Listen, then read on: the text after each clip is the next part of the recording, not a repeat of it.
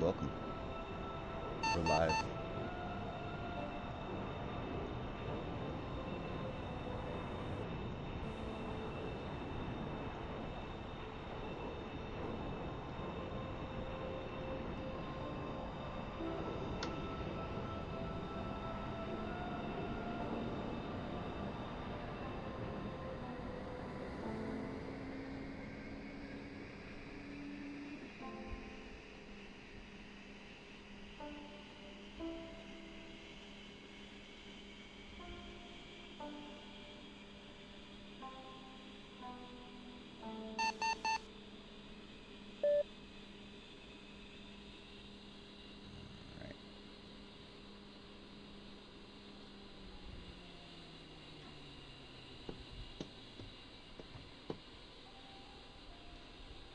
Starting up. Flip, flip, flip, flip. Intense music for startup. I love it.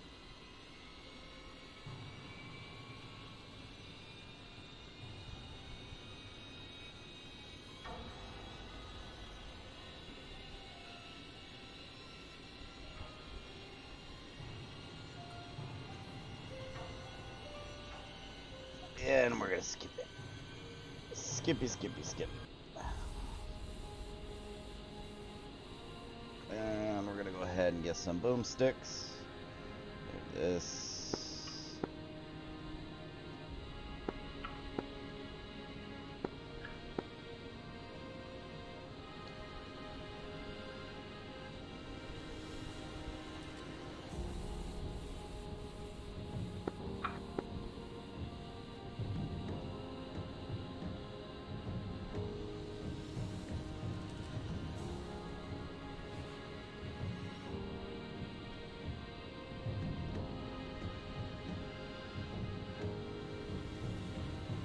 Request rearming. Start up our right engine. Copy. There we go. Gonna turn that music down a little bit. That's a little loud.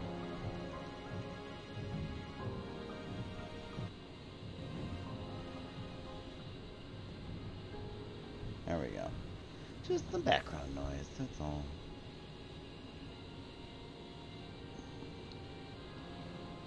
Turn on our oxygen. Pitot heat. Rearming complete. Turn on our monitors, which are warmed up. Load those.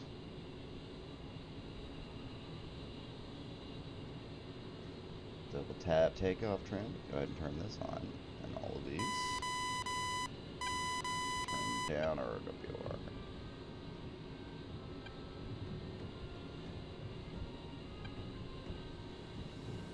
Check our CDU. 1.9 out of 4.0. Go to the DCS page. Check our profiles. We want to fire these in pairs. We want to drop this with CCRP. And we're going to go ahead and turn on the missiles. Get our traffic, hog dog type UH1, we're with you, departing vertically, heading south. Alright. That taken care of. All of that stuff's good. This side, let's get. Turn that to. There we go. Turn those flashers on. Alright. This and this. This. Turn off our APU. Lock our throttle. Turn off this, or arm the seat. And now we wait.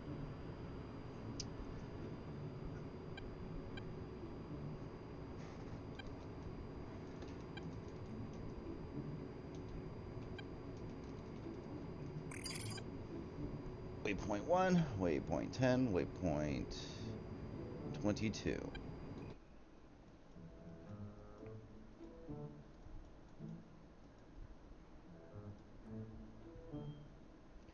Waypoint 1, it is. Almost done aligning. After that, we'll do that. The EGI will turn on our radar altimeter and our EAC,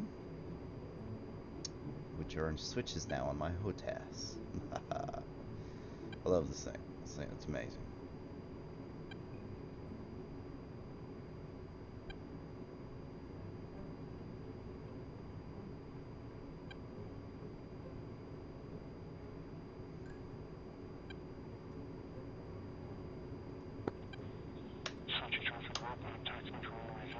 Alright, and nose will steer. Good.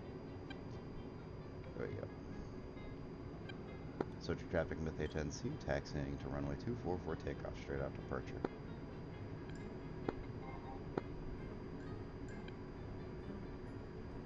Set waypoint 1 as our intention to go. Alright, sweet. Let's look down a little bit, recenter our view. There we go. So now we've got like heads up, right, instead of down. Sunrise. Alright, let's go ahead, function hack. Let's check our ground speed. Let's go altitude alert, set that to like 50. Let's not go too quick.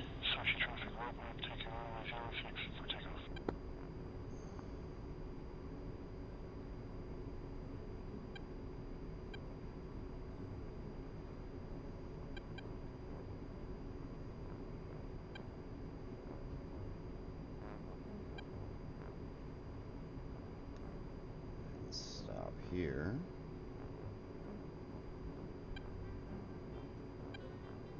Search traffic with A10c, holding short, runway 24 for traffic. Let's take a quick peek, ski.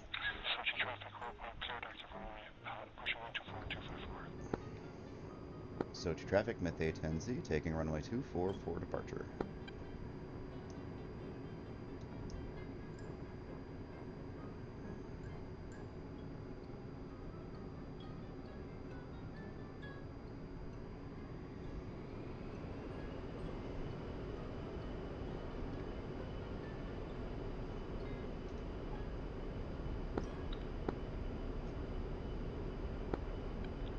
Traffic, got a 2 ship lining up on 2-4.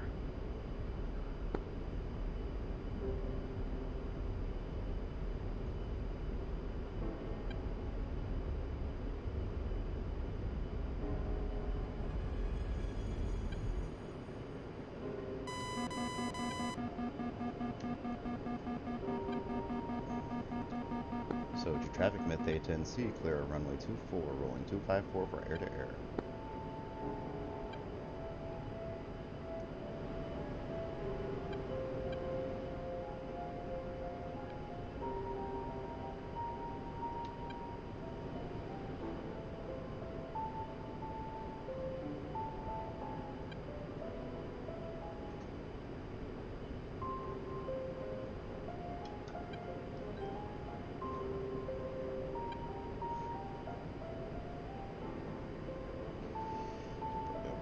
Targeting pod. Set that to air to ground. Set that to... we gotta make that sensor of interest first. Now we can do that. And let's China hat forward long to slave everything to the waypoint. Let's bring up our targeting pod on our left screen here. Let's arm all of our stuff, turn on our guns. Bring our Mavericks on our right screen. Set that as sensor of interest. And have forward long, slew everything to the... That music is still loud.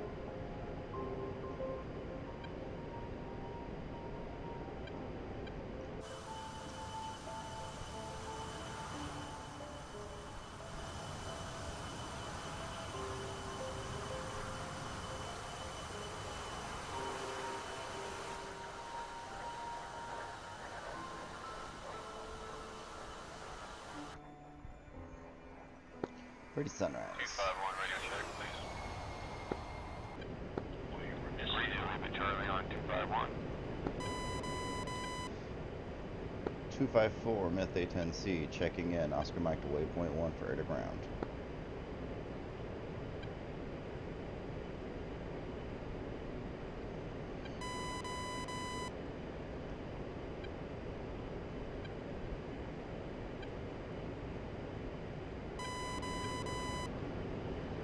turn this down.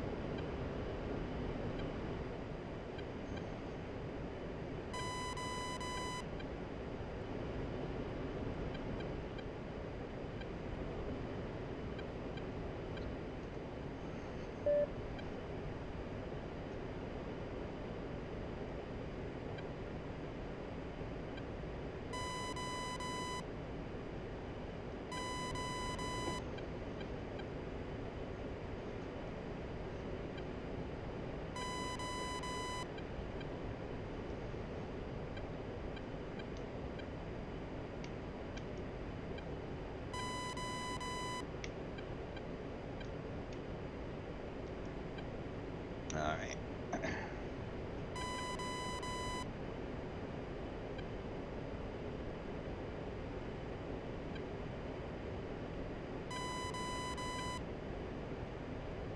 Let's get our Maverick selected.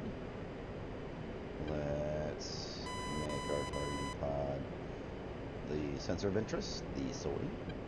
And right now the sensor point of interest is the waypoint 1. Currently 53 miles out, and we are moving over the ground. Trying to have forward long to recenter everything there. There it is. Okay. We are moving 291 miles per hour over the ground, so we're doing pretty good. Excuse me.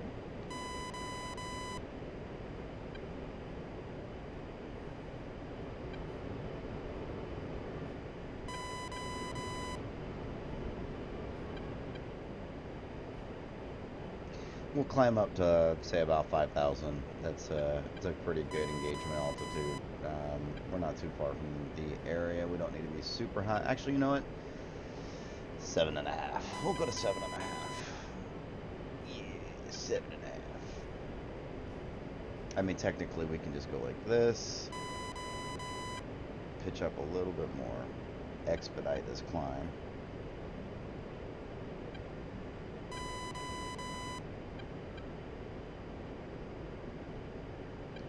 Trading off airspeed for elevation. Currently 5,000.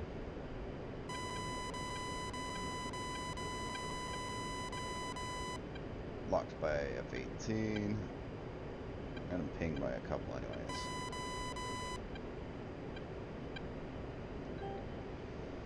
Alright. Now, we should be seeing the target area come up any minute. Let's give it a second.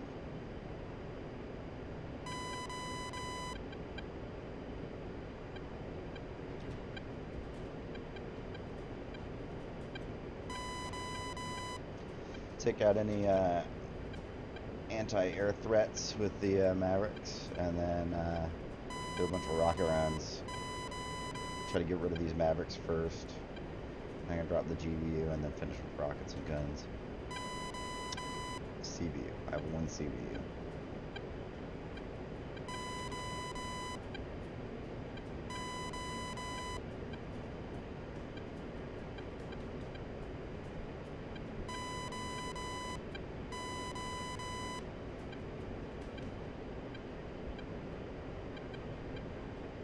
Climbing up to 7,000 now.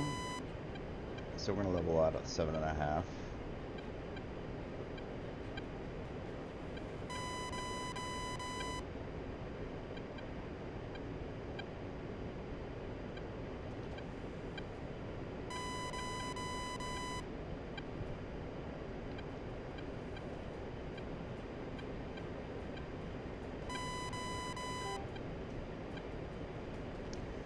All right, let's take a quick look-ski here. What do we got? What are you? Buildings.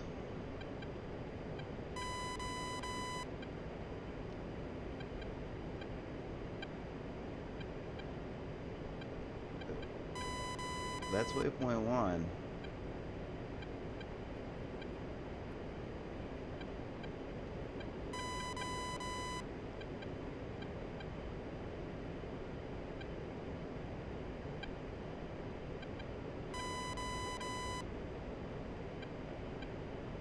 Let's seeing anything yet.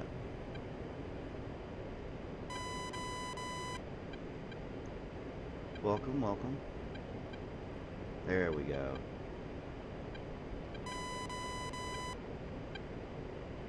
So that looks like a main battle tank with a, then there's a bunker and some infantry.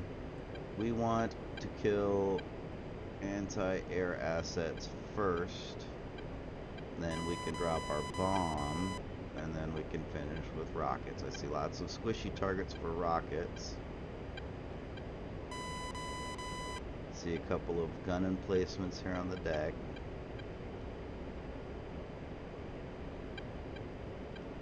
Tank, infantry, tank.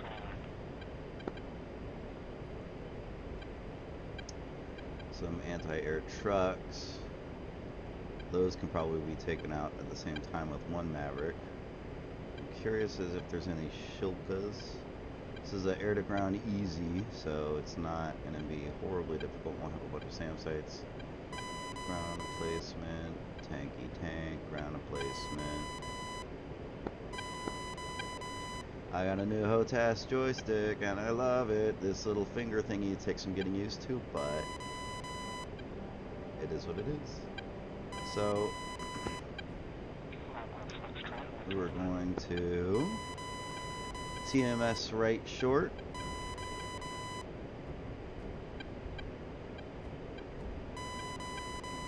Come on.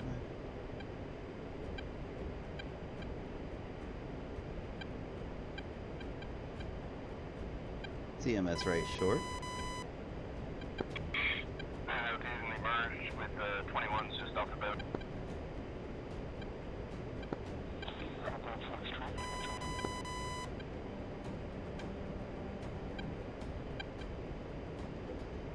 TMS right short. That's 3. TMS right short. That's 4.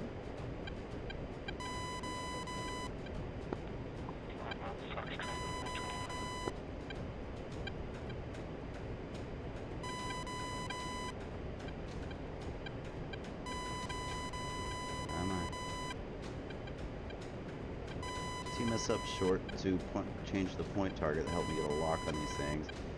TMS right short, and why not this one? TMS right short. Now I'm going to change this to mark point, and now I'm going to make that soy, and TMS down long, short, long. There we go. Now I can change between the mark points. Oh, now we gotta go to this. We gotta change that to that. Now we can change the mark points, right? And boom, boom, boom, boom, boom, boom. Ha! Nifty. Alright, so we got Maverick selected, and now change that to that. That. China hat forward short. TMS up short? Nope. Not yet. Can't lock under the range yet. TMS short.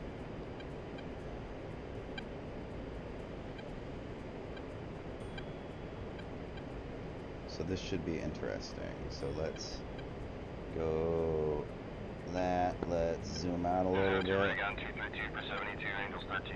Let's go like this. Let's China hat forward long to make sure everything's slaved proper. 16 miles out, we're going to be engaging a lot of things. Short. Looking at mark point C first. This thing again. Zoom in just a little bit more. Alright, let's look at this. Come on. There it is. Force correlation. 1. This. 2. Like this. Come on. And then like this. And then like this.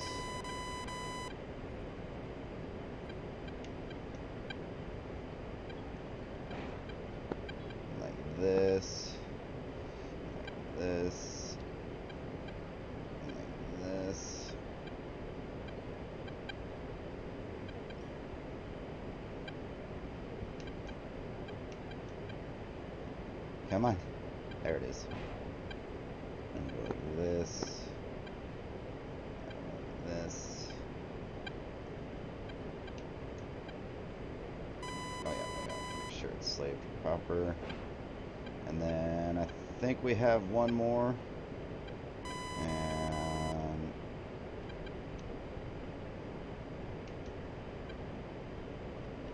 yeah, there we go. Now we can go to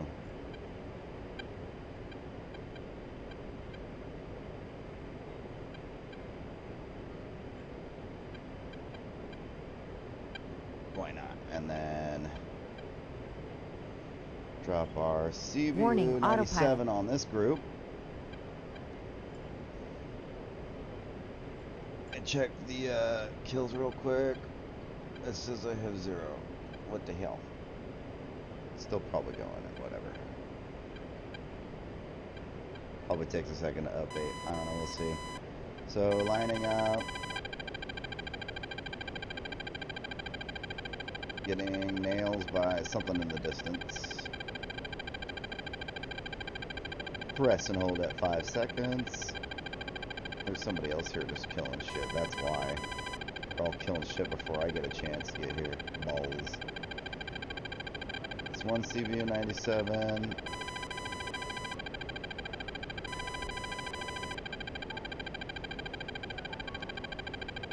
Alright, let's go to...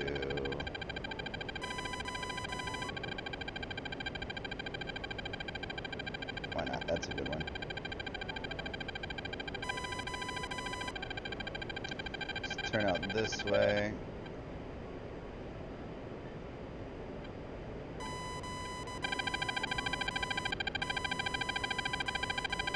Jesus, that's really annoying and loud.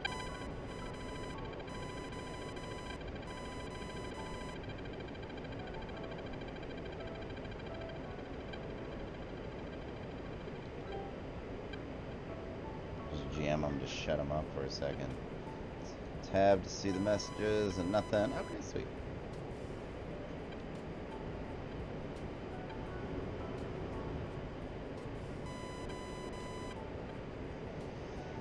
.2 miles. We'll start our turn in at 5.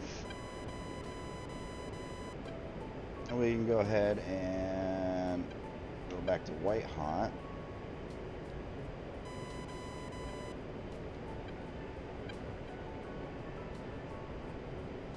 Okay, that's good enough.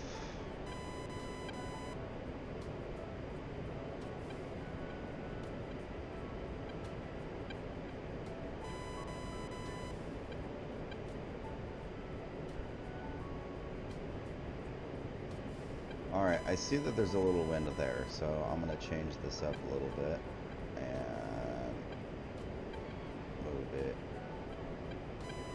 this way.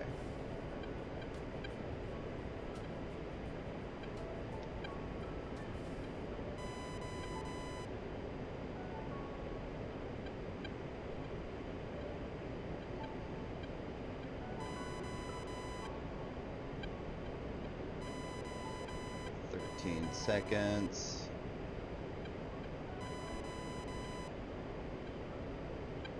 Five, press and hold up. 5, 4, 3, 2, a chunk. Nice. Now we can change over to our rockets. Let's turn away. Heading to the north. 5 bar gap.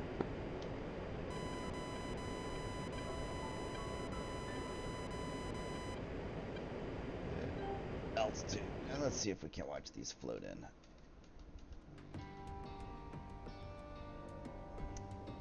See a little bit of wind. Yeah, these are gonna be some good hits.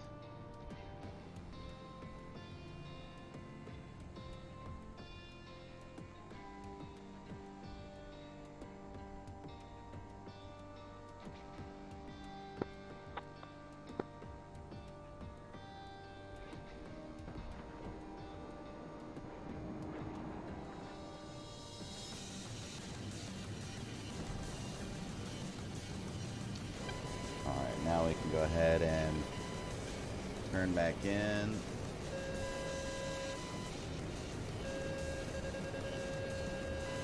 We're gonna do some rocket runs.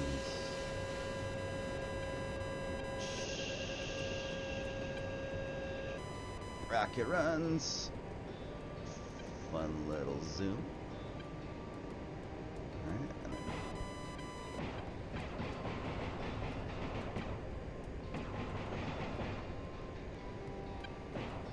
really just want to pepper the area. Let's go ahead and swap the guns. Let's go ahead and unzoom. And that, all kinds of destruction.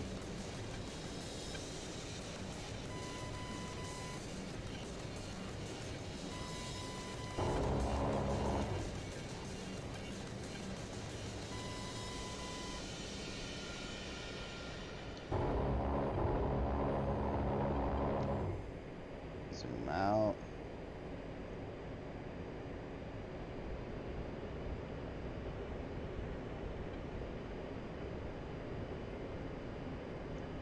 Pull up, pull up.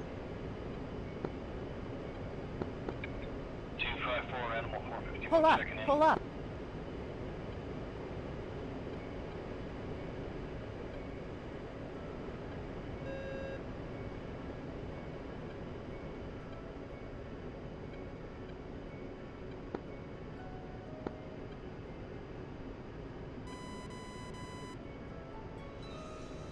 Pull up, pull up.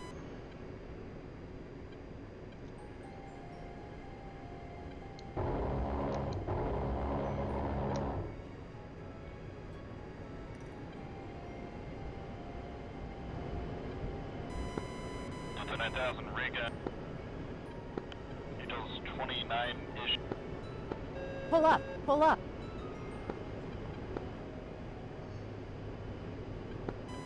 Change up program.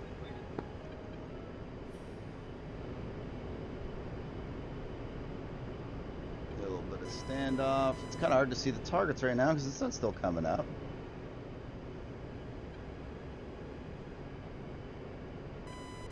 About 700 more rounds. Just 2 or 3 more runs. 23 and Angels 25. Probably a lot more, you know, more conservative. Lots of stuff blowing up back there, though. 10-5, roger that.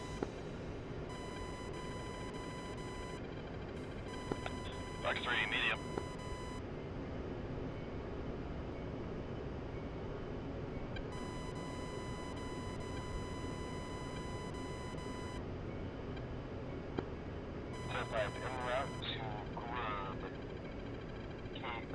Going to the new smoke to the left and to the back.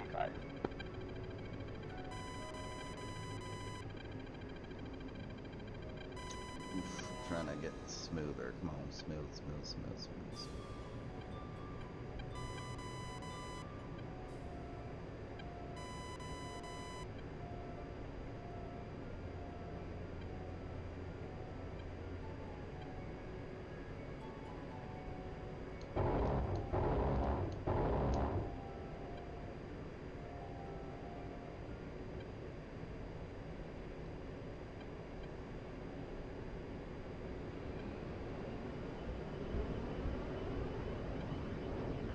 That's chaff. Pull up, pull up.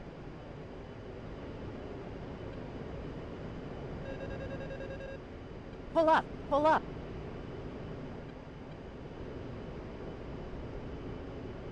Pull up, pull up.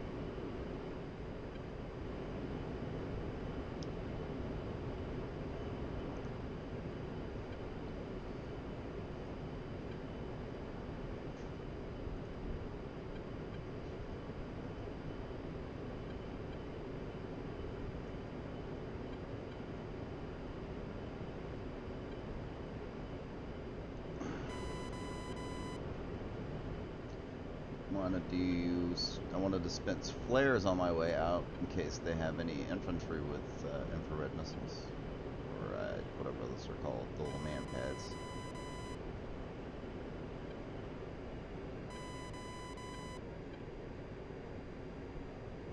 Pull up, pull up.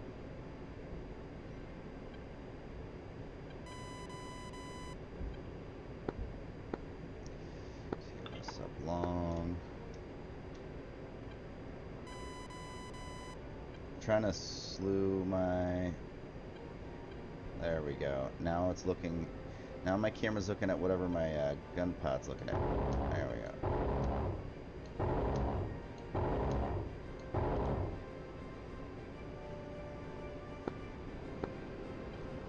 So it was TMS down short. Can you hear me?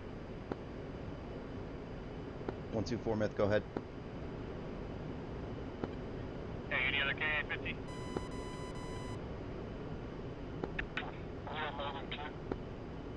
Pull up, pull up.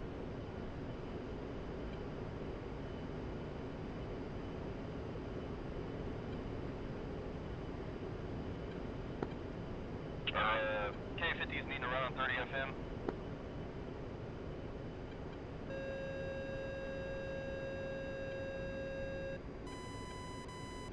Pull up, pull up.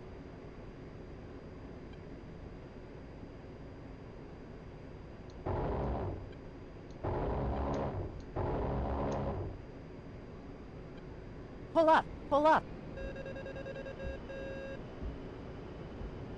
Pull up, pull up.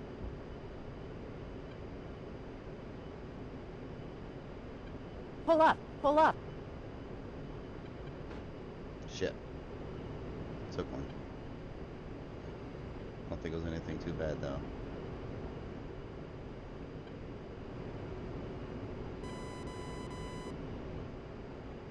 Pull up, pull up. 270 rounds. There's a bunch of smoke there in the trees.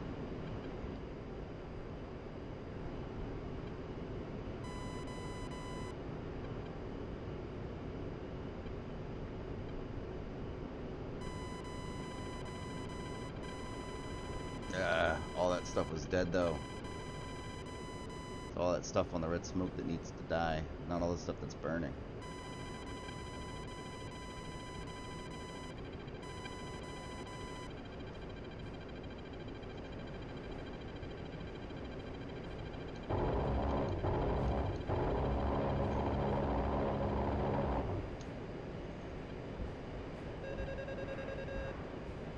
And I'm Winchester.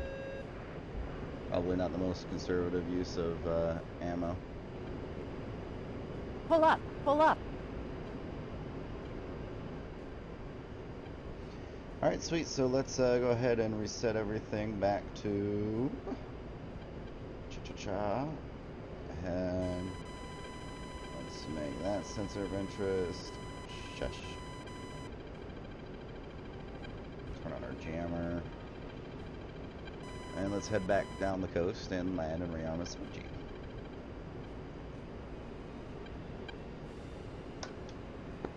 Just on 9,000, Reagan. Angels 12.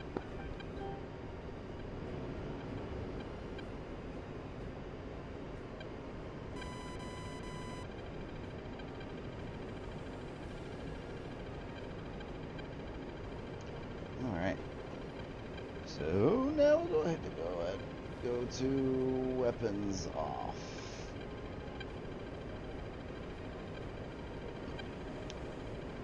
Nice. Beautiful weather to be flying. Absolutely. Look at that. Gorgeous. Dropping bombs on targets, doing work. It's good stuff.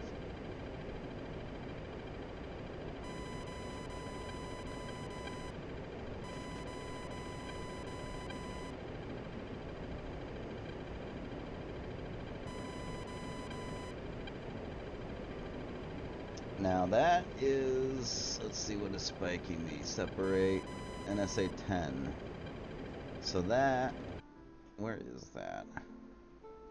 If I'm up here, it's this shit up here that's spiking.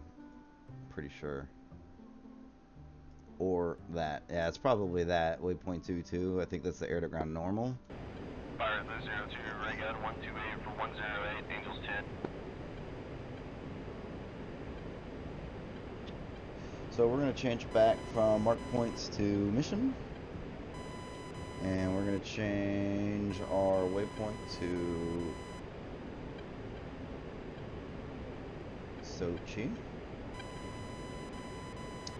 Want to slave all of our sensors to look at Sochi.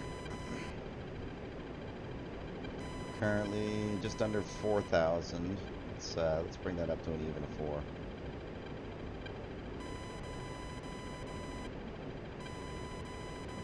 Come on.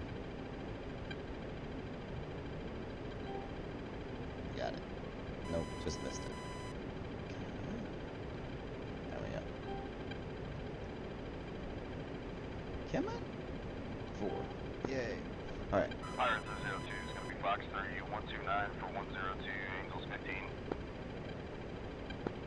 I don't even know if that does anything, turning on the jammer. Contact on the contact F5 bearing my position 090, 57 nautical miles, Angels 30, F5, going to be tracking the city.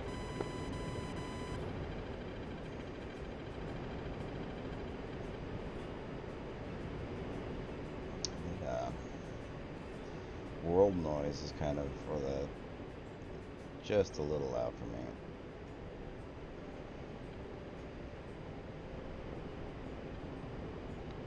Still a little loud.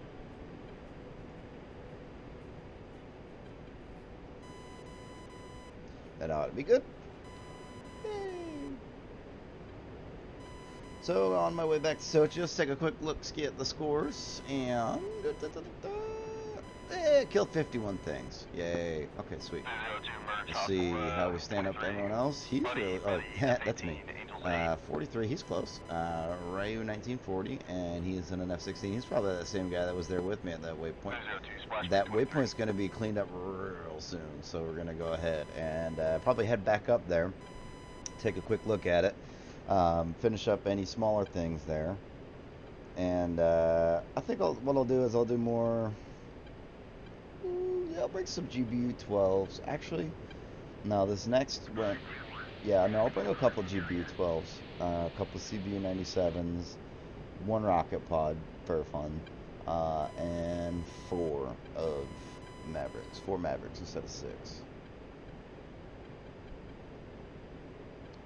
Although, if we bring 6, we could probably continue on up to, yeah, we'll bring 6, we'll drop the GBUs. Okay, so 6 Mavericks, 6 GBU 12, so we'll be a little heavy. And we could probably sneak in like 3 CBU 97s in there and a rocket pod. But that'll make us a little fat, so we go light on fuel. And be good to probably finish up waypoint 1. Just bomb the smoke.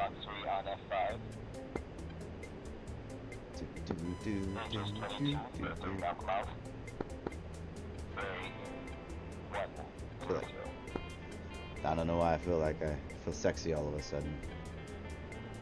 You know.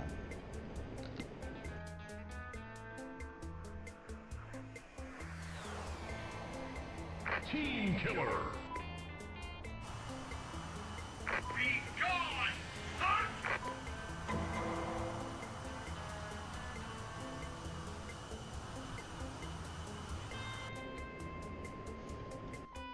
Looking at things. Oh yeah, no, that's gonna be finished up. So what we'll do is we'll arm up to go attack waypoint 2 for Mavericks. And this might be a good chance to play with the parachute bombs, the Mark 82 Airs. Yeah, I'm gonna try it. Maybe what we'll do is we'll set up some mark points and bomb the mark points, CCRP with Mark 82 Airs while flying like 200 feet above the deck. Or would it be better to drop the CCRIP? So if I'm checking an additional bearing to 130, when are you going to be on that one?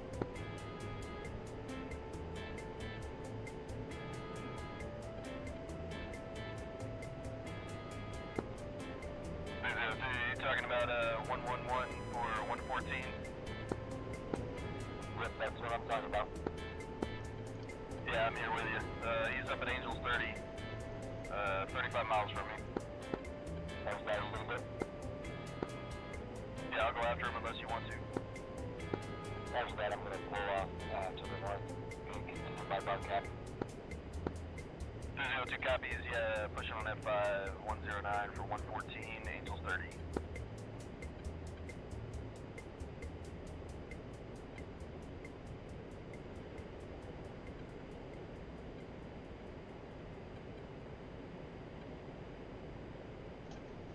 So, what are your guys' thoughts on the F-16? I haven't flown it. I've seen a lot of people flying it around, and you know, for the systems that it has, they seem to be enjoying it. Um, I honestly, I kind of expected it to be a little like that, a little underwhelming. And you know, it's because it's early access, and honestly, I played DayZ standalone for 5 years, and for all 5 years, it was still in early access. So to me, early access can be hollow promises, and I'm not a big fan of that kind of stuff. That's why I wanted to wait a little bit for the F-16. Like I said, I'll probably wait for it to go on sale. But also, more importantly, by the time it does go on sale, even for like 10%, 20% off, Angels 29. it'll be more complete by then. So, when I say I'm waiting for it to go on sale, what I'm really saying is I'm waiting for it to be a little bit more developed. I like the F-16. I've always appreciated it. To me, I've always thought of it as the iconic jet.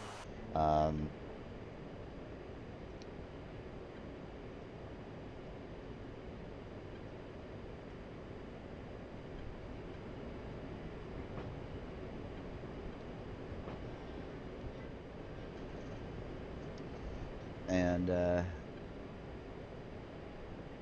come on, did I get everything? Yeah, I got everything. Okay.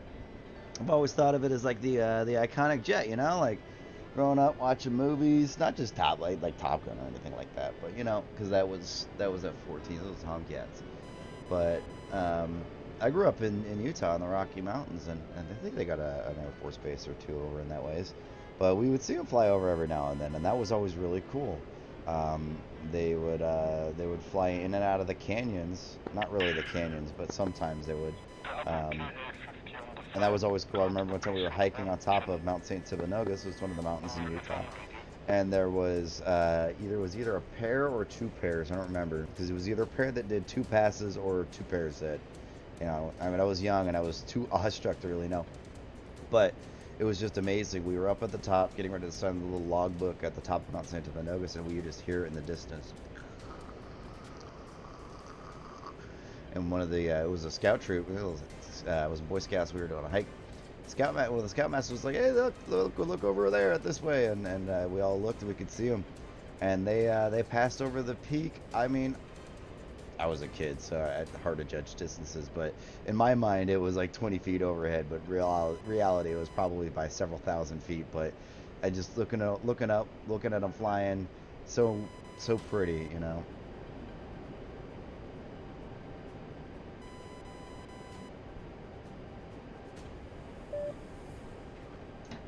My wife's bored at work, so she's texting me. I gotta roll the 251.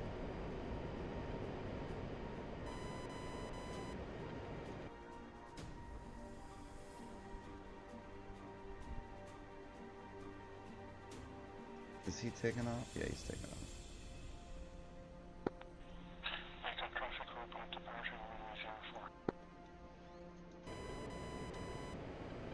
So, G traffic, Myth A10c, inbound to land, runway 06.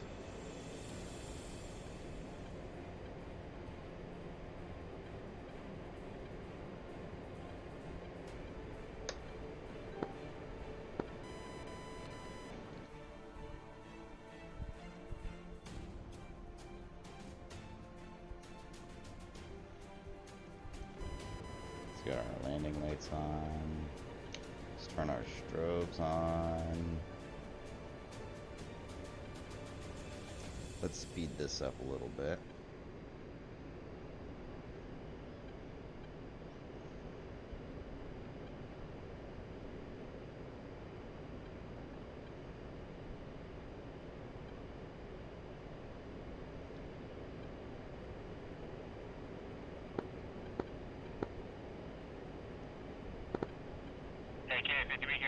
21.5. I can't get it to transmit though online.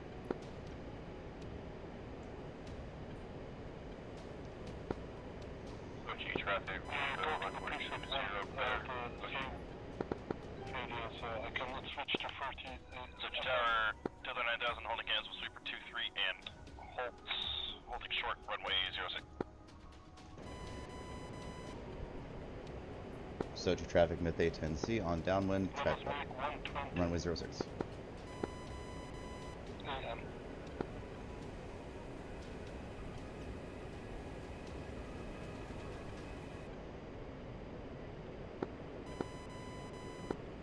Switch tower, Tether 9000, immediate departure 06. We got enough room. Yeah, you do.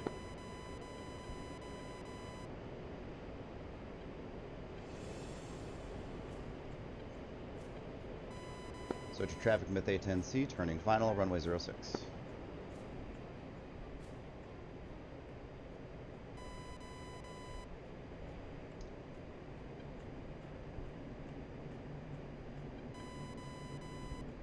Pull up. Pull up.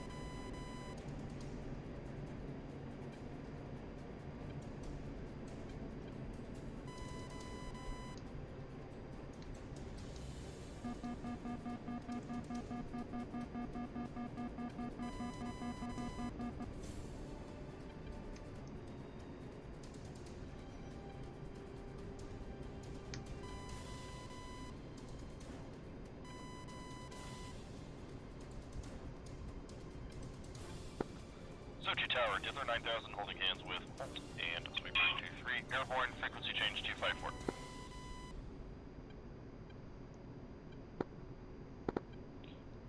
Radio check.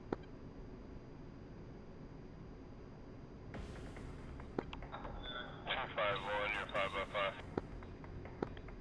Thank you.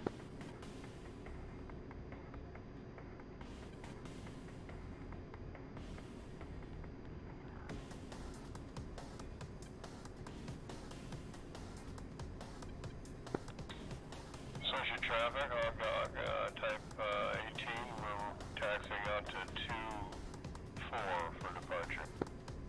Soju traffic mid Altitude, A10c, altitude. landing runway 06 at the moment.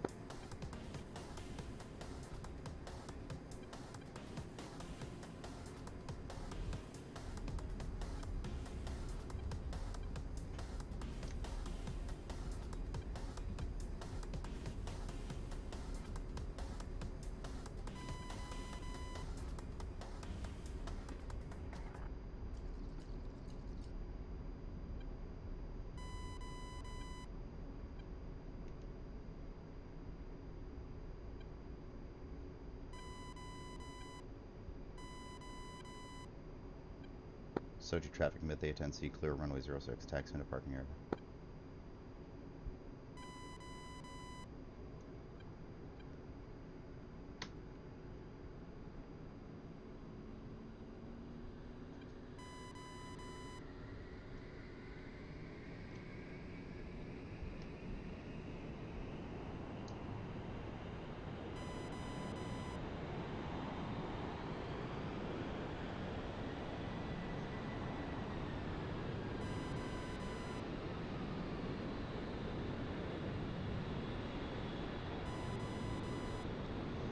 Alright, we took a couple of rounds on that last engagement, so we need to repair, which is fine. So I've got my APU started up. Go ahead and unhook my throttles.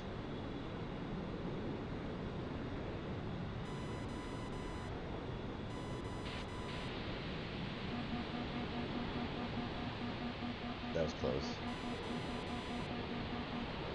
So what I've done was I swapped power from my engines to my APU. So once I park, here in just a second, nice and pretty. Okay, there we go. And stop. Now we can go ahead and turn off this engine, turn off this engine, and just like that, request repair. Request repair. Copy. Copy. That means that they're going to do it. So I've got my CDU on and still aligned. My APU is on my engines are off, my canopy is open, and I'm getting repaired. So as you can see, top right corner, wait 160 seconds for repair, 150 seconds. I'm gonna go ahead and mute my mic, and we can watch some of these guys take off.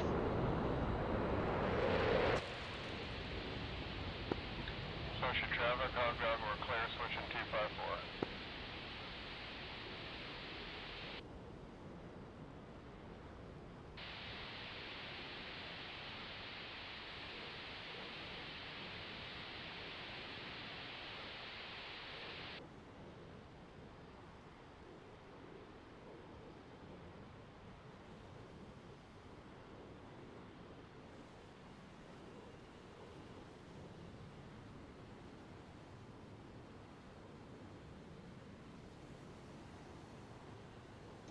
There's the damage. See, I told you. We didn't take much, but it took a couple of rounds, so might as well get that buffed out. Didn't really affect the performance of the aircraft too much. The A10 is a beast. 90 seconds for repair, another minute and a half, gents. Like I said, this time we'll go with, I'm going to wait for after the repair before we rearm.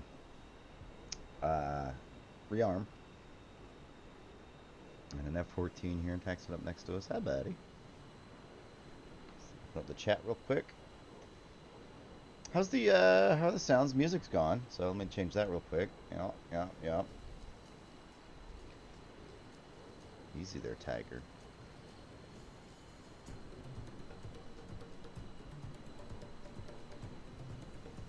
Who dat?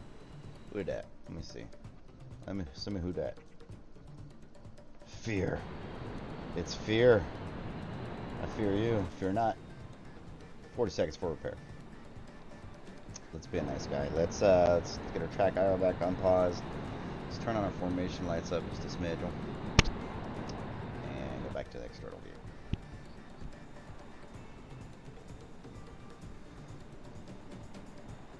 Now we're going to watch the aircraft levitate. I'm going to become a Harrier for half a second.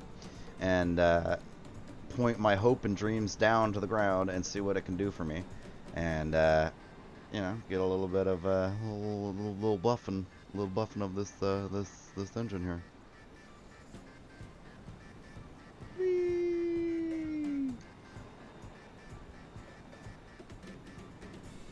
And just like that, we've turned into an F-14. I'm kidding. It's gone. It's repaired. TTI. Alright, and once we unlevitate, all of the things will open and then close. And aircraft repair finished. So now we can go and repair, or rather rearm. So yeah, we'll take, yeah, 6 of those. I kind of really want to try these out.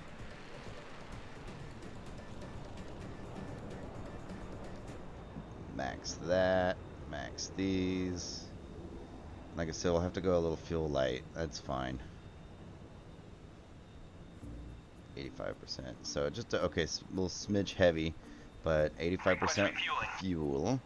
While that's all happening, we can go ahead and start our engines back up. So let's look down.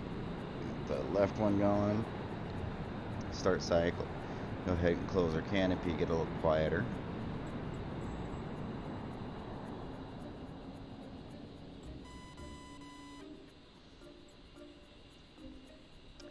Now we need to go ahead and put these onto safe. Press and hold stat, click on load, click on stat, click on load, and just give it a second. While we're on the ground and I'm thinking about it, we need to set takeoff trim. Ta-da! Once that light goes out, we can go ahead and start up our right engine. Let's check the messages real quick. Sweet, whatever. And that light's out, so now we lift the throttle, push forward. Ta-da! Alright, sweet. Come on, there we go. Lights on. Lock the throttle. I'm using the Warthog HOTAS. I love it. We got go juice. Let's turn this back up to semi-automatic. And almost.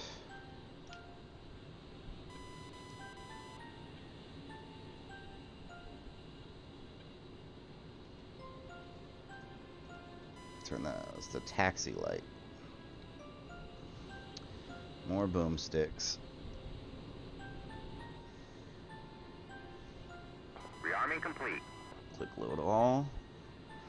Engine startup complete, so we can go ahead and do that and shut off our APU.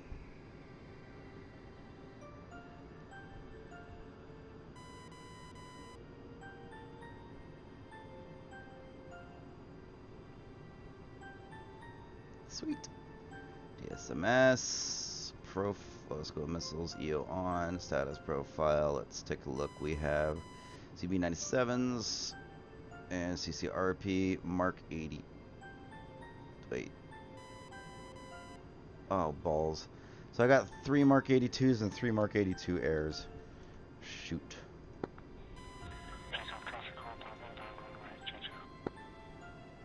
That's what I wanted. Request rearming. Copy. I am disappointed.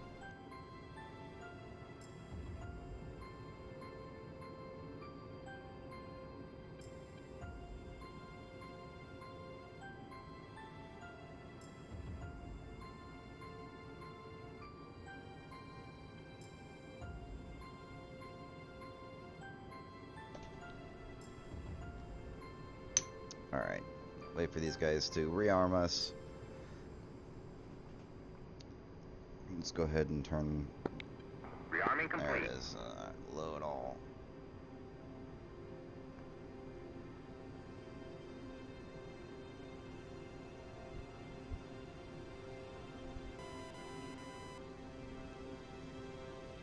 Once that's up. Oh, you know what I needed? No. Nope. GBU 12s. That's what we needed. GBU 12s. Now we can do these with Mark 82 airs, right? Sacrifice a lot more fuel. Giggity. Yeah, why not? Request refueling. We'll fly up to waypoint 1. Request Drop rearming. some GBU 12s on the remaining targets that are still there. That'll lighten us up. And then from there we can fly up to waypoint 2-2 and use the Mark 82 airs and the Mavericks and be nice and light and quick with hopefully enough fuel to get to an airport after the fact. That's what we'll do.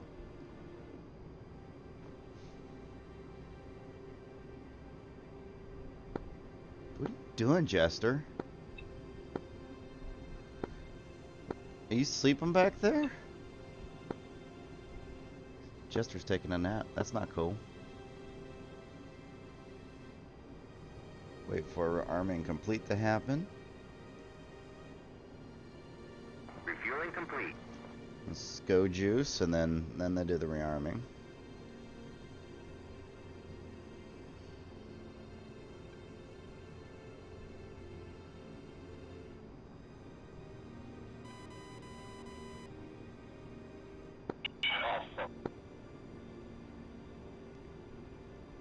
Now when I click load all, I'm going to check the F10 map, check the taxiways and the runways, and taxi back to runway 06 for takeoff is what I'm going to do. Rearming complete. Load all, check the maps. Lots of people on the ground. There's a wanker on the F-16 that just pulled out at Sochi in front of a landing aircraft. Trevor Bacon would be his name. Trevor V. Bacon.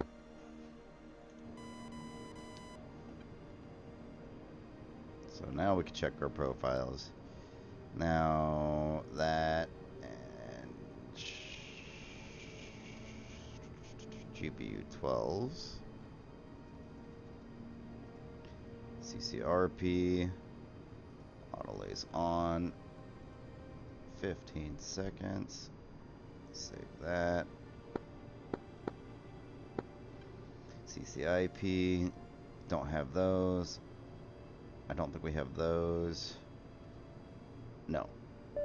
We've got airs, 12s, and Sochi traffic, Mavericks. taxi on runway 24 departure. Let's restart this timer. Hector 1, Sochi 06. Because we rearmed. Alright. So now that all that is done, let's go to Mavericks. Those are lining. Let's go to targeting pod. That's on air to ground. Let's go back to DSMS. Let's let everybody know what we're doing. Sochi traffic Myth A10c taxiing at runway 06 for takeoff. Let's go ahead and let everybody see us.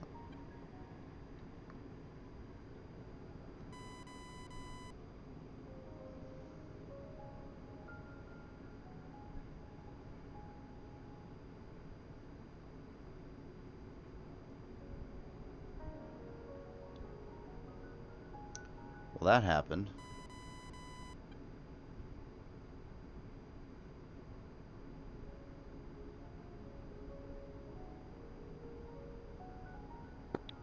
Sochi traffic, Tomahawk taking active 06 Sochi. What the hell was that? Don't want to go too quick. Going 38. It's borderline quick. I think there's a wreck on the runway somebody might have run into on the right hand side. I saw it when I was landing.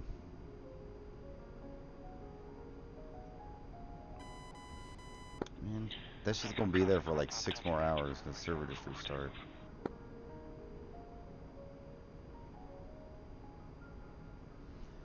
Maybe I'll flip around, take off at 2-0.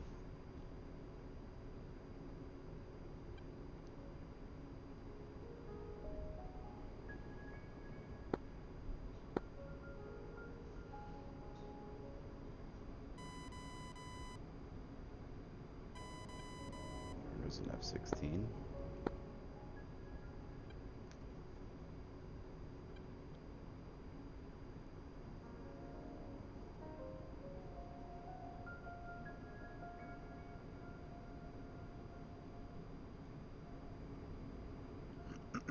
Excuse me. Taxi, taxi, taxi. And this is why it sucks to use runway 06, especially as an A10 when you spawn in wee all the way over there. But, you know, such is life at an airport, I suppose. But I take off at runway 24 all the time. A lot of people do.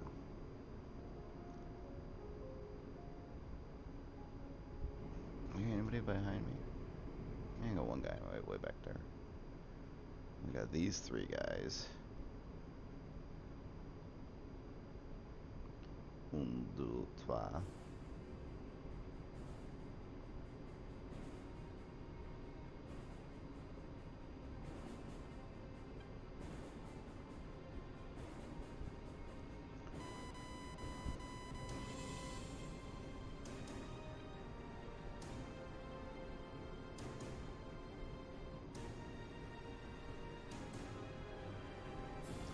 So when we take off, we're going to stick to the left-hand side of the runway. It's because the wrecks and stuff look like they were on the right, and I don't want to run into them right on takeoff. That would be mildly infuriating. Let's move that.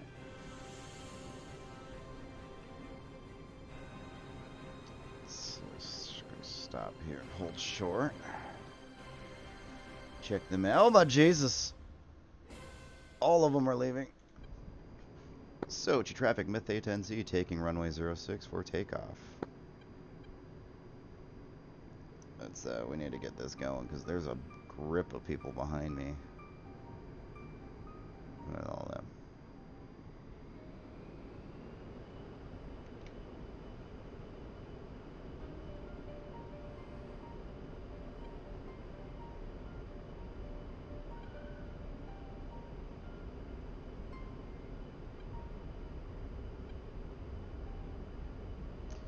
Yeah.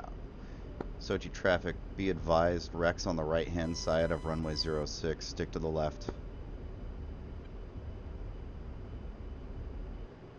And take off. Landing gear up. Flaps up. Sochi traffic, Myth A10c, clear of runway 06.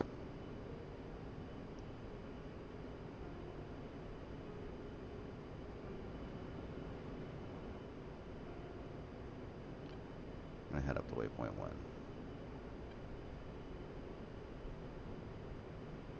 Pull up. Pull up.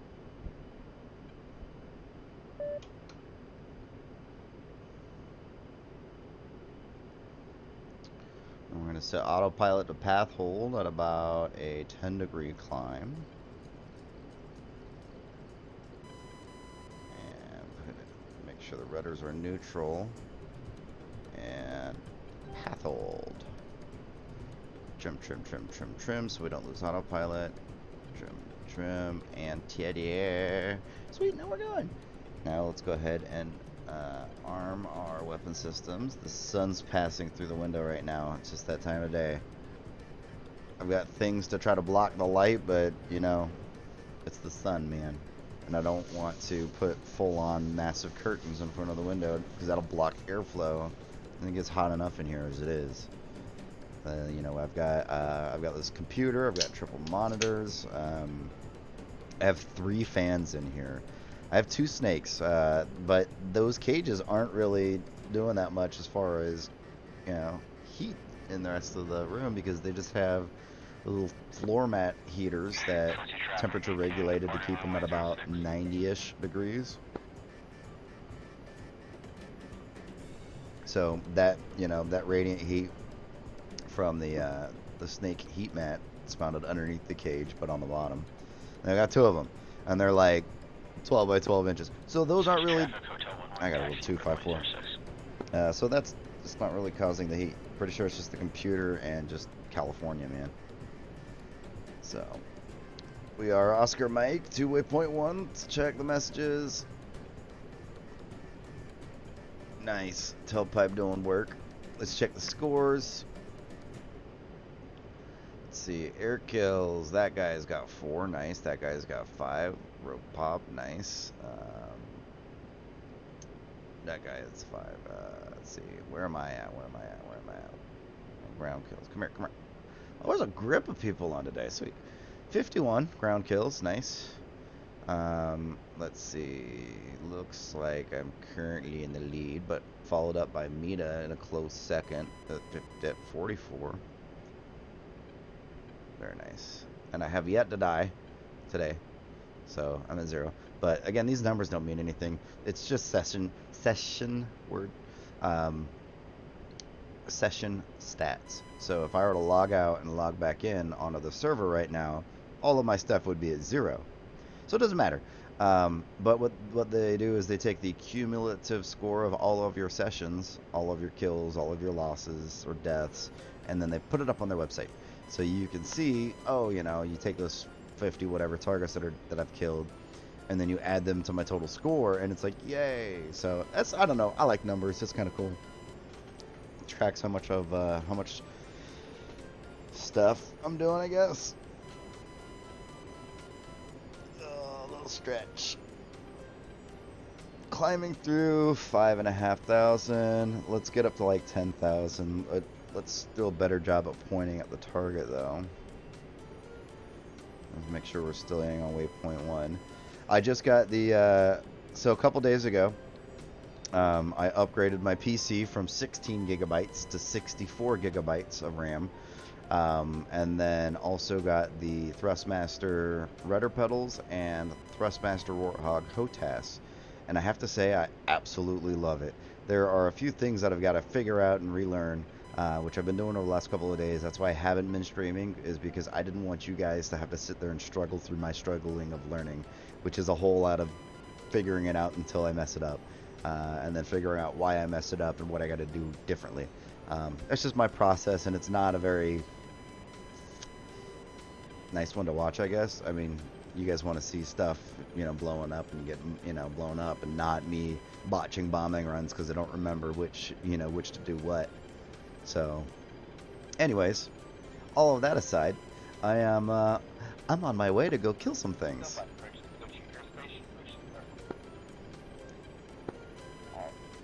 Dancing around to this music. So let's go to our target pod. Let's go ahead and make that soy. Let's slave everything to our waypoint. Let's look at our Mavericks. Let's make that our HUD soy, and let's go ahead weapons master mode switch, I think is what it's called. And then DMS right to switch to our Mavericks. Chitty. We know that we've got our Mavericks up and going because you get this little symbology here. That's an SA3 over at waypoint 22 that's locking us up or pinging us or what have you that way. Not a big deal because we're going to be plenty far away engaging this target. We'll level out at 10,000 feet and be happy. In the meantime, we can go ahead and just to be a dick, turn on our jammer. Haha. So now that all is all done, we're going to go ahead and slave our Maverick and all of our other sensors to our sensor point of interest, or SPI, which is the waypoint 1. Currently 44 miles, so we should be able to see targets any sec. Oh yeah, that's right. So go ahead and coolie hat left long to make the target pod sensor of interest. Go ahead, China hat forward short to zoom the view.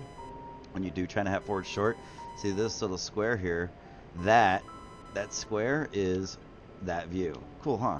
So now you can see, like, if you use this little guy right here. I want to be the buildings. Ta-da! So you see that smoke. Let's go ahead, China hat forward long to slave all the sensors back to that sensor point of interest. There's a little hill here. Change this to white hot. So you can't quite see the targets just yet, but they're going to be there. Don't worry. All of the F-16s, come on. All of them, and a few other things. So coming up on 9,500 feet, switch this to path, or rather from path to altitude and bearing, I believe. Heading, altitude and heading. It's my autopilot switch. Because if we're going to level out at 10,000 feet, we're going to finish up all the targets here at waypoint 1 with our GBU-12s. That should lighten us up to take on waypoint 2 with our Mark 82 Airs and our Mavericks. So I knew we were a little heavy. We went a little fuel light, but we should be fine. So let's go ahead and level out. And we're going to be bombing whatever is under the red smoke. Like I said, we want to finish up this this waypoint and let a new one spawn. So let's go ahead and zoom in with DMS. No. Yeah, DMS. It's on the right. DMS forward and move our Huya thing around. So we got all kinds of stuff here still. Lots and lots of targets. We got any shilkas for like anti-air because we can do stuff with gun runs. But all these tanks are all harder targets, so we're gonna have to drop GBU-12s on those tanks. I didn't bring any CBU-97s or any cluster munitions, so we could do those trucks and infantry with guns. Tank. You know what? We'll do it this way. We'll start with this guy on this side. Still getting used to this little slew nipple thing on the throttle. So let's go TMS up short to turn into point track. Let's just get, there we go. Now TMS up long to make the targeting pod our sensor point of interest. Now to confirm that that's what it is, we can look at our Maverick and we can see that it is now shimmied to the left of the smoke where it was before, pretty much on the smoke. And that means that our targeting pod is our sensor point of interest. So now with that being our sensor point of interest, let's make the targeting pod pop up onto this side by just coolie hat right short until we got the targeting pod there, and then coolie hat right long to make the targeting pod on this side, which is still, it's the same targeting pod, that targeting pod, but we're just looking at it on this screen. We can change this screen to our DSMS page so that way we can confirm when our weapons are released. Coolie hat forward short to make our HUD soy, and then with that we're going to use DMS right to change to GBU-12s, which we have set up as CCRP. Now once that is good to go, I'm going to go back to coolie hat right long to make the targeting pod our sensor of interest. We're going to zoom out a smidge because as we fly overhead after we drop these munitions, we've got a laze for ourselves. Now we're going to turn off autopilot and we're going to get onto our bomb line. I think that's what it's called. It's trim. just to the right, just to the left. Nope, still to the right. Come in. Come in. Trim, trim. Alright. And good enough for government work. Okay, sweet. So now the bomb line is just a smidgel. So that's going to bug me. It's going to bug me a lot. It's alright. We're still 21 miles to target, guys. So we got a little ways.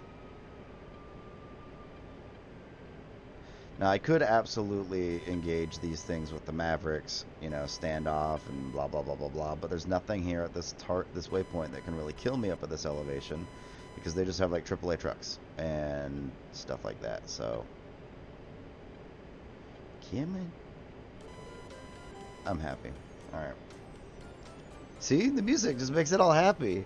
Dun, dun, dun, dun, dun. All right. So let's go ahead and zoom in. Now we can see over there. So that's the waypoint with the red smoke. The red smoke is the JTAC marking a target, and he is using his laser codes. We can see on our bombs the laser code that we're using is 1688. So open up my comms, press F10, open up the JTAC targets. And that his laser code is 1686. So I'm not really caring about what he's lasing, and our lasers aren't going to have any conflicting issues. Now, if there are other A10s or other aircraft in the area dropping right at the same time I am, and they're using the laser code, or they're using their laser rather, and if they're lasing 1688, that could throw off my bomb. So let's do a quick look at the F10 map, and where's my mouse? There's my mouse there. So I don't see anybody in the area. That's us. We got a homeboy and an F-16 behind us. He's probably coming to do the same thing.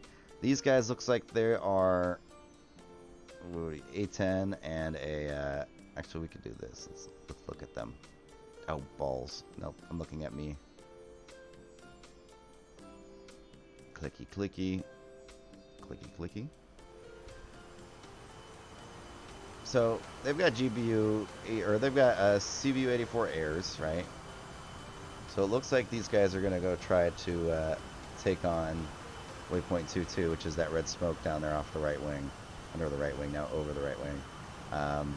Good luck to these guys. I'm gonna head that way after. Really close to my bomb target now. We are 10 miles and closing.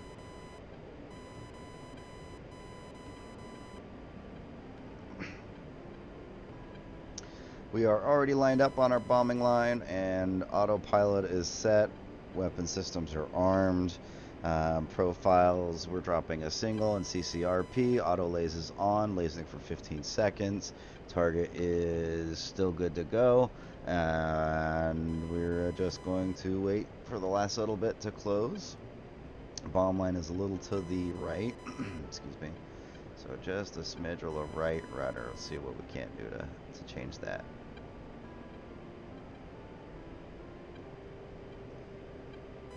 Gentle inputs. I don't want to go too crazy.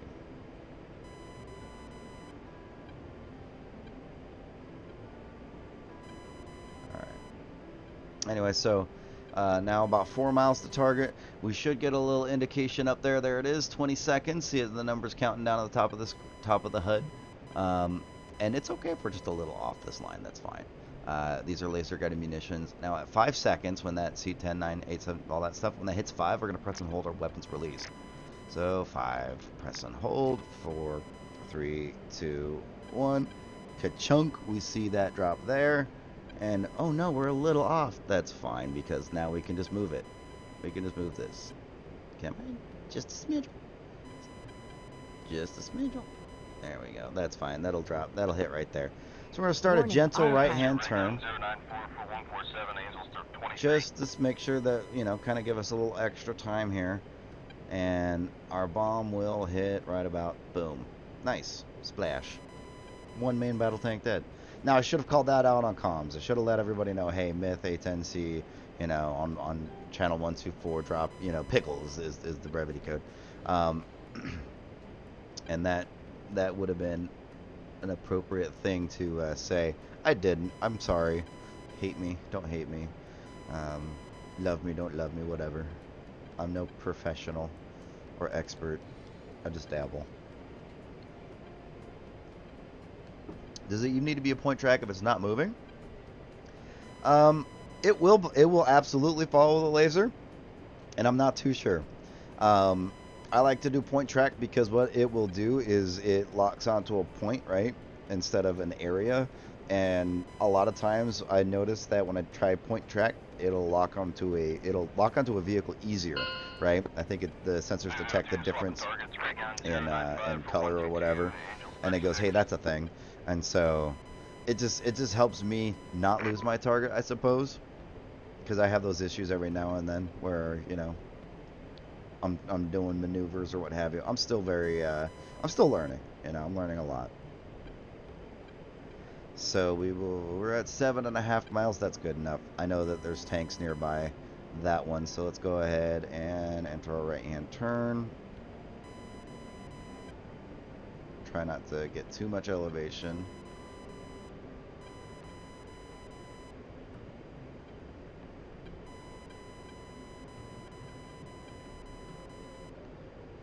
Zoom in.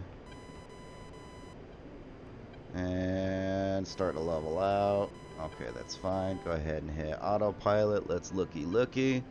Let's find another tank. Find another tank. I found another tank. Come on. Oof. There it is. See, that's what point target does for me. And I am ready to drop another bomb already lined up on the bomb line.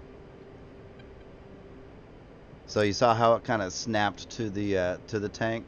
I don't like the I've got the Warthog HOTAS from Thrustmaster, and the slew button. Yes, sir. I think these are 500 pounders. These are GBU 12s, 500 pounders with the laser guidance system. And I'm only dropping one, but yeah, this gonna hurt. It's gonna hurt him a little bit. I think it might be 2,000. I'm pretty sure it's a 2,000 pounder. I don't know if they've got, I don't know. I'm not the guy to ask. GBU, okay, yeah. So yeah, the 16 might be Pickle 124 Myth Pickle waypoint 1 main battle tank. See, I did it that time. I said it. I said the thing. All right, so I know that my targeting pod's on the left-hand side, but we're still going to enter a right-hand bank, very gentle, just to give us a little bit more time over the target. We can see the countdown, 8 seconds. We see the laser flashing, showing that the laser is active. Make sure we're not going too crazy. And boom. Nice, good hits. So that's the SA-3 from waypoint 22, locking me up from like 45 miles away. Right on the hatch, right? That's a hell of a door knocker. So let's go ahead and zoom out and see if we can't quickly acquire a second tank. That's not a tank. We can take that out with guns. Okay, nope. Alright, I tried. On that merge with the 21, that's all I've got. We're engaging the 21 that's on your 6 o'clock. That's you got.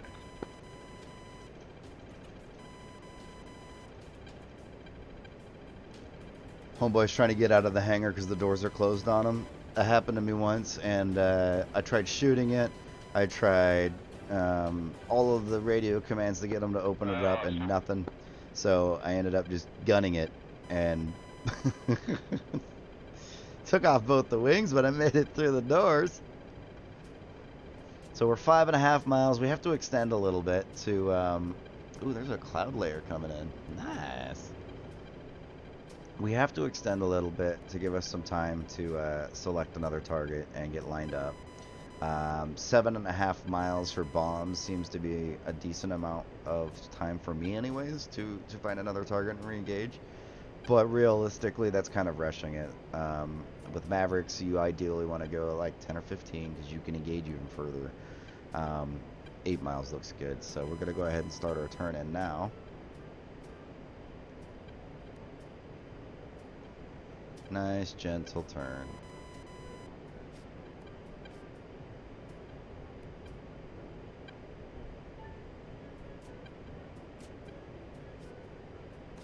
4 more GBU 12s. Two ray gun. We've got a good chunk of fuel. And just get it close enough. Okay, so now from here, zoom in. We want to select another main battle tank because all of these soft targets we can engage with. What is that? Really, like, what is that? On the red smoke. Cool. Trying to have forward short. Okay. Soft target. Soft-ish. But this tank is not. This tank looks like it wants a GBU 12. So let's get lined up. Autopilot off. Just a gentle to the right. Now autopilot on. And we're lined up. No, we're not. A little bit to the right. Alright, GBU 10 is 2,000. Nice. Yeah, so I have 6 GBU 12s, right? Which is 1,500 per wing. 1,500 pounds per wing. But it gives me 6 engagements on point targets. Let's see, 7, 6, press and hold at 5, 4, 3, 2, 1. Watch it go ka-chunk. Yay. And there it is. Throttle back just a little bit. Take off autopilot. Start a gentle right-hand turn. 15 seconds. You see the L start flashing because that's the time I set for the laser to hit. To start flashy. Or turn on rather. 6 seconds. 5, 4, 3, 2, 1. And nice. Another kill. Alright, so let's go ahead and throttle forward, and we're going to burn out this way, down the coast towards Sochi. Extend out this way a little bit, give us a different set of eyes on the target area. See if we can't pick out another tank. Autopilot on, trim. You know, we just lost 500 pounds from that wing, so... So the 16 is 1,000 pounds. Very nice. So, like, what would you... Like, what kind of targets would need 1,000 pounds versus 500 or even 2,000? I know the 2,000 pounds is a bunker buster, right? It's designed to penetrate into the ground and then explode. And then the 500s are for, like, your general purpose bombs. So, like, maybe a structures, warehouse... Yeah, okay. Fair enough. That makes sense, you know, something that you wouldn't need 2,000 pounds of bunker buster and 500 pounds just ain't gonna do it, you know. Alright. Again, we're just extending out. Turn off our anti-collision lights. We don't need to let everybody know where we're at. Especially, you know, with enemy aircraft flying around. Only on the ground or around the airports, I feel like you want those lights on. But you still have, I mean, by hitting that switch, you still have these external marker lights. But you don't have the super bright, flashy strobes. Alright, so we are 8-9 miles away, so turn off autopilot, start our turn in. This one could be a little bit steeper because we're nice and far.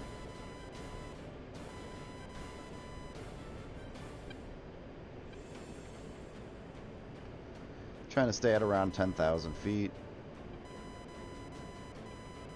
It's a good even number, and it's high enough that it's well above the AAA range. AAA range is about 5,000 feet. Alright, level that out. Let's go ahead and zoom out. Let's find another tank.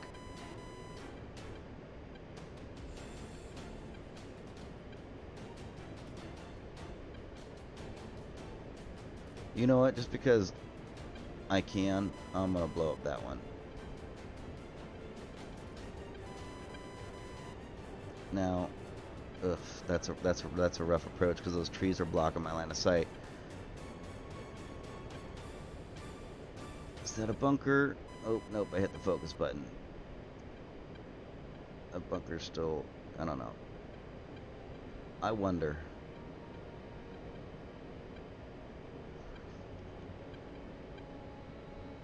We're just gonna go in on guns for these trucks here to just get rid of them. And what I did was I put my targeting pod on them so I can look at them right. I know they're right there, right?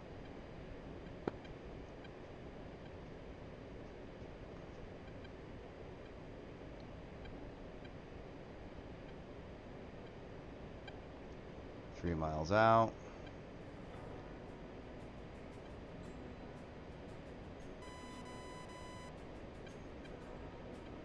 There they are.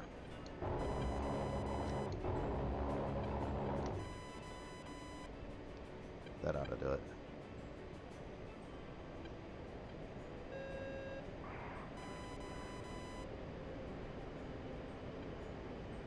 Still one truck alive. Nope, I lied. Got him. Pull So up. good gun pull run. up. We'll extend back out this way because we know we can't see that tank or that APC from that direction under the red smoke. Ventilated trucks now, yeah. Oh, those were fuel trucks too, so they definitely had quite a pop to them. You can tell the fuel trucks because they got a red bar around the tanks and I think a little flame. You know what general markings for a fuel truck, right? Climb back up to elevation. Yeah, that was kind of a snap decision. Just want to try to process of elimination. Again, my goal is to clear this target area and then punch over to waypoint 22 with the remaining Mavericks and Mark 82 airs. I might have to stop and get Go Juice though, so we'll see. 4.5 miles, still up climbing. We could probably get away with climbing up to say 7,500 feet. Putting path hold on autopilot so I can just free up my hands real quick, grab a monster, and take a little drink. How was the sound, Dumbball? Is the music too loud? Is the engine too loud? Is my voice too loud? Or are we all pretty good? Perfect, thank you. And extending 7 miles. All right, so go ahead and turn in.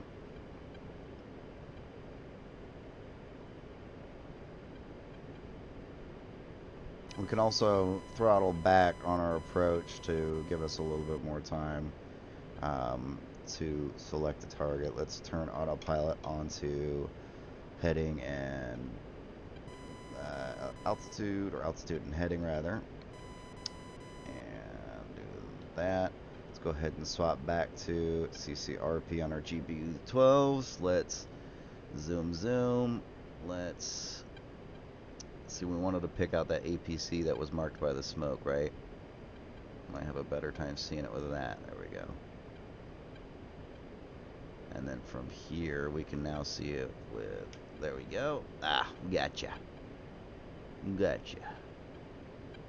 Oh, that's a bunker. That's what it wants me to kill, is that bunker. I'm pretty sure, unless it's... No, there was an APC right here. Yeah, there it is. Or is that it? Gosh darn it. Either way, I'm dropping a thing here, and it's going to die. 12 seconds. Warning, autopilot. Shush. 6, 5. Oh, okay, good. We got it. 4, 3, 2. Ka-chunk. Watch it drop there, and now we get to watch it die here. Zoom out a little bit. Go ahead and throttle back. I should have done that earlier. Gentle right hand turn, not too steep, otherwise you're going to block the thing with the body of the aircraft. 3 seconds. 2, 1, and boom. Nice. Throttle back up and continue to extend. And the JTAC will laze and smoke another target. Now that was my own laser. I've got 2 GBU-12, so we'll see what other targets are there. Might be able to finish the rest of them up with the guns. Sorry, keep that on that screen. Do a little orbiting, see where that new red smoke is at. Okay, I got it. It's this red smoke furthest away from us. So we'll push out this way and level out at 7,500 feet. Need to trim.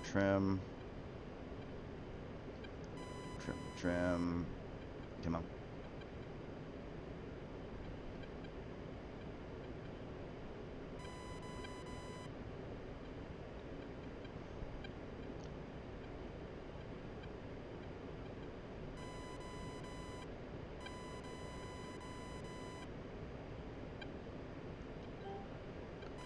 check the, yeah, I knew that was gonna happen. So I'm trying to listen to music via YouTube, right? The copyright-free music, and it will play like 2 songs, and then it'll ask me, "Hey, are you still watching? Hey, are you still watching? Hey, are you still watching?" Like, motherfucker, yes I am. I picked a playlist that has like 8,000 songs on it because I want to sit here and listen. What I need to do is just find one that is like 9 hours long, like that's just one song on one video. So 6 miles is good because we know that the smoke is just to the left now for us from our current spot. So we can see it there. Oop, too much climb. And depending on what kind of target, it's a soft target. So we're gonna go in for guns. In the meantime, we could zoom out and see. I see a tank. Alright, so, yep, there we go.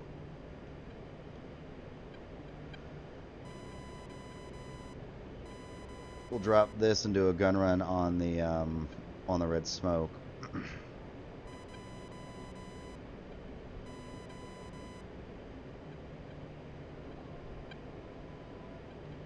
20 seconds to pickle. How we doing on fuel? Yeah, we'll have to get gas. 10 seconds. 9, 8, 7, 6. Press and hold. 5, 4, 3, 2, 1. Ka-chunk. 124 Myth pull Pickle. up. Waypoint 1. Main battle tank.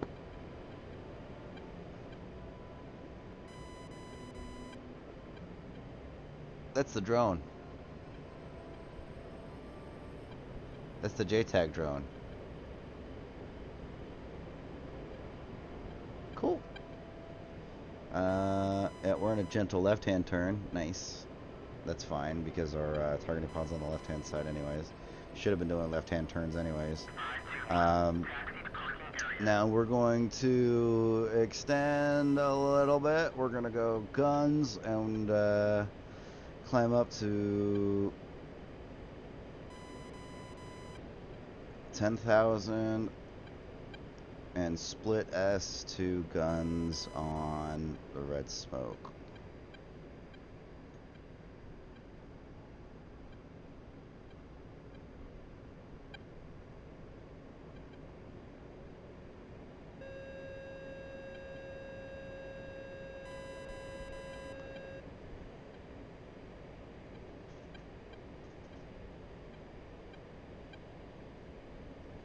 Zoom in a smidge. Right there at the base of the red smoke. Stage 1 of the trigger to get a little bit of, there we go, and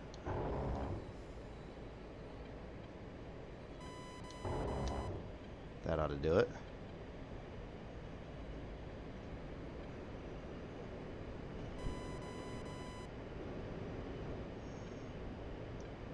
Pull up, pull up.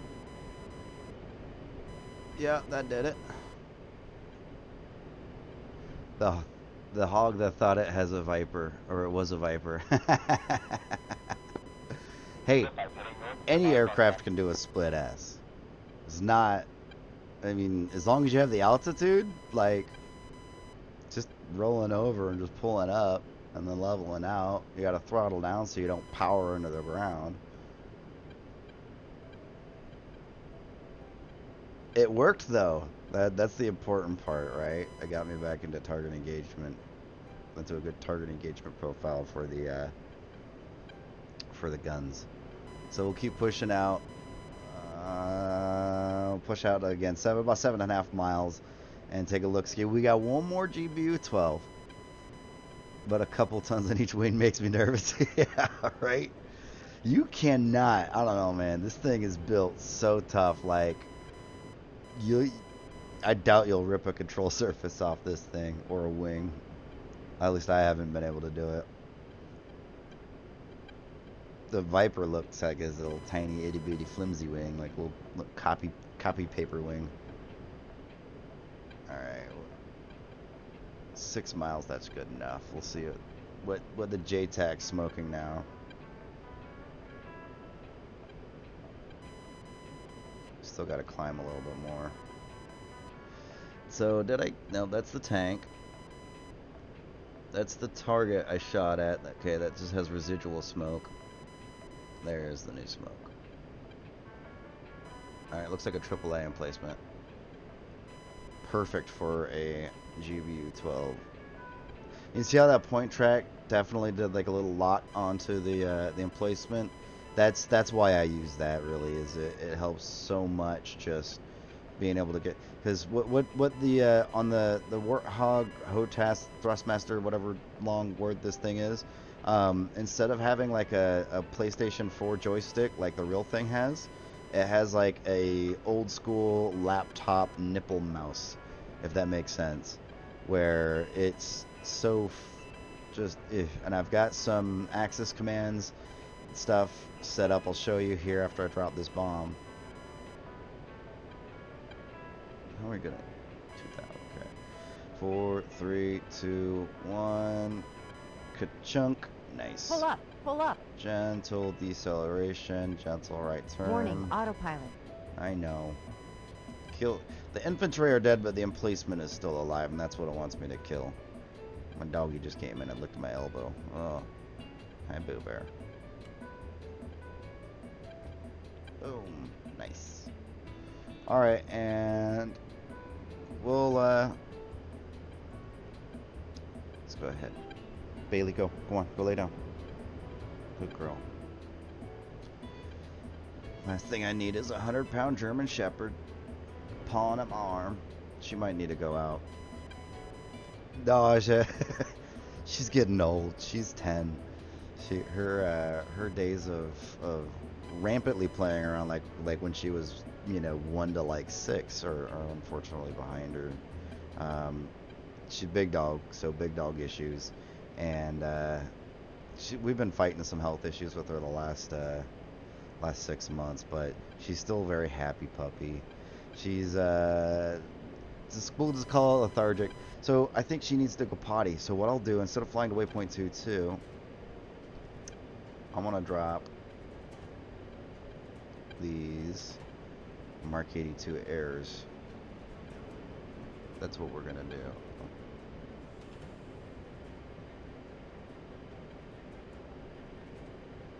Now these we're dropping CCIP. Okay. So this is, yeah, we can do this. We can do this. All right. Got to work on my CCIP bombing. This is what I needed to do. So get a little bit of elevation because we're going to be diving, and we're going to hold off on our dive until we're a lot closer to them. So reset our targeting pod because it just went silly. I'm going to go to the smoke on the center. I think that's got something on it. Nope. So throttle all the way down. Yeah, center smoke. No, is it the center smoke? No, it's the far right smoke. Alright, gotta bank in a little bit. These are not really meant for dropping up high like this. These are meant for dropping nice and low. But I'm gonna make them work anyways.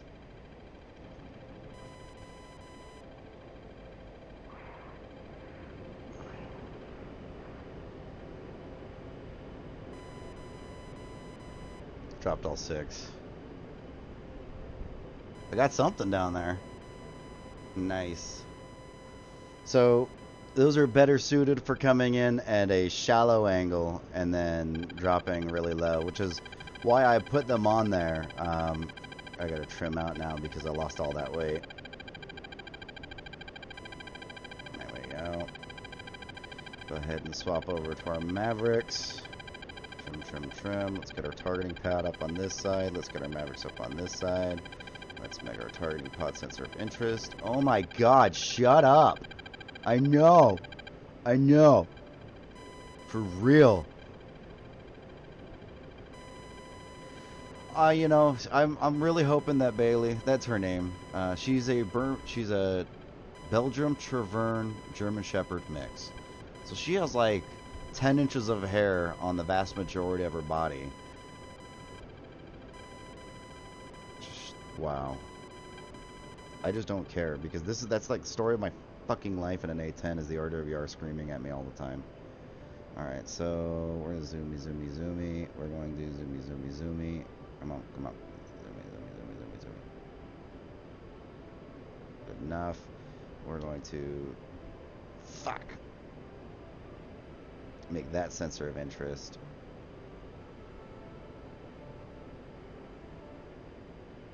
Where are you? Why? Why do you want to die? What is going to die here?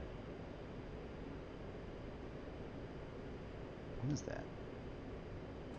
Whatever it is, it's burning. It might just be the flare. All right, so what I need to do is I need to extend out. Cause I can't. I want to rush this engagement regardless. I know I got to take my Nogi out most likely. And we're climbing really high, so let's go ahead and do that. Yeah, best bet's going to be to extend, because that's just the smoke for the waypoint, which is orange.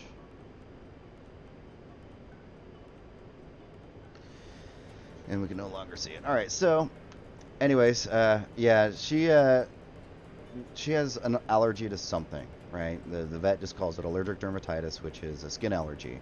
And it could be to any million of things. And it could be something that she developed over time. No idea what it is. And it's just easier to do a general treatment for it. So, and it took us about 2 years to figure this out with the vet. And so she's had super itchy skin, which underneath a super long coat is not very fun for her. If we left her out of a cone for any more than 30 minutes unsupervised, we'd come back and she would chew her booty away.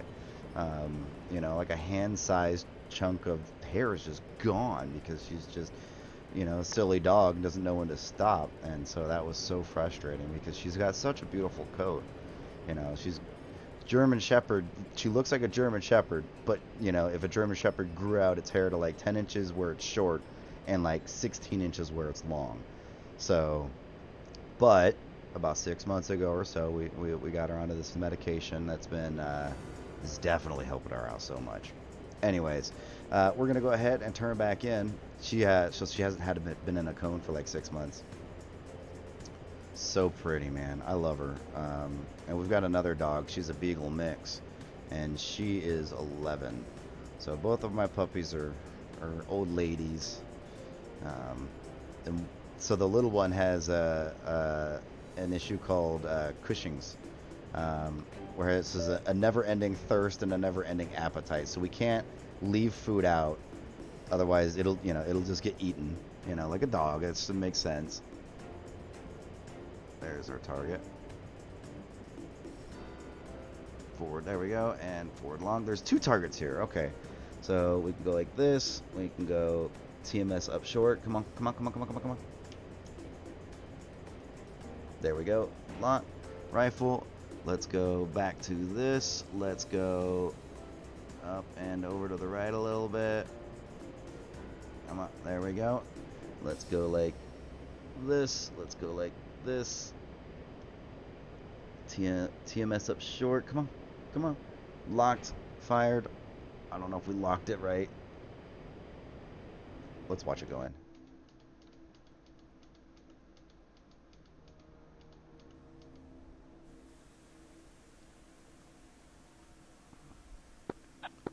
Oh yeah, no, that was way too steep. Yep. See, that's what happens when you rush it. That's what happens. There's the drone again.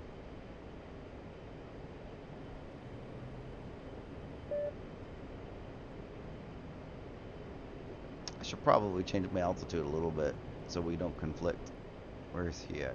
8,000?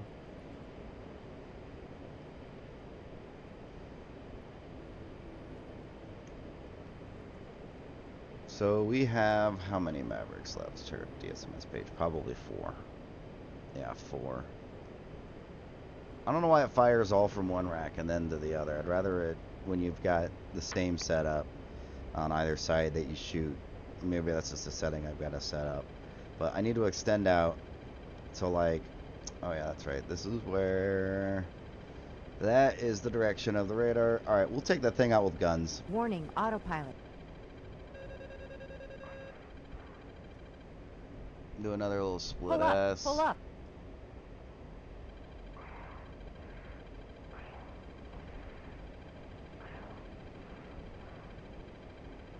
We could, though, engage with the Maverick right now, but nah. Yeah, let's zoom in a little bit so we can see our targets.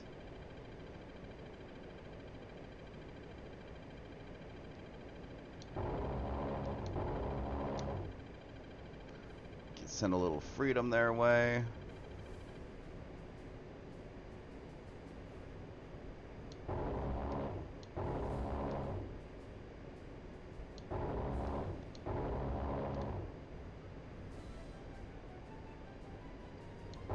Pull up, pull up. Betty, this is why we're here. Thought you knew this.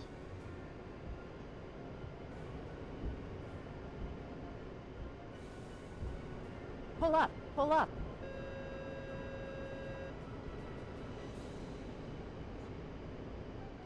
Sorry, I'm using my other screens. Yeah, Pull that's up, what I was pull looking up. out for. AAA fire.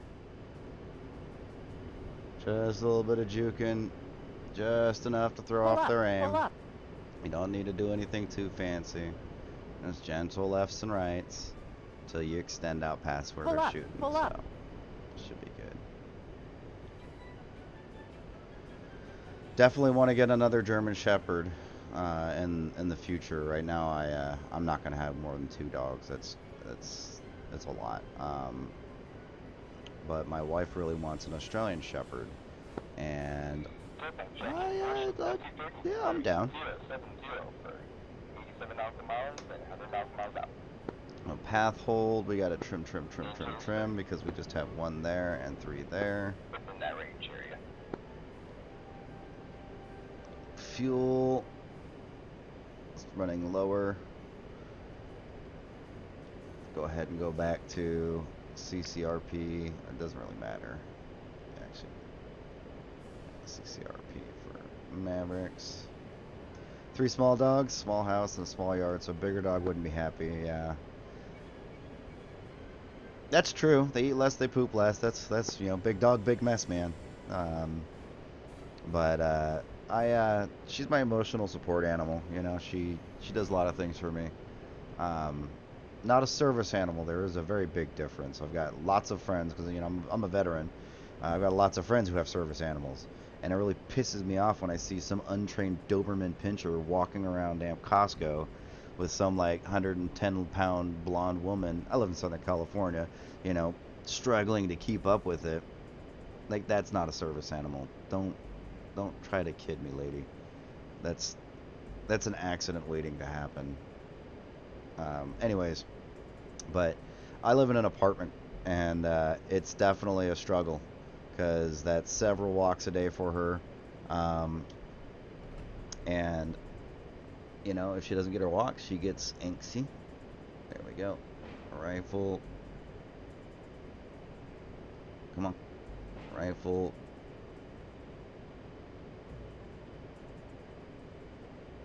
Where was the last one? The tank. No. It was up just a little bit more. There it is. Close enough. Rifle. Swap the guns. And we're gonna see if we can't pick out the thing that was shooting at us earlier. You know what? 250 rounds. That's all we got. That target right there.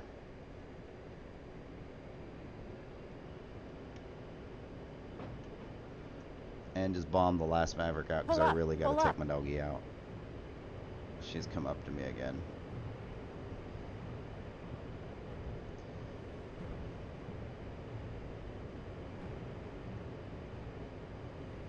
Insurance paperwork's important, man. Don't skimp on it.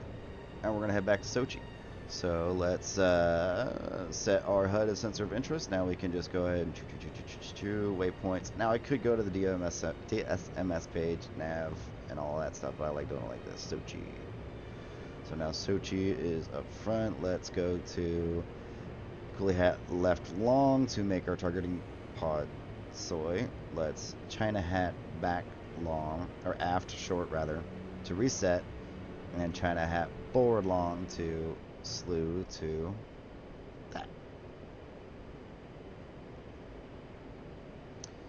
And let's go ahead and level out at 2,500. Let's aim a little to the right because we're going to be landing runway 06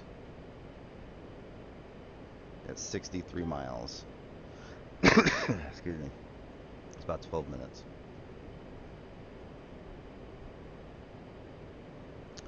Let's check our DSMS page, and we got nothing. Alright, sweet. So we can go ahead and do that. Put all our sensors and weapon systems on safe. Weapons off, and go to nav mode. Nav. Let's check the score real quick. Let's see. There I am. Oop. 67. So not bad, you know, getting up there, 49. Ooh, 88. Mita and a KA50 is doing work. I got some catching up to do, boys. 88, nice. Oh, but he's died once. Oh no. Don't worry, I'll catch up with that for sure. I die a lot.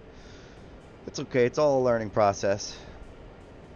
Take a quick look of the external of the aircraft. It's a pretty A10c. I like the 66th Weapons Squadron or whatever they're called from I believe it's Nevada. I don't remember. Yeah. Beautiful plane. Catch a little flyby. There's a target area in the background.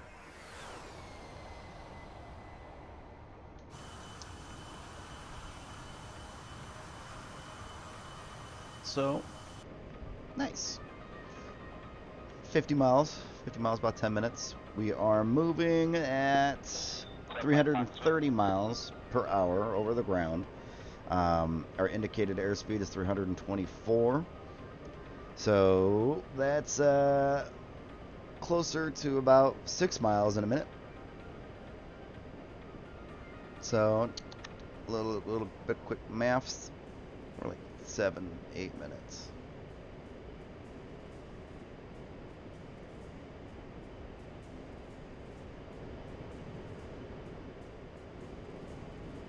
Let's go ahead and get our lights going.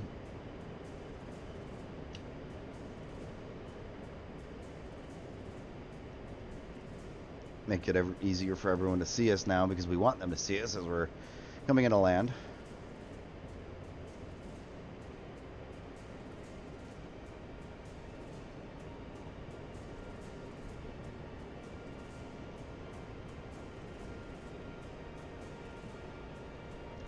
Check the F10 map.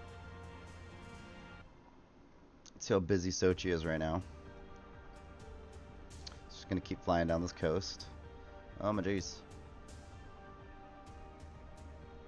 Looks like runway 06 will be. Got this guy turning in for landing. Let's watch him land. We're on autopilot and coming this way.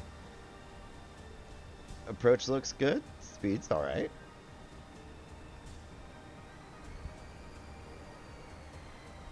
There's a little bit of a crosswind. I noticed it when I was landing here earlier.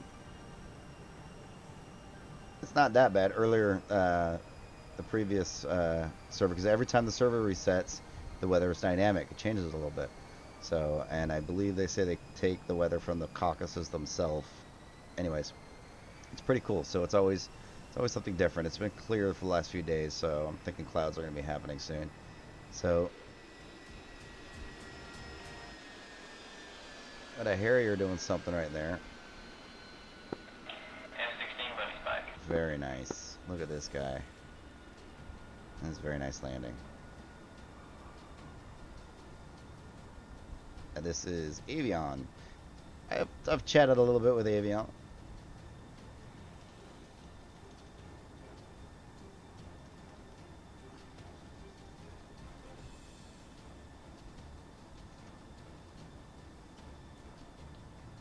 Very smooth, very nice Avion. Let's go ahead and check the F10 map. Let's watch this guy land. This is Viper, another one of the top guys on the server. Oof, bounced that one. Nobody saw that. Nobody saw that. Gotta watch those wrecks on the right-hand side of that runway. Good. Now we know. Jet 5 checking when engaging F5 for 350 for 23 nautical miles.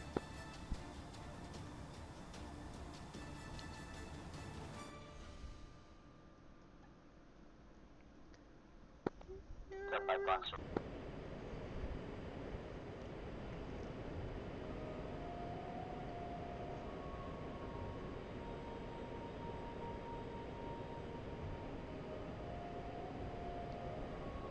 30 miles. 30 miles to Sochi.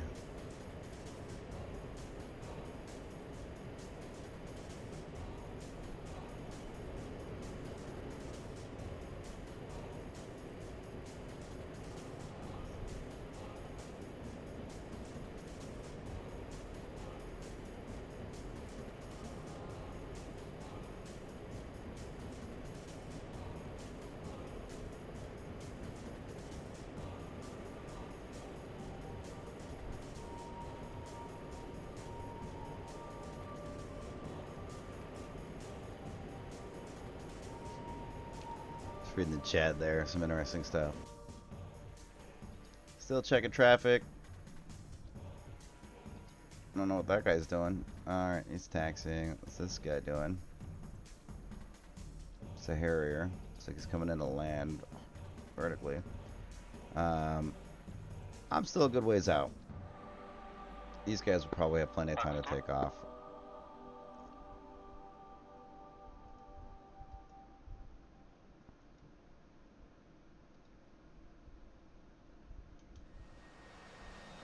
Is that Harrier? Just doing Harrier things. A little, he got this though. He's got this.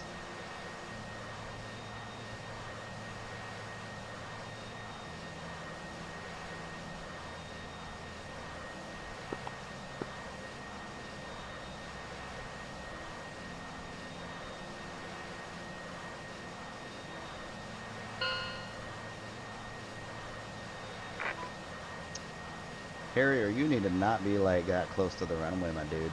There you go. Look at that. Now he's gonna land on the taxiway. He's gotta back up. There's an area for this bike, my buddy. Well, I missed that. Hopefully that F-16 crash. Alright, so now we need to roll. It's 251.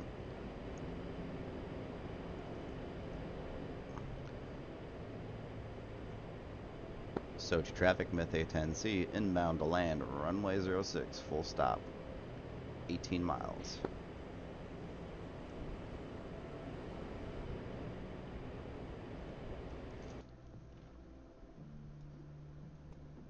So we're coming up. It looks starting to look clear. Looks like it was a little busy.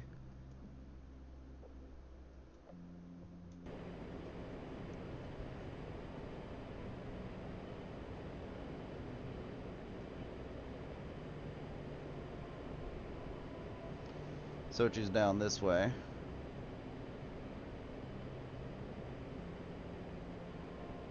Nice little fog layer down there. It's kind of cool.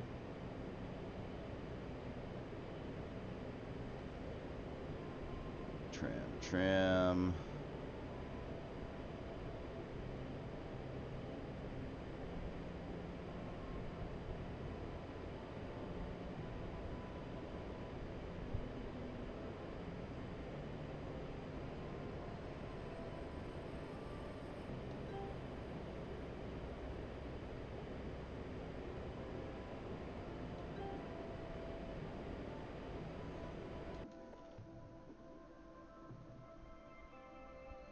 Always checking to make sure that you are clear to land.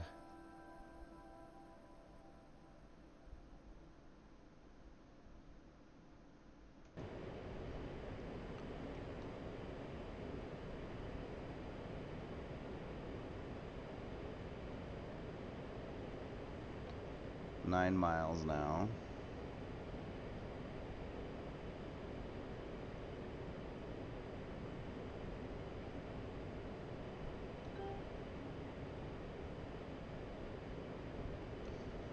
Should be able to see the runway.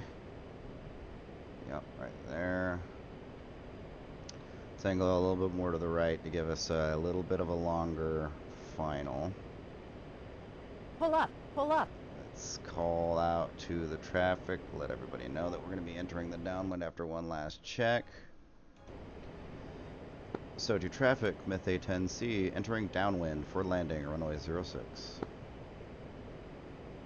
Throttle back a little bit.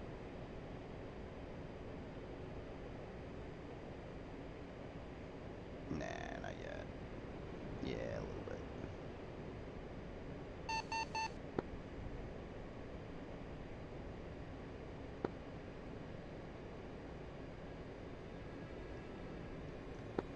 Alright, let's go ahead and turn in. Warning, autopilot.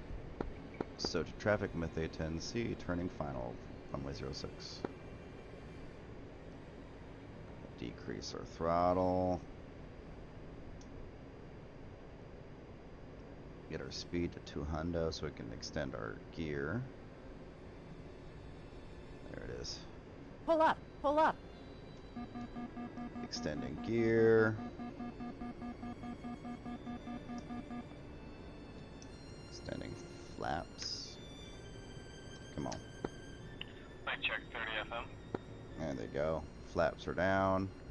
Speed is too high. Elevation's too high.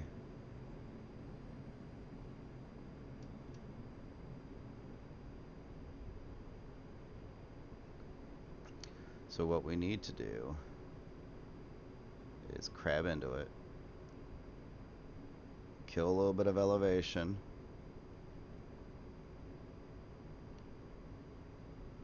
There we go.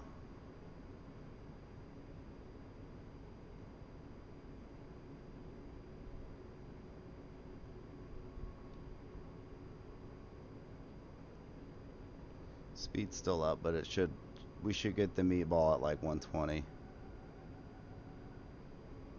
And again, we want to stick to the left-hand side of the runway. There's the meatball.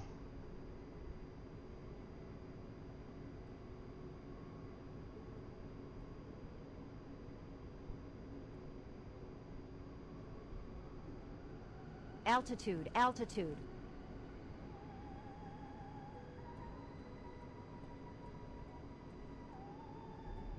Butter.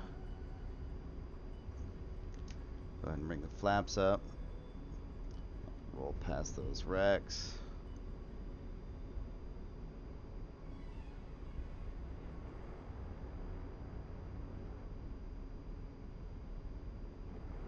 Keep rolling, keep rolling. Honestly, I'm only rolling this far because we're going to be parking by that. And I don't want to have to taxi all the way over there at 30 mile an hour, so go ahead and start. Brakes. More brakes. Nose wheel steering.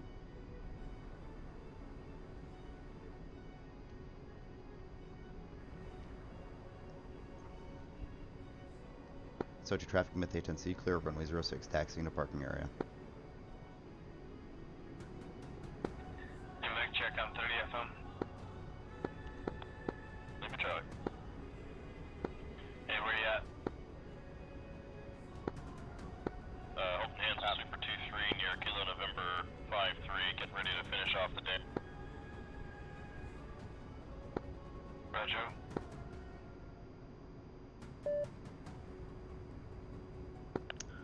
Alrighty. 30 FM's tuned by default. I don't know if you're assuming I'm a helo or something.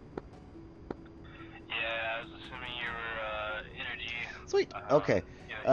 We just need go juice, right? and boomsticks. Full letdown is accepted. Change those to GBU 12s. Change these to CPU 97s, CPU 97s, CPU 97s. And rocket pod, why not? I like it. Go Jews, give me that, give me that. And let's figure this out. Ah, good enough. Okay, sweet. Lots of stuff. Lots of targets we can engage. And Request refueling. alright. I need to take the dog out. Request rearming. So what I'll do is I'll find you somebody to watch.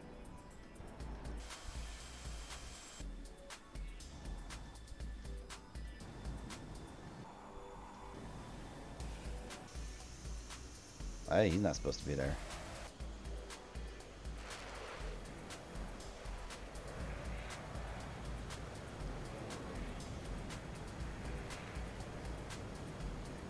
Okay. I will be right back. Gotta take the dog out.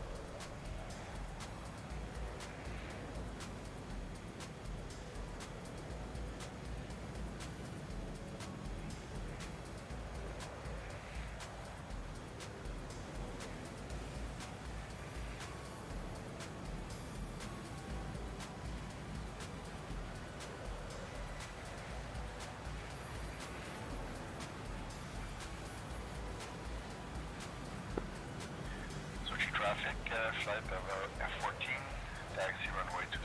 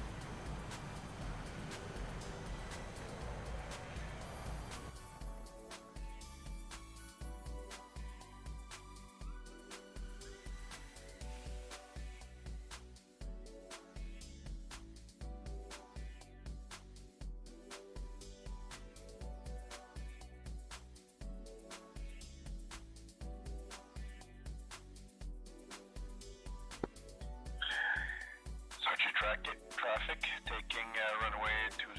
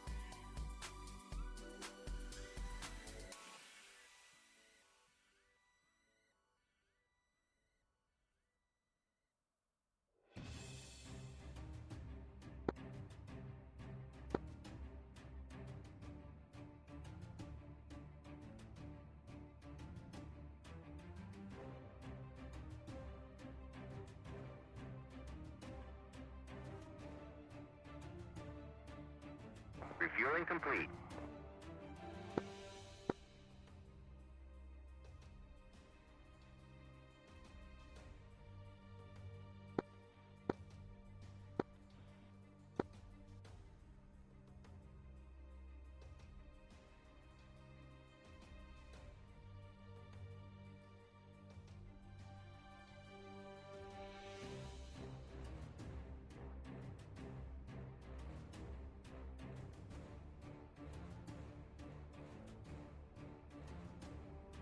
Rearming complete.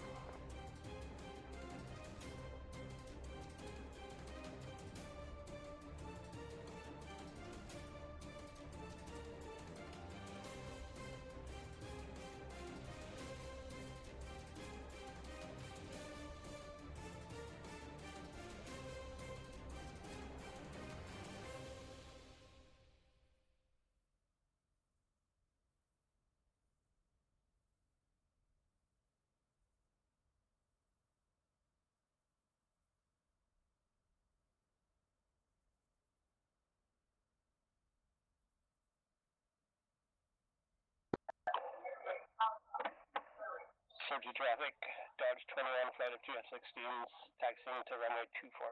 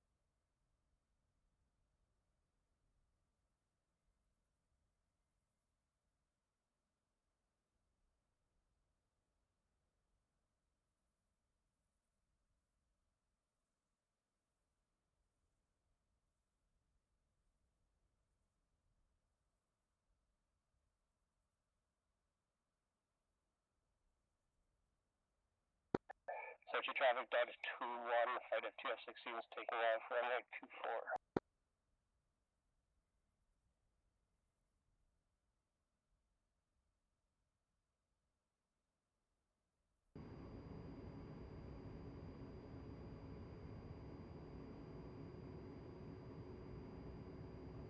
I am back. Squid Boy, welcome back. And yes, I got the Warhog.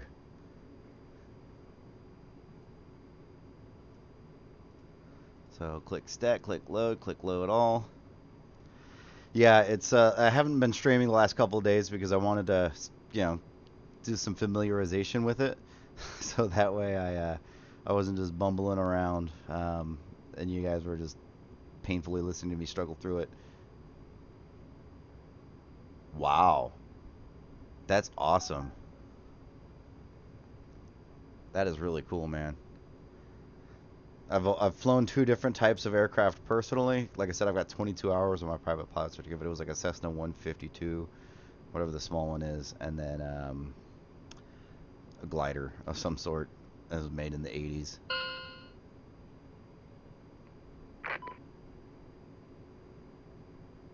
So the wife texted me.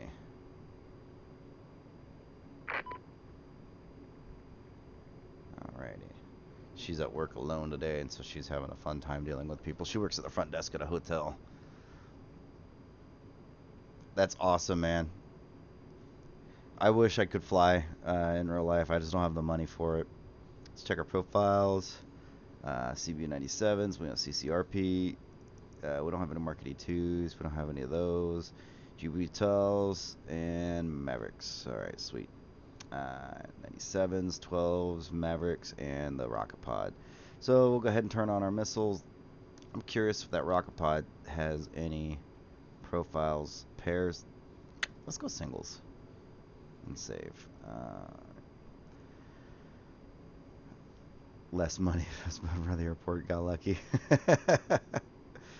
Yeah, the very, very first time I had ever flown in an aircraft was with my ex-girlfriend's dad, and he had it was an Aranca Champ, much like a, Piper J3 Cub, so tandem seat.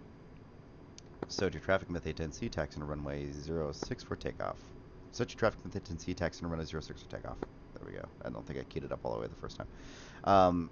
And yeah, I got a little stick type. It didn't count for anything because we just flew around locally up in Washington State, and you know, like I was like 14 or 15 or I was driving. I was like 16 at the time. Um, but yeah, no, that was a really cool experience. He was a aircraft mechanic for United Airlines, and did stuff like that, and had a owned part of the plane.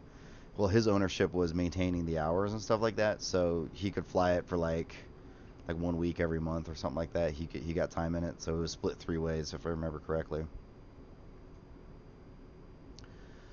Ponzister, welcome back, man.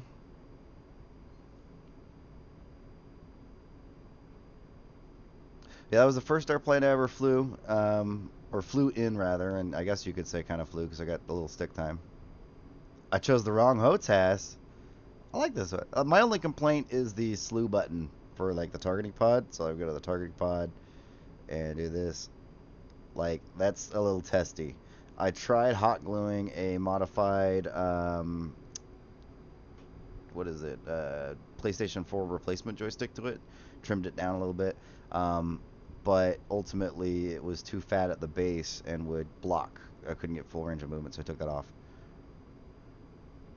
It was an easy modification to put on and take off again. So, but what I was probably going to end up doing is replacing it with the PlayStation 4 toggle, the mod.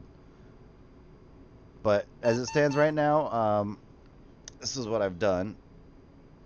Let me actually, no, point straight. We're fine. So go to the Axis commands. So I added some curvatures, and oh fuck, that was like 30. That was 35.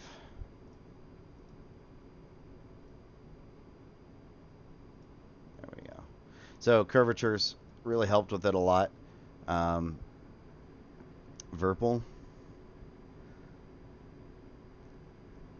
You know, I honestly didn't do any comparing and contrasting between the Warthog and Verpal, or Thrustmaster and Verpal, because I have a buddy in real life that has this HOTAS, and so I got a little bit of hands-on with it at his place, but we were playing Elite Dangerous, and I really liked it. So I honestly feel like this thing, it'll last me 20 years.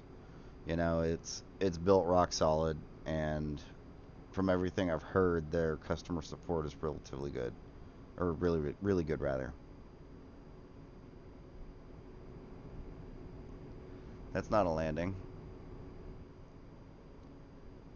That's just someone showboating. Why? But why? What was it, MML? I'm gonna go chase him down and suck his dick. Some people's kids. Alright. But I really like it. I really do.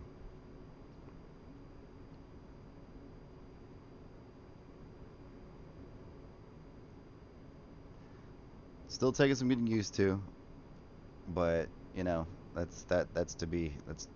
was expected. Double check the F10 map. So nobody's up here, we're good. Nobody's coming in to land, we're good. I don't know what this guy's doing. He's being silly. So Sochi traffic, Myth A10c, taking runway 06 for takeoff. Alright, flaps to 10%. There we go. We're going to stick to the left-hand side of the runway because of the wrecks on the right. Traffic flight of 1501 is going to be inbound, so 50 miles out. Go ahead and turn off our, because we're pointed down range, or down the runway, turn off our nose wheel steering. And we are good to go. And just keep on going. See, there are those wrecks I was talking about. Somebody else discovered it the hard way. And rotate. Can we? Here we go. And landing gear up. Let's go like this. Landing gear up. Flaps up. Why do I have a feeling that Harrier's going to try to buzz us as we're taking off? So the F-16 module, huh? Pull up. Pull up. That's all I have to say about that. Pull up. Pull up. Make the HUD soy. Go to waypoint 1. We'll go finish that up. So that was the primary reason I wanted to wait, because by the time it goes on sale again, it's going to be a lot more complete, gents. That was my my thought process. Start to traffic with A10c, clear of runway 06, rolling 254 for air to air.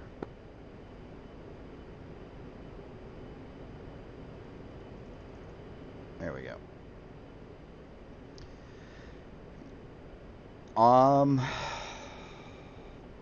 You would hope so, right? See, the thing is I played DayZ, the standalone, for like 5 years, and there are kids who started middle school when that game came out, who are now like graduating college, and that thing is still like early access beta. So that, like, when they were saying we're gonna release the F-16 early access, I was like, ugh. And then they're like, it's gonna be this much, and I was like, ugh. So yeah, I'm gonna wait for it to go on sale. True. And I purchased the Falcon 4.0 and like a couple of other flight simulator It was like $4, so I bought that on the first. So I've got that, and from what I hear, you have to pay for the BMS mod, right? Yeah, it's still messed up. BMS is free, okay. Hey, just because I smoke pot doesn't make me a stoner. I smoke weed, and it replaces the four medications that the VA has me on. CI grip, what's that? Yeah, but you can't smoke weed and fly aircraft, so that's another reason why I'm not pursuing anything in civil aviation or in the real world aviation, is because it's irresponsible. Technically, I could get a recreational license, right, and just be able to fly during the day and fly ultralights and stuff like that. So like a Piper J3 Cub, right? I could do that, but I wouldn't feel right knowing that there's THC in my system still, you know, and getting up into aircraft, because I wouldn't have the focus and all that other fun stuff. So Canadian Air Force has to figure out the marijuana problem. Well, I wouldn't necessarily call it a problem, like, because I don't wake up and do like wake and bakes, you know, like that's, you know, it's not a very productive part of my day. But if I'm gonna wake up, for example, today, I woke up and I had to go out to town to the reptile store to pick up rats to feed my snakes. I have 2 ball pythons. I'm not a big fan of going out in town, let alone driving in Southern California. And so all of that, I decided, I was like, all right, well, I'm gonna smoke a bowl, drink a couple of cups of coffee, and figure some stuff out online before I go anywhere. So I took a shower, I smoked a bowl of weed, which not even a whole bowl, was like 2 or 3 hits, right? And then drank my coffee, chilled out for a while. So about an hour after I smoked is when I left. So like it was enough to curb my anxiety, right? And it wasn't an indica, so it wasn't like it made me to go to sleep. 8-hour bottle of throttle. I mean, it makes sense, because check this out. Like, by the time I got to the reptile store, I wasn't really feeling any of the effects of the weed at all. But during the drive there, I didn't have any anxiety. I was focused. I was fine. I was driving just fine, and, you know, no issues. But here's the biggest thing, right? is my first reaction after I smoked weed for the very first time was how do people drive while like doing this? And if you've never smoked weed, the equivalent feeling I can give you, at least that I know of, is that first hit of your first cigarette, or that first dip of chewing tobacco, or dip or whatever. The intensity is significantly more the very first time. The first time you get drunk, I don't really remember mine, but yeah. But like it's different. So I've been smoking weed for like it's 2019. I got out of the Marine Corps in 2012. For 7 years now. I didn't smoke until after I got out. And I primarily smoke to curb my anxiety and a lot of the social issues that I run into when I'm out in town and freaking out, and to help sleep. Man, the nice thing about smoking weed before I go to sleep is I don't really dream, or I don't really remember my dreams the next day, and that's awesome. So that's one of the biggest benefits for me. So we are almost up to 6,000 feet. Go ahead. We're being spiked by these SU-30s at 100 miles. Come on. Oh, that's right. Altitude. There we go. And 6,000. There we go. That's a good even number. So we've got our targeting pod. Let's bring it up onto our left MFD. Let's arm all of our stuffs. Let's bring our Mavericks up on our right. Let's coolie hat forward short and weapons to CCIP, to Mavericks, to bring in that coolie hat left long to make that soy, China hat forward long to slew everything to the sensor point of interest, which at the current time is waypoint 1. Nice. I'm learning the terminology. I'm doing it, boys.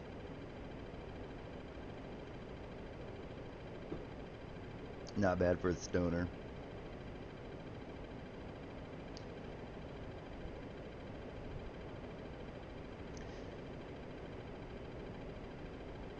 $37 miles to target. There's a little hill before the target area. Let's go ahead and flip this to white hot. We've got 65, I think the hotels. Yeah, those hotels, Maverick. So we can tell these guys to force correlate and slave to a point on the ground, but we can only do that when the sensor is in CCD. So right now it's on white hot. It needs to be like that, not like that, like that, and that's on the Maverick. Otherwise it's not going to force correlate. I don't know why. I'm sure there's somebody who knows. All right, so we're going to go ahead and zoom by pressing China hat forward short. Press it again, and you can see the square right here. So that square is this view right here. Pretty nifty. And also zoom in. See, still being spiked. And people bitch about being locked. They're like, oh, you're locking me. Motherfucker, I spend 90% of my time being spiked in the A10. 4 Christian Eagles at 35 miles. Bearing 141, they're behind me. That's silly. Somebody's, I think it was one of the 100s. Yeah. Somebody, they don't have any guns or weapon systems. They just fly around and people just gun them down. It's silly. Yeah, it's just an admin being goofy. Probably just saying, I want something to shoot at really quick. So China hat forward long to slave. Alright, we are still slaved. Let's zoom out. Look to the left. Tops of buildings. Alright, so there are targets in this target area. It's just on the other side of this hill. That's right here. So we just gotta wait a little bit. Free gun targets for the F-16s? Yeah, basically. The day that the F-16 was released, I was flying around, obviously in the A10. Like, I was halfway to Sukahumi, and all of a sudden 4 Christian Eagles got spawned up right in front of me. So I had fun. I hit one with my guns, but I didn't shoot it down. I just barely nicked it. But that was fun. it's a kind of another experience doing air-to-airs, but getting guns in with the A10. And I got another air-to-air kill yesterday. I killed a MiG-29 with an AIM-9. It was a lot of fun. So I'm getting better. Slowly getting better. It's a learning process.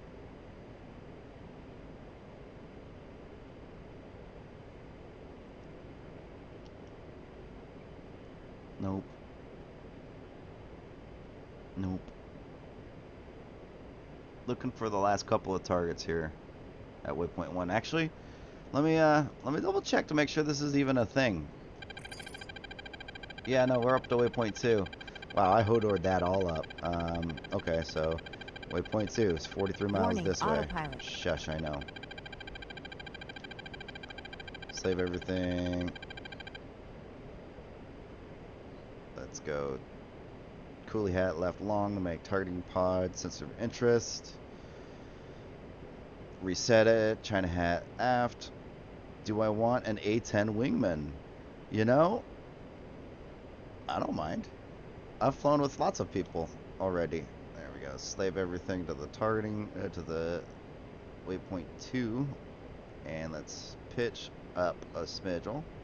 I have, usually it's later at night at like 2 or 3 p.m. my time, or 2 or 3 a.m. my time. Put the pitot tube in my exhaust pipe. Hey, don't make promises you're not willing to keep. Turn off that, pitch up a little bit, put that back on. All right. No, usually it's the couple of Australian guys. When I'm streaming pretty late into the night, they'll pop in and they'll fly uber close wingman stuff, usually providing cap, which is kind of fun, and occasionally going in and doing target runs and stuff like that. But you know, it's a free world, free country, whatever. Public server, you guys are more than welcome to join. It's the Through the Inferno SoCal server. Yeah, I mean, I'm heading to waypoint 2. See you there. Just do me a favor and don't run into me, right?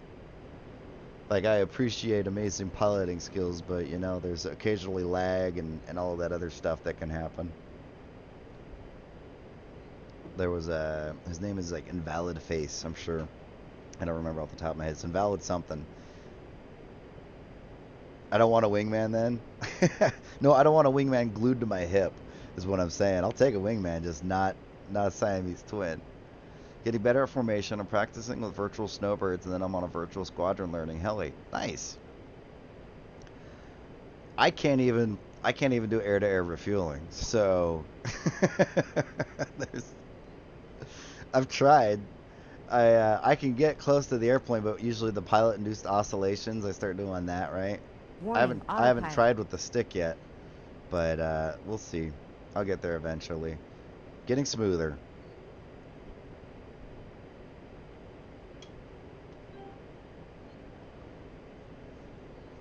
Because I mean, you know, it is an essential skill to learn while, you know, flying these kinds of aircraft, because it's a capability they have, and you know, if you don't do it, then what's the point of having it? Don't do PIO, yeah. I don't know. There's symbology and other stuff that I gotta figure out, and lights on the refueler. Like I know my gas thing is this guy right here, right? Because when I do that, Warning, autopilot. autopilot will shut off, but that guy opens up, right? And then a little light right here says you're ready to take gas.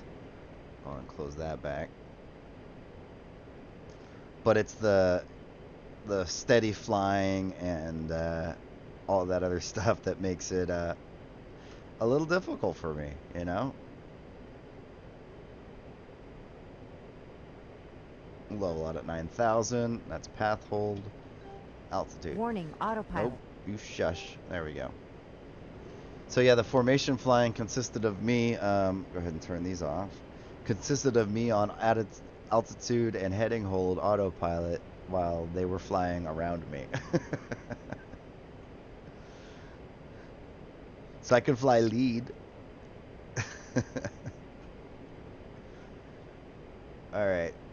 We're 24 miles to the target area. I'm going to check it on the F10 map real quick. I'm pretty sure that we are on the other side of a big hill.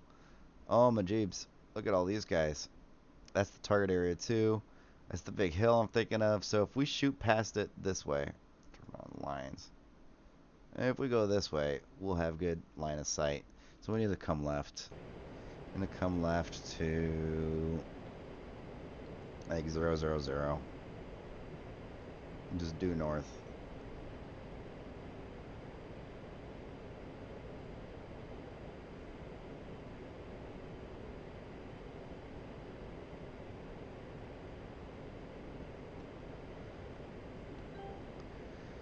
Let's get our tunes going again.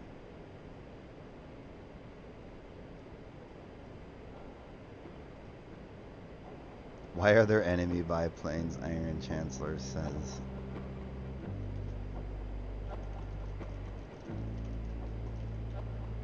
Nah, I don't want to be a dick.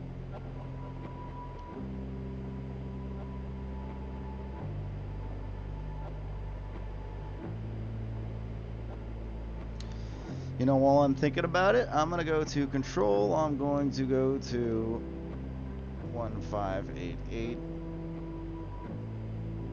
I'm going to return. We're going to go to DSMS. We're going to go to the inventory. We're going to go to GPU 12s. GPU 12s. We're going to go 1588. And we're going to load symmetrically. Sweet. I just changed my laser codes to 1588. Both my laser on my targeting pod and the laser codes for the bombs. So double check that that's stuck. Yeah, there we go. No, that's laser search. 588. There we go. So now we're good to go. So I changed my laser code and the bombs and on the bombs and the targeting pod.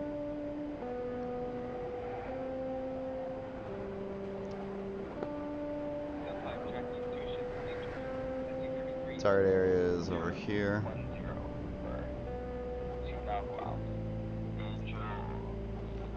I heard that sound going in the song, and for a second I thought it was someone flying really close to me, and I was like, where is he? Where is he? Alright, turn off autopilot. Let's turn in.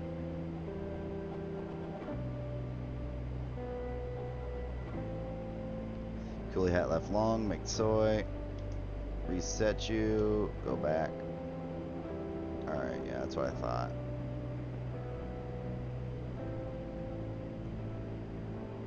Okay.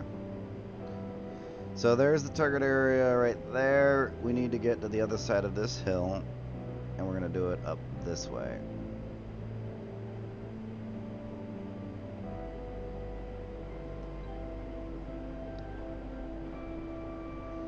And keep going this way till we're over this ridge line.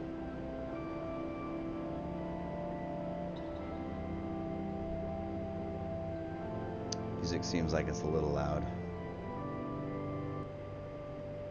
I just want background noise, not center of attention music.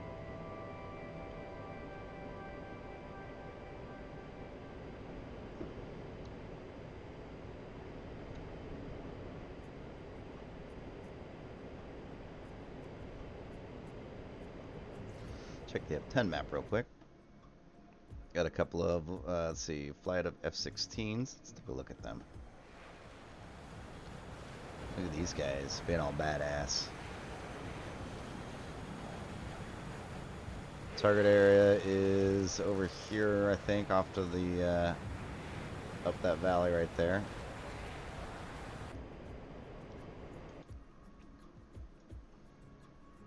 Nope, I was wrong. It's this side. So I should be able to see it here off of my right wing in a little bit. No? Or that? No. It's probably that. Yeah.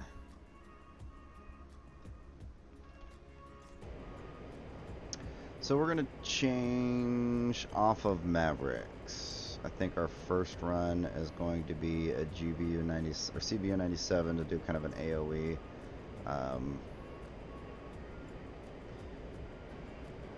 I can't quite see the target area, but we know that the waypoint is the target area. We'll get better views as we go in. I'll turn off our autopilot, or go ahead and turn in.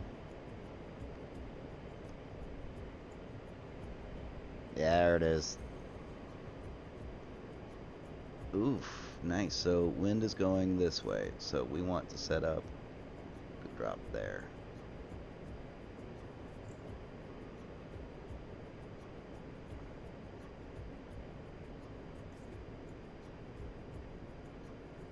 Oh, guys, I think I got an idea. So we're going to line this up. We're going to autopilot this. We're going to make HUD soy. We're going to turn off weapons. We're going to go to profile. We're going to go towards CVU 97s. We're going to view a profile. We're going to do ripple singles. We're going to do 3 of them. And we're going to do 750 foot dispersion. Save that. We're going to go back to our CVU 97s. Confirm that's saved. It did. Oh, this is going to be amazing. Correct for wind.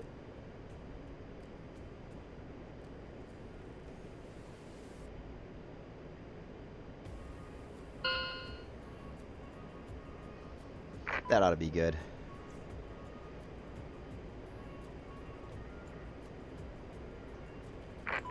So we are going to TMS long to make that sensor of interest, sensor point of interest. We're going to slave everything to that, and we are going to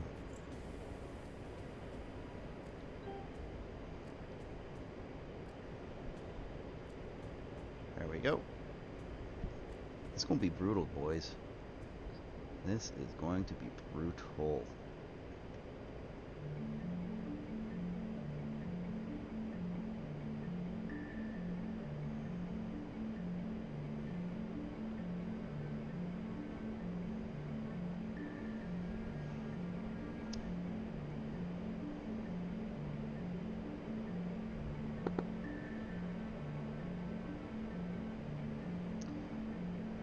About 3 miles till we pickle. 6 miles to target. We're just off of our bomb line, so let's adjust. No. Just to the left. Let's reset our autopilot.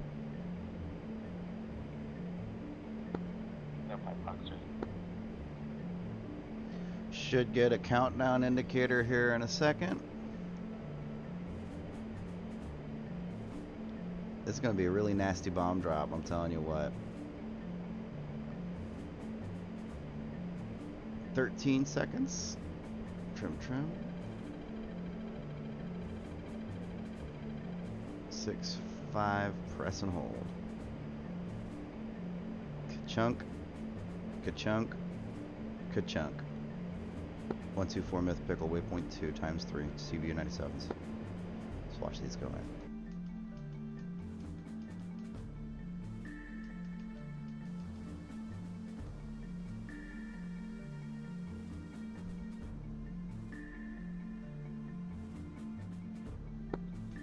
/1.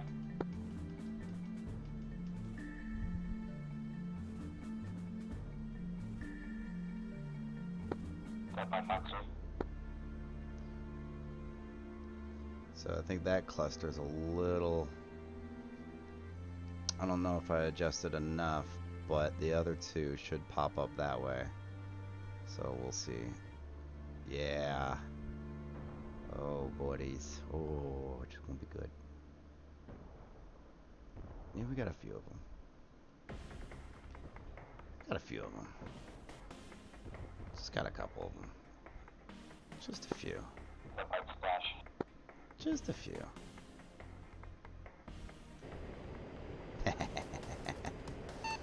Nice. Check the scores. 104. Nice. And then this guy, look at this guy doing work. 209, and how do you do -2? This guy, oh, I got a lot of catching up to do. Meta doing work. Alright, so let's go ahead and make our HUD sensor of interest by coolie hat forward short. Let's go ahead and change to our GRU12s. Let's keep pushing, extending, whatever you want to call it, this way until we're about 10 miles. No. Yeah, 10 miles. Then we'll turn around using our targeting pod, making that sensor of interest by coolie hat right long. We are going to select another target. Go ahead and turn off our autopilot now.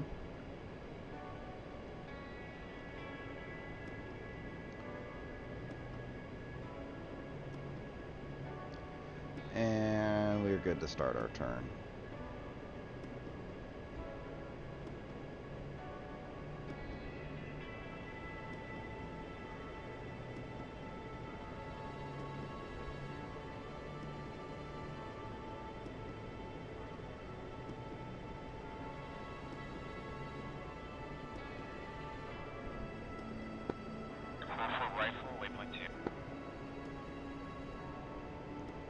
Now we just got a missile launch indication, but we know that it's not a threat because we got a friendly bro.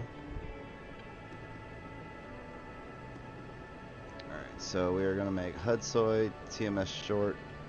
We're going to go back to targeting pod. Reset. There we go.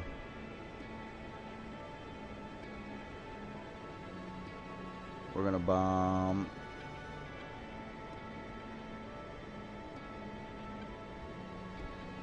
That looks like a good target. Track on point. Press and hold TMS up long to make sensor of interest.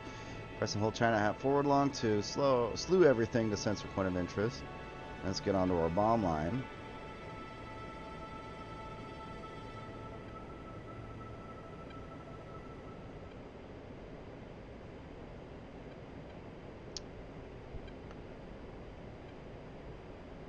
If they're still up, I will. If they are still up, I will definitely go find them and brrr on a Christian Eagle for sure. Alright. 5 seconds. Press and hold. 3, 2, 1. Watch the bomb drop here. Ka-chunk. Pull up. Now we are lasing, so let's zoom out just a little bit. Let's throttle back. Let's turn off autopilot and let's start a gentle right-hand turn. Just to give us a little bit more time in the air above them.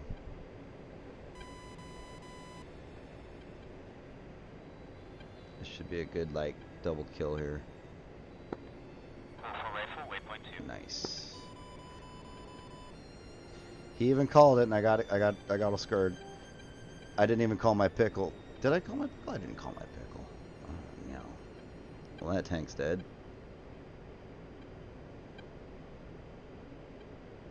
Oh man, okay, so almost have our second target selected. We'll push out a little bit and then we'll push out to like 5.5 miles because we're really close to having our targeting pod on the tank that we want to drop on. We have rockets and Mavericks next. Ooh, hey, there's a guy.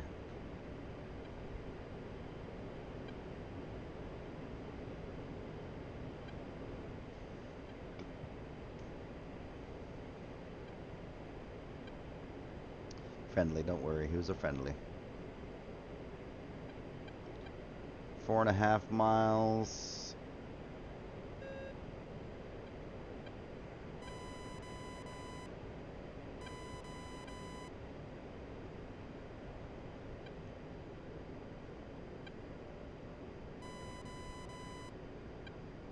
You know what we will do though?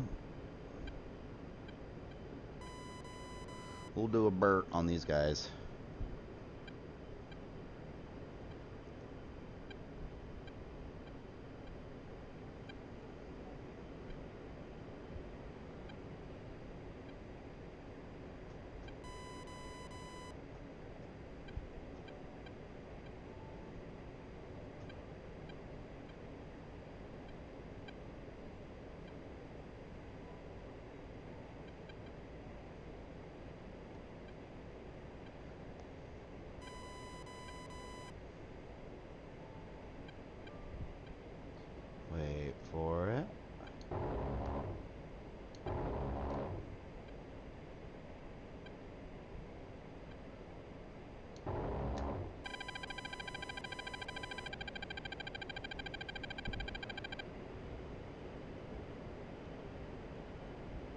Pull up. Pull up.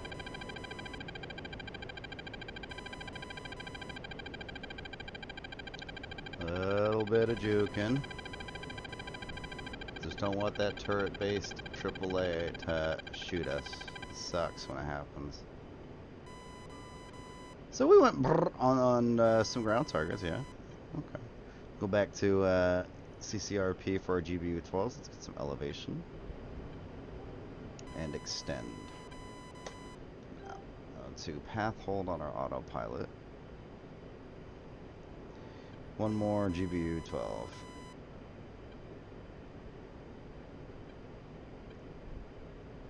Push out to 7 or 8 miles. Gives us a little bit extra time to find a target and line up. We want to drop these on a harder target like a tank.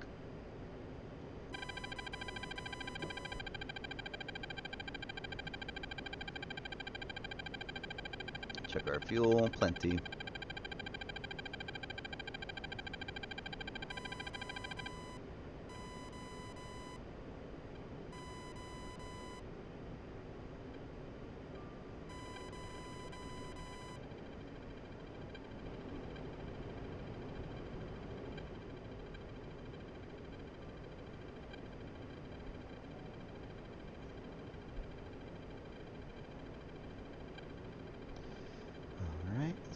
Turn off our autopilot, start to level out a little bit. We're at 6.5 miles. We're coming up on our turning point. Turn at 7, or start our turn at 7. Swap our autopilot to path or altitude and heading hold. That's where we're going.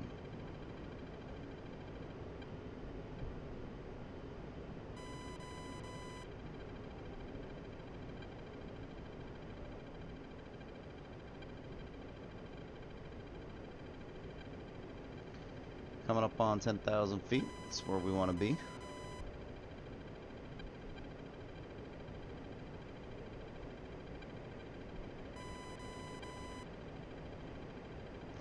Turn on altitude and heading hold for autopilot. Trim, trim, trim.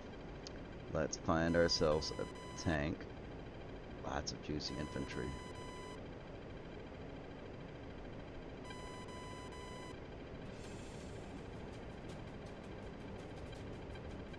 Found a tank. Alright. Sweet. So TMS up long to make sure that is the central point of interest. China hat forward long to save everything the central point of interest. Let's turn off autopilot. Let's get onto our bomb line. Trim, trim, trim. Trim, trim, trim. 20 seconds to release. Can we?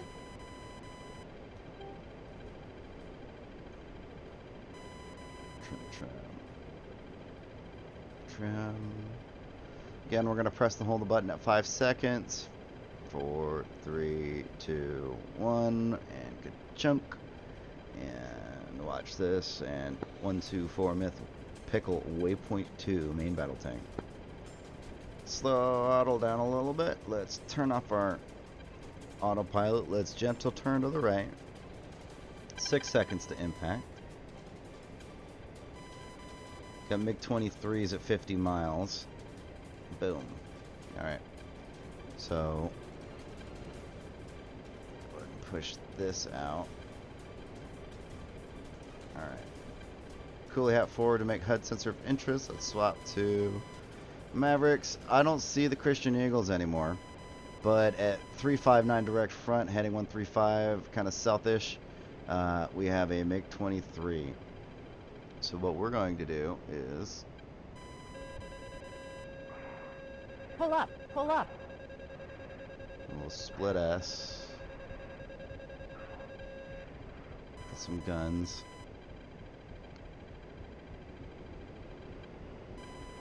Pull up. Pull up.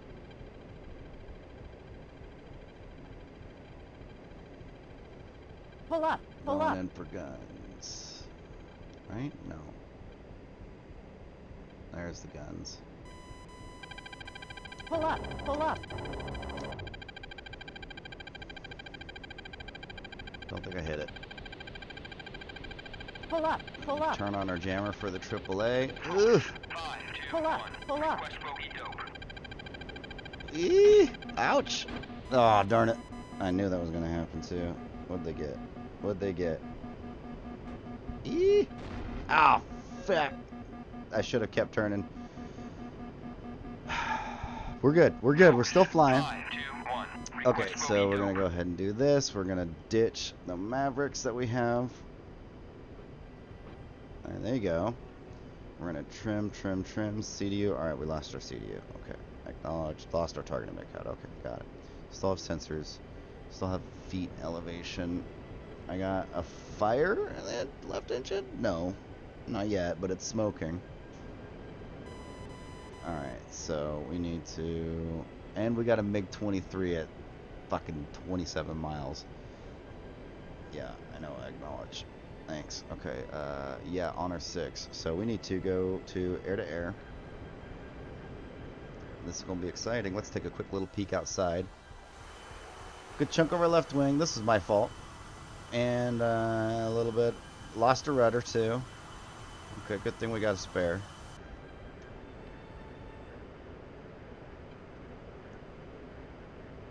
We need to go to Sochi. But I don't have any navigation, so we need to go 187.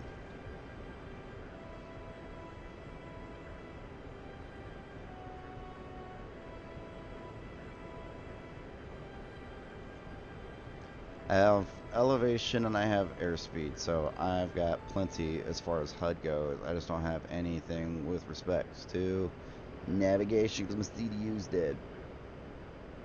Balls. Means that I can't start up my APU and keep all of the, when I repair, and keep all of my alignment. So it'll have to be a fresh restart. But I'm gonna try to make it back. We're gonna land not runway 20, probably opposite 08, right? 02, 12, 02. Is it 02? I'll have to look.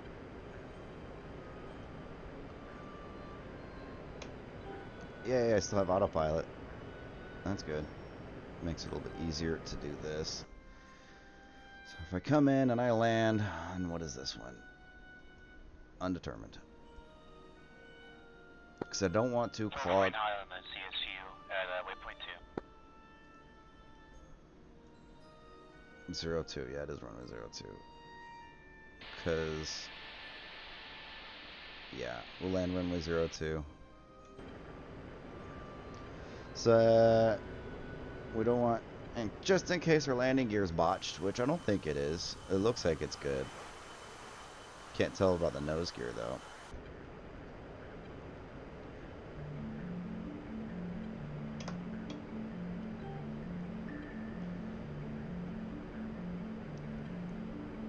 Yeah, and that MiG-23 is still approaching. He's up high, though. He's at 25,000 feet.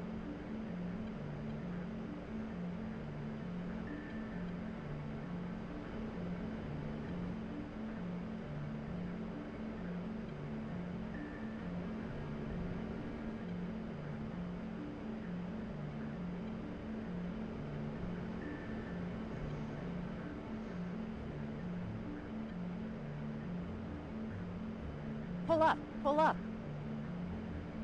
Sounds like the music from one of those slideshow word things where, Pull up, like, pull up.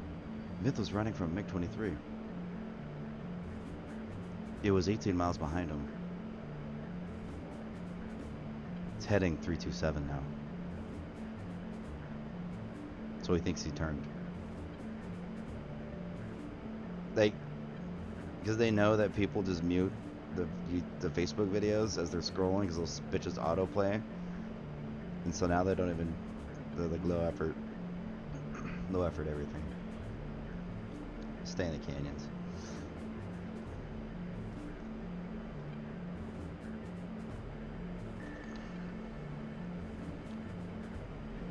So that sucks. I was talking about how shitty it is to get hit by AAA fire. And what do? I get hit by AAA fire. So, pretty much see right through the wing.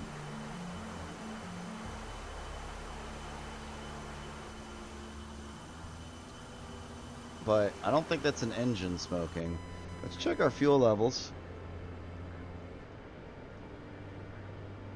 Alright, wings are empty, which is good. Our main tanks, that's where it's got all the go juice in it. We're not leaking anything, I don't think. The only alarm, or the only warning light right now is the CDU, I'm pretty sure. Targeting pod, that's done. CDU is unavailable. Hey, look, I'm an F-16.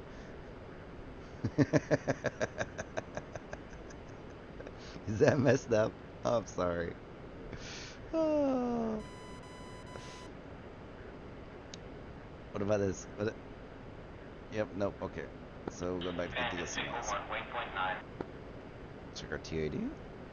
Oh, we got TAD still, okay. Passing through the canyon. F5 at 27 miles, bearing 280. Yeah, so if we just follow this stream, we'll be fine. Look back around. We might could get away with landing runway 24. It's actually not a bad idea to check, so let's go ahead and turn off autopilot. Let's go ahead and slow it down.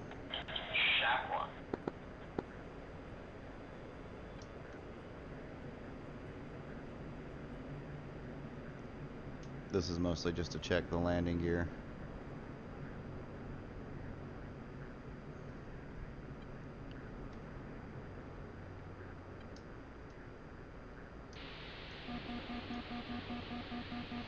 Now if we're good, and it looks like we are, yeah, we're landing 2-4, so we don't have a radio.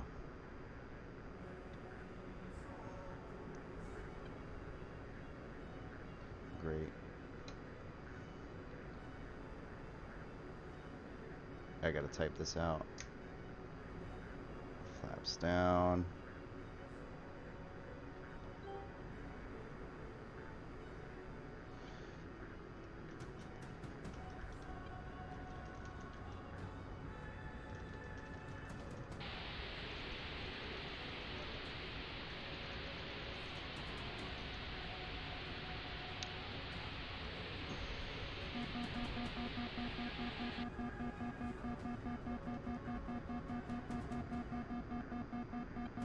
Right wing pump.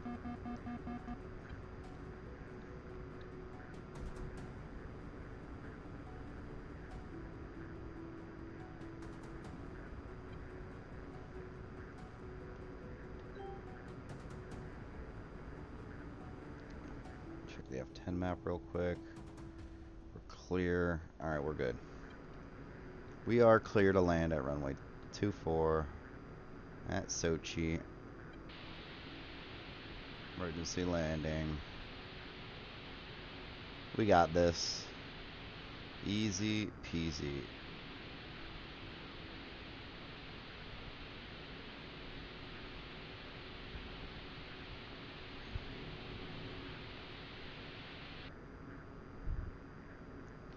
Throttle down. There's the meatball.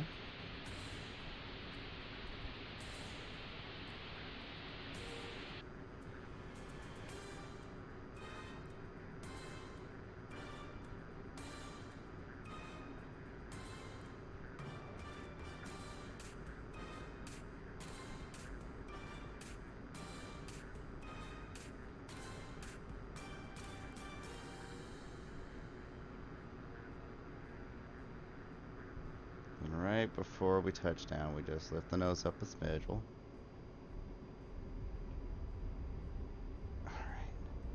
Nice. Flaps up.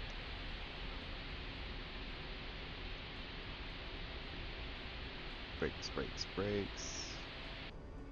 We're not gonna get that one, are we? No. Turn nose wheel steering on. Accelerate a little bit. Flaps are up, right? Yep.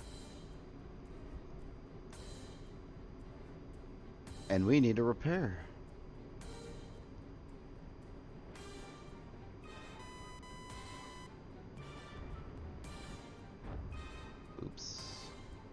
That didn't happen. Shh.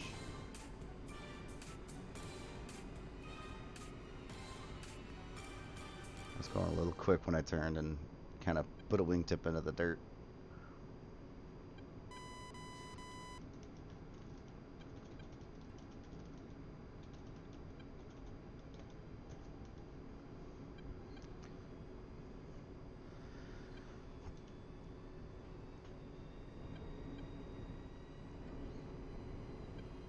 This song again.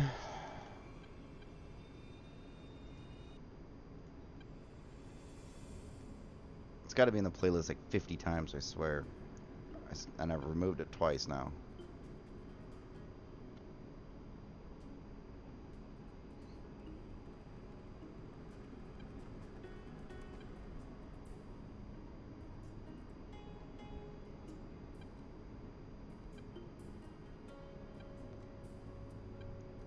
So we were able to drop a little ordnance. That was nice.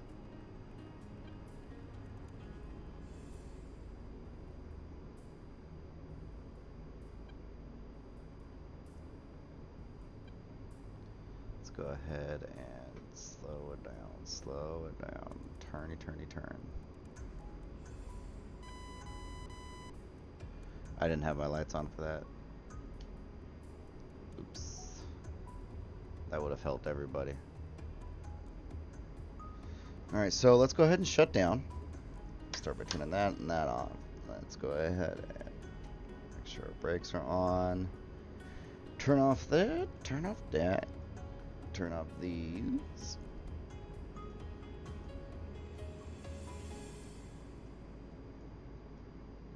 Open up our cockpit. Turn off that. Turn off these. Let's go ahead and turn off our displays. Offie, offie. Let's go ahead and turn off and save. Turn that off. Come on. Turn those off. Let's get our fuel pumps off.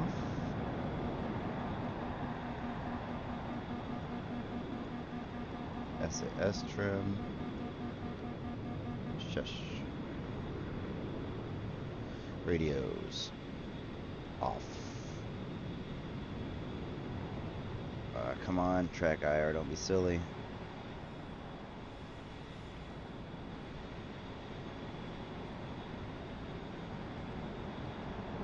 Alright, there's that side, there's that side. Let's recage this. And shut our engines down, which is going to cause some alarms. Turn that off.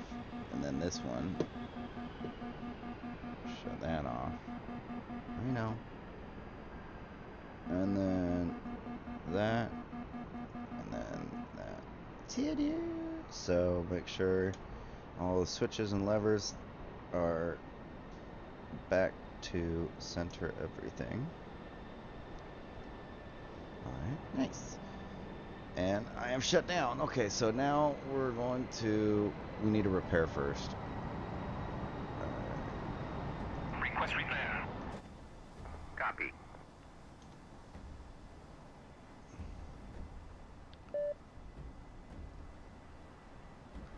I made it. I made it back.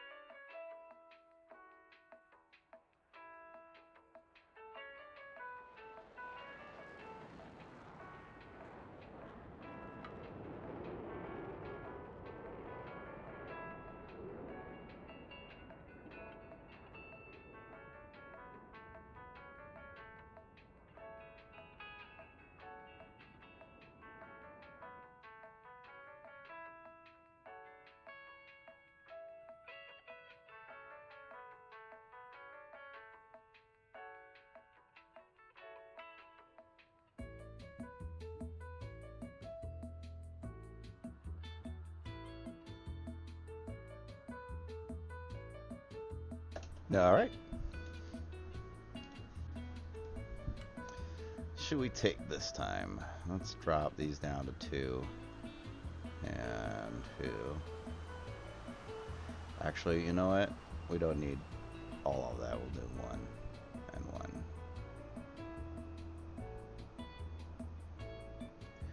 1. And then 3.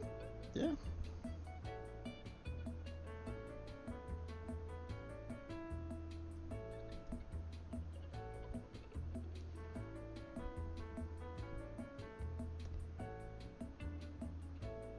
And we didn't mean to use rockets last time, so we'll do that. So we've got 4 CVU 97s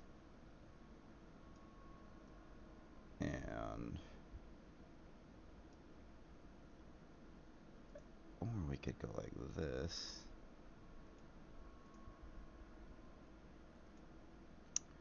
I like that idea better. Oh yeah, much better. So really want to go with rockets. Yeah. All right, sweet. So we really could do 2 of these. And do 2 of these. That's not a bad looking setup.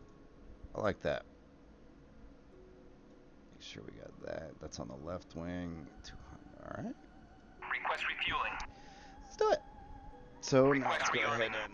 and unpause this. Copy. Let's reset the view. Let's turn on this. This. APU start. Radios. Those are on. Air. Lights.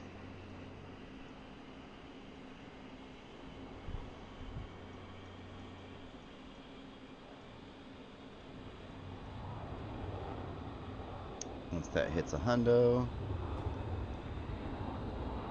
close this. Turn that on. And then get that going. We need fuel pumps too. Those going. SAS. Take off trim. Let's get our screens going.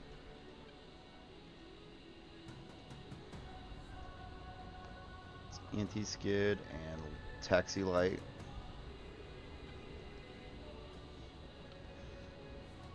We're getting gas. Still filling up. Once the gas is pumped, we'll turn these on to steady. Turn our pitot heat. Left engine started, so let's start the cycle for the right engine. There we go. Alright, lock the throttles together. And locked. Okay.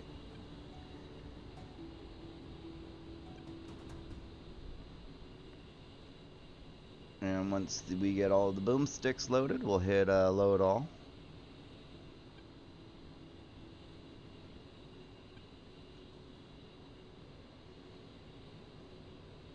Refueling complete. Load all.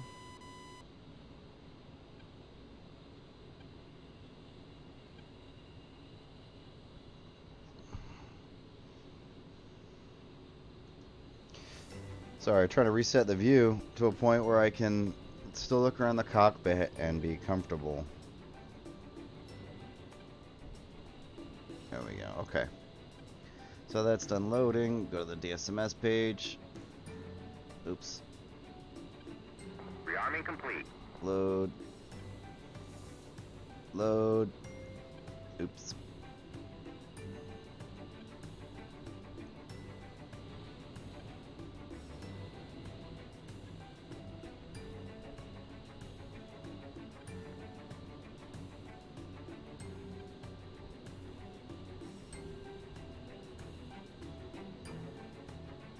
DSMS page. There we go. Let's go to the missiles. Let's turn them on. Let's turn our targeting pod on. Profiles. Let's look at our. What do we got? Okay, rocket pod. All right. Yep. rocket pod. We want singles. CBU 97s. We're gonna change this to drop them as singles. There we go. Save that. Mark. We don't have any Mark 82s. GBU 12s. That should be good. Laser code 1688. Now I changed my laser code in my targeting pod. I gotta wait for that to line up first. 1688. Now I don't want anybody else to accidentally have any kind of laser conflicts with me, so I'll go 1588. There we go. And load symmetrically. And now those are looking for laser 1588. I'm going to go to the targeting pod. It's almost lined up. And I'll check the CDU on this screen here, because, yeah, we still got a little bit of time. Reset this. There we go.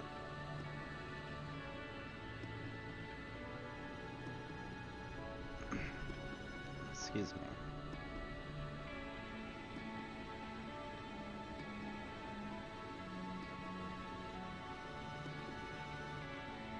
Come on. Come on. You can do it.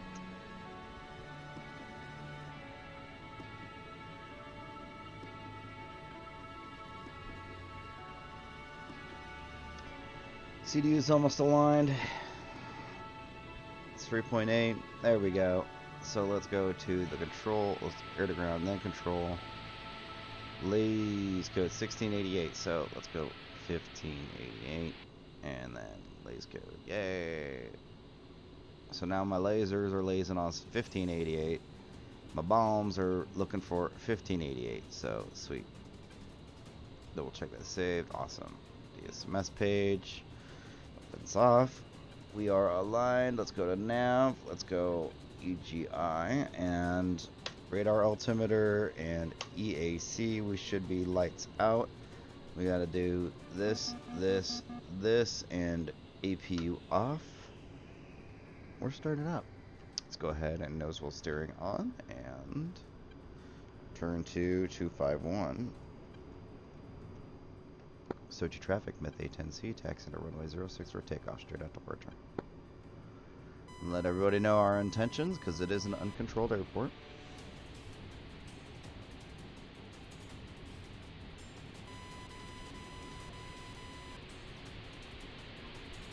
Now, let's change CDO from function hack, ground speed. Let's, yep, altitude alerts. Okay, so some settings saved. Nifty. Let's turn on our flashy flash lights. There we go. Everybody loves these.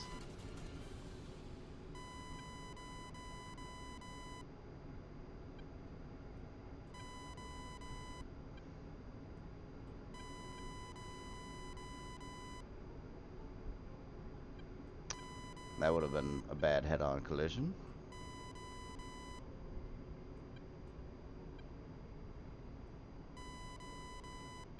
Oh wow. Just a bunch of people landing at the same time right now.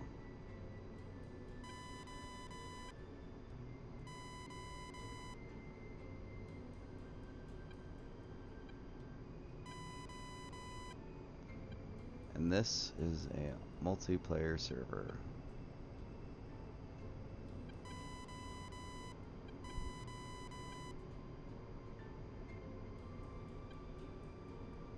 One more?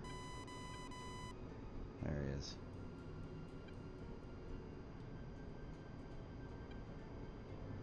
Well, I guess they had enough room. It looked like they were a little bit closer. But still, that's like 1, 2, 3 back to back to back. No one's behind us. Okay. Check the F10 map here in a second. We're rolling straight, and why not now? Okay, so one guy's on the runway. Looks like all 3 of those people just landed on top of him. Nice. You know, that's always cool. Sorry, buddy.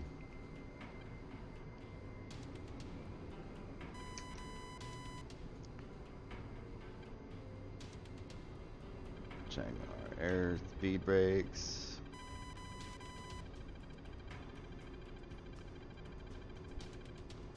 There's the guy that was on the runway when all three of those dudes were landing.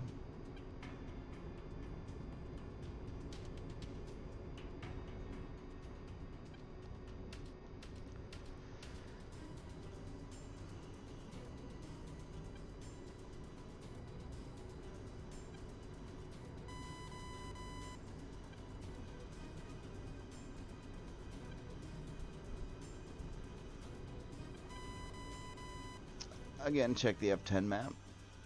Zoom way out. Okay, we're good.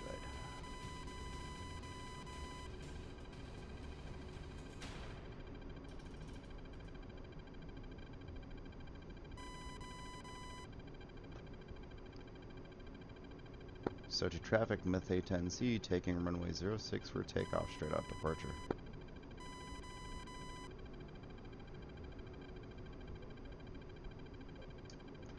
Flaps down to 10. Line up on the left center of the runway. Pinky switch for nose wheel steering. Full throttle. 251. Radio check. 251 5x5.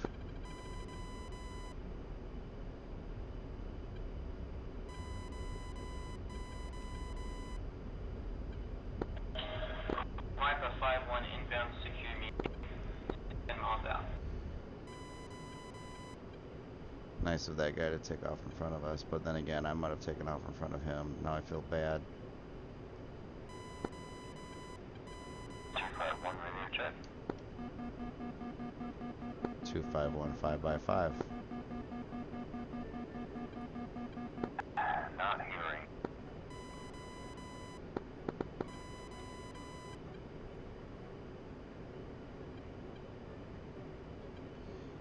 Station calling 251 for radio check. Got you 5x5. Be advised, if you're not hearing us, you need to double check your connections. Thought that you heard that. Search your traffic, Myth A10c, clear of runway 06. Pull up. Pull up. Pull up. Pull up. Piper 51 final straight in a bridge, secure me.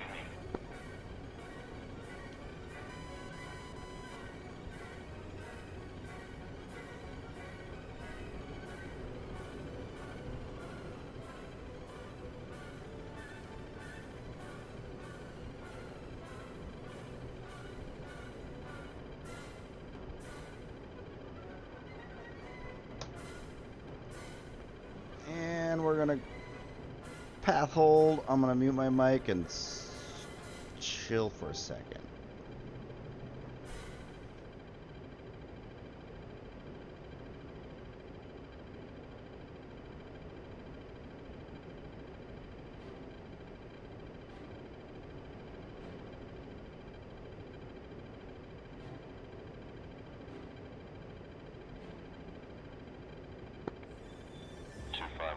Check.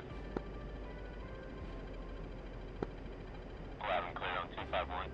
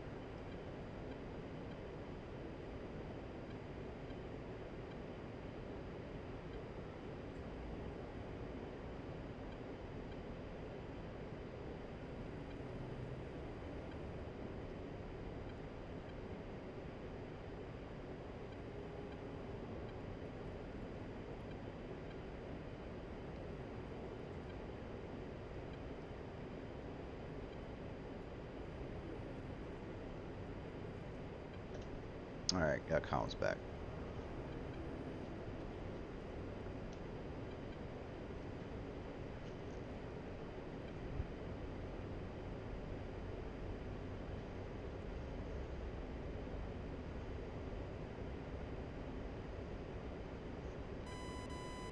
Alright, what you see? What are you seeing? Nothing yet.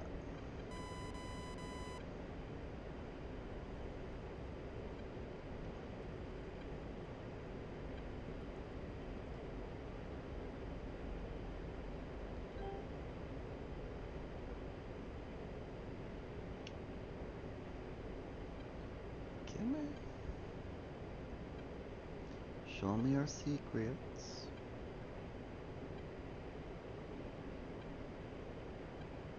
It's on the other side of that mountain, balls.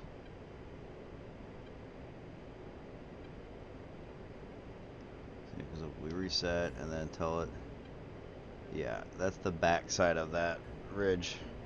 So we need to head this way.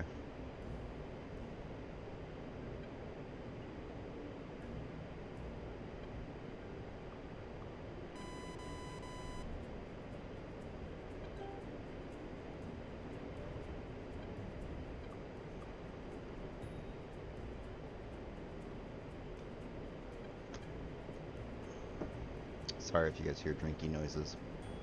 I got thirsty. Cottonmouth, you know.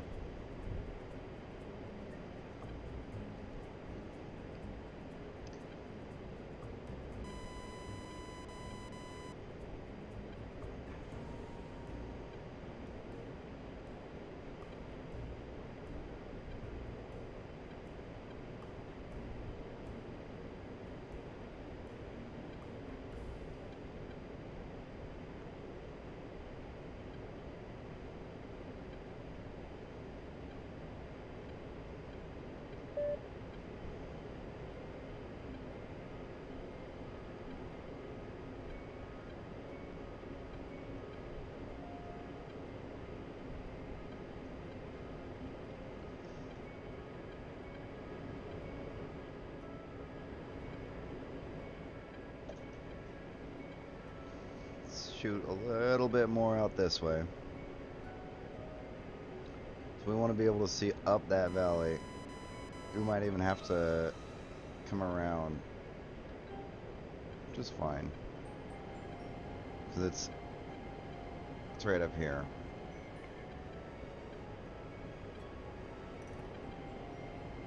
So if we kind of zip back around that way, we'll get really good eyes on the target. So we can see anything here. Okay, yeah, we got a little bit. What do we got? What do we got? What do we got? Infantry in the open. Sweet. So we are going to, right here, because we have set some winds, going to point, big Q, important, slave everything, turn in, make so that way we are dropping CBU 97s on that infantry in the open. Poor guys.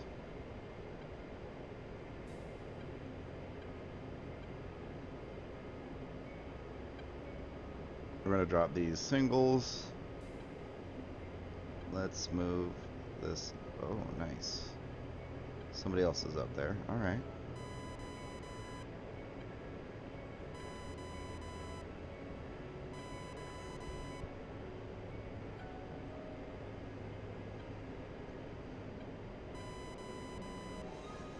Sorry, putting the feet back on the rudder pedals, and that just kind of jumbled them all over the place.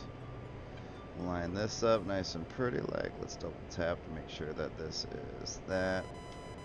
Trying to have forward long.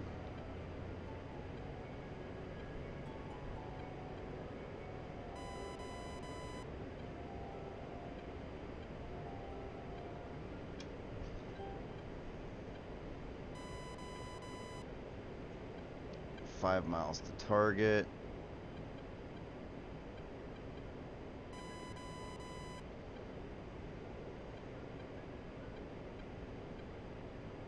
That'll be fine like that. Now this is not a guided bomb at all. It's the bomblets that are guided. So you have to be pretty spot on your dropping, otherwise you're not going to get it where you want it. Now I'm aiming down because of the wind, because the bomblets have parachutes. Or I'm aiming shy of the target. So we're going to drop 5, pressing and hold, 4, 3, 2, 1, ka-chunk. It should be, yep, 1. We are going to go this way. 124 Myth Pickle, waypoint 2. We're gonna set autopilot because I want to watch that fall. There's the parachutes, and nice. So the wind isn't as strong as I was expecting, so these aren't going to get blown as far, which is good to know for the next run. Just got a half of that distance that I let it by. That's fine. Because remember, I aimed it at basically that bomb divot right there, and it landed all the way up here. I was expecting it to land closer, but that's fine because we're still getting hits. That target's dead. That target's dead. That was probably someone else's bomb. Nice. Yay, we finished it.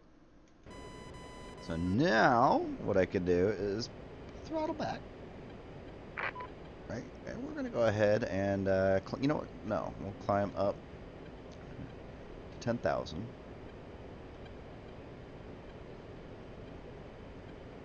And we'll wait until the next new mission spawns. And I'm gonna try autopilot altitude hold, and I'm gonna put a gentle left-hand turn. And then once I climb up to 10,000, start an orbit at 10,000 feet.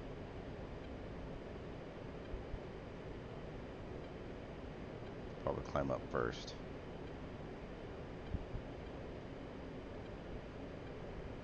There's 10,000. Descend a smidge. There we go. And altitude hold.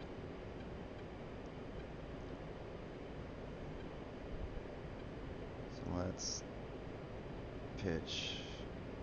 That's good. So we are now in, what's that, a 30 degree? No, a 15 degree. We're pretty steep bank. But speed, we're holding. We're at 254. Altitude just shy of a 10,000. Speed now 255. So yeah, we're good. We can stay like this for a minute. As a matter of fact, what I'm gonna do is go ahead and throttle back a little bit. I'm gonna put the fan RPM down to like 75%. Right? And let's watch our speed.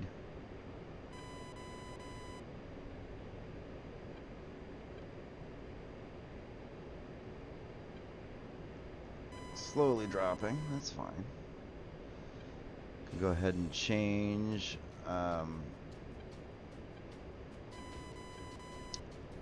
to, let's go weapons off for now.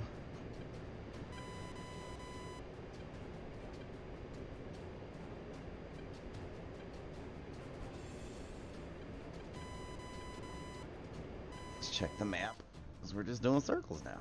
We're just holding up here. Who is that? A10, Mr. Storm Phipps. Excuse me. I'm sorry, buddy. Now that, let's check the waypoint 22. That is another target area, but there's probably just scraps left because there's a bunch of dudes up there doing work.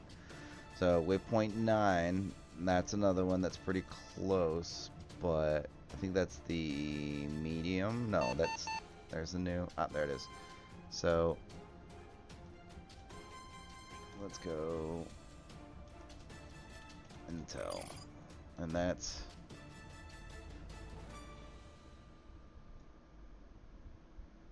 where is it? Waypoint 4. Alright, let's go to waypoint 4.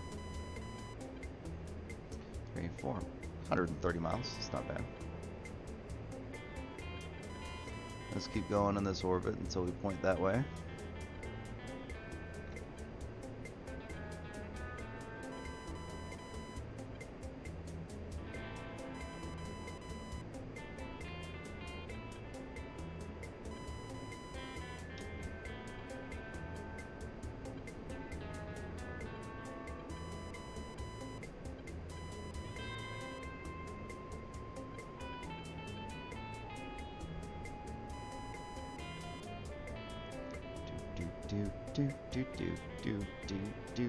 Do.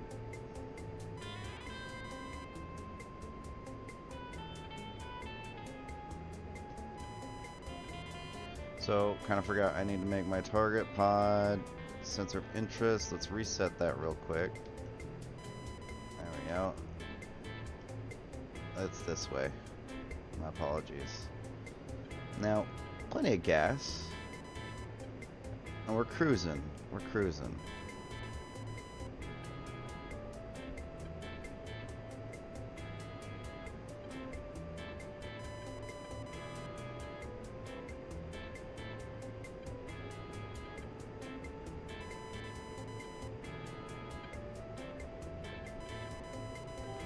Looking good. Alright. So fuel consumption, I'm learning a little bit more about. Right now I'm burning, what is that? 2,000 pounds an hour. No. Is that right? 2,000? Ugh, I can't see under.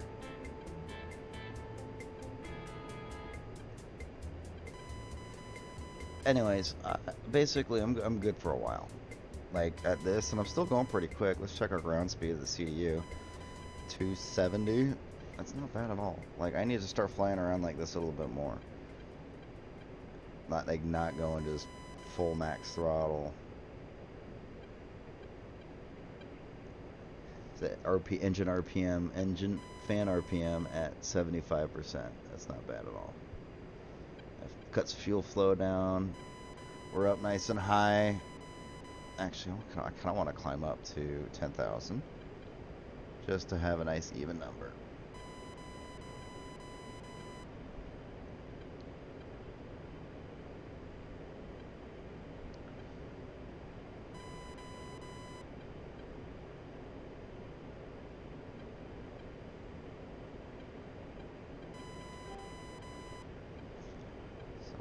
Level out,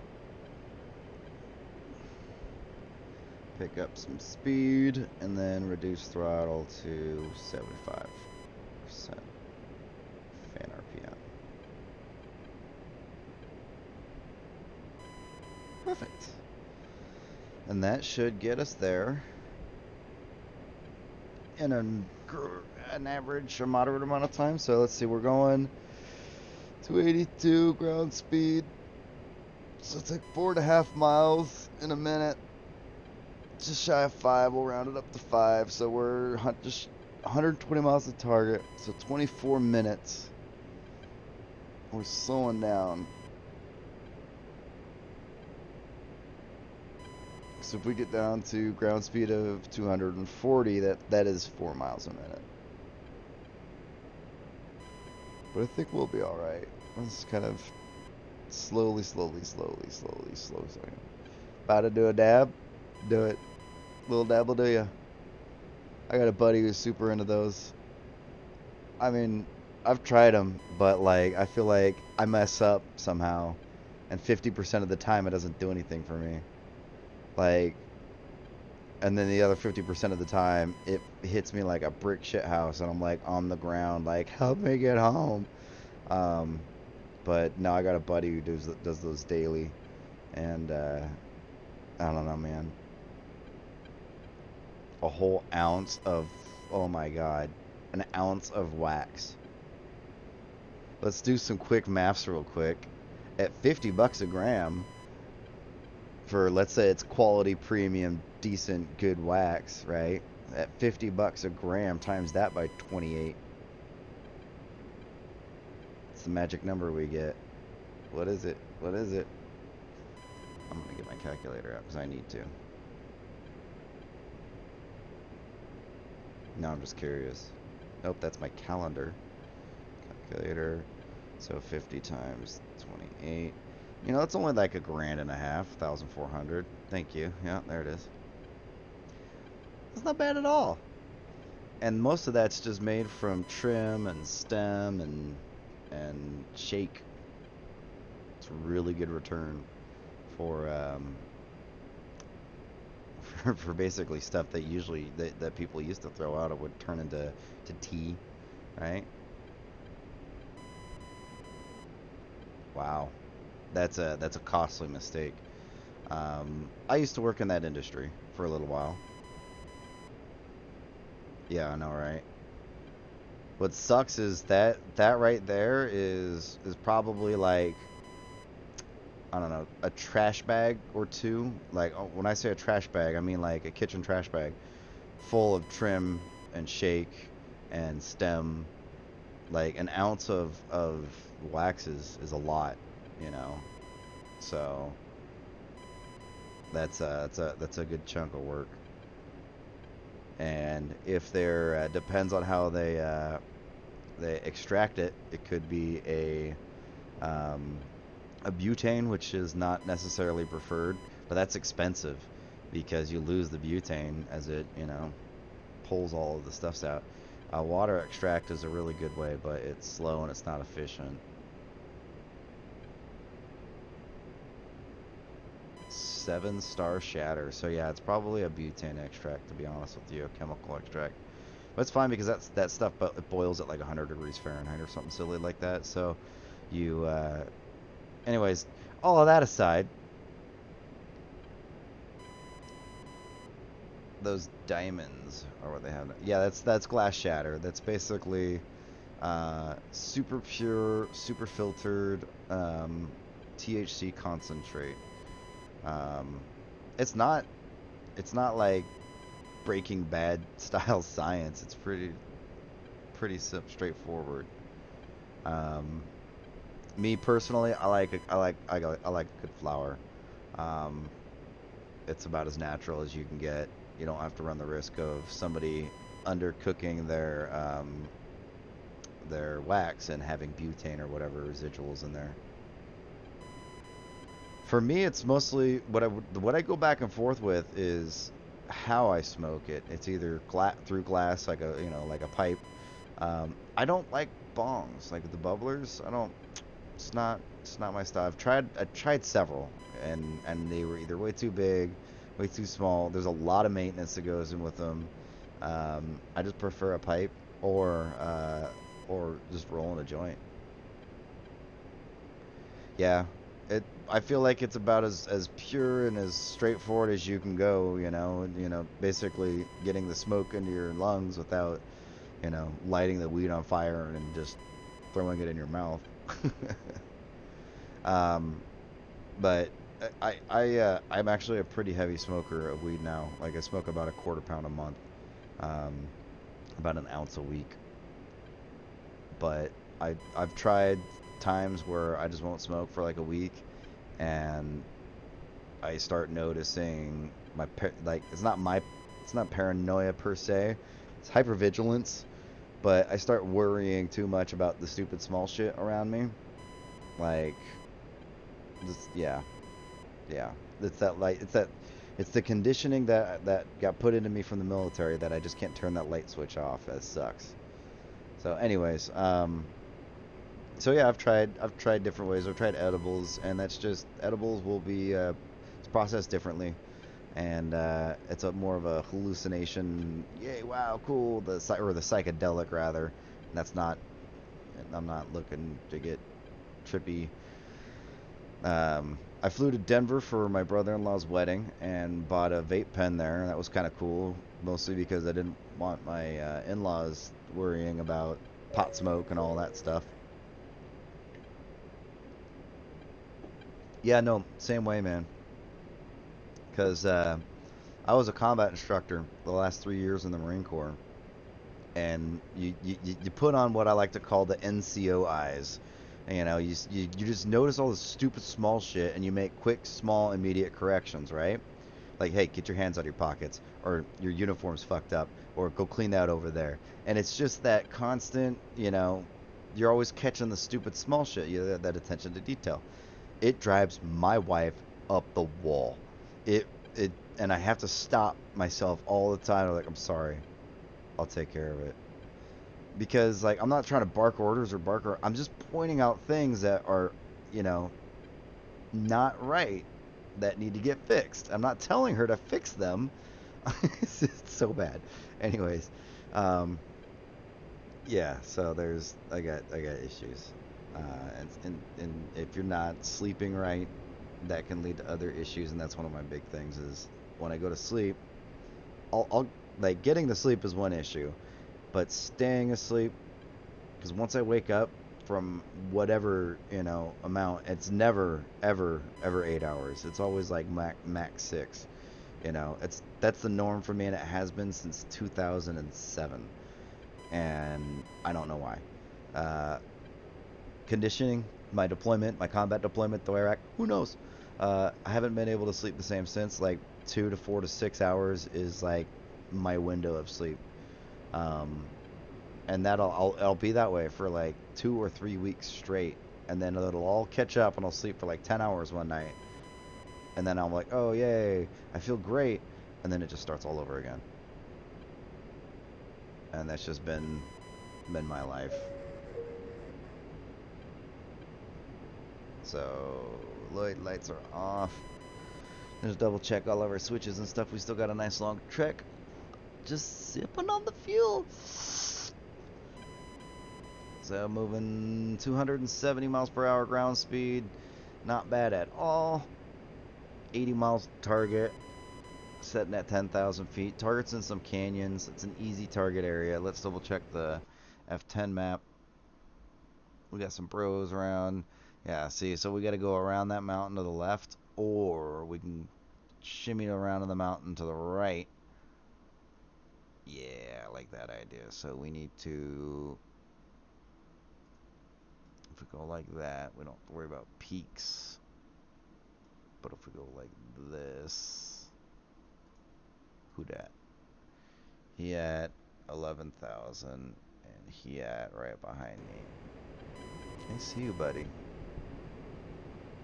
I see you. You in the clouds, though. I'm getting a little bit better at spotting aircraft, like with the naked eye, so to speak, on the screen. It's difficult. I got him. See him? Fuck, I'm doing it!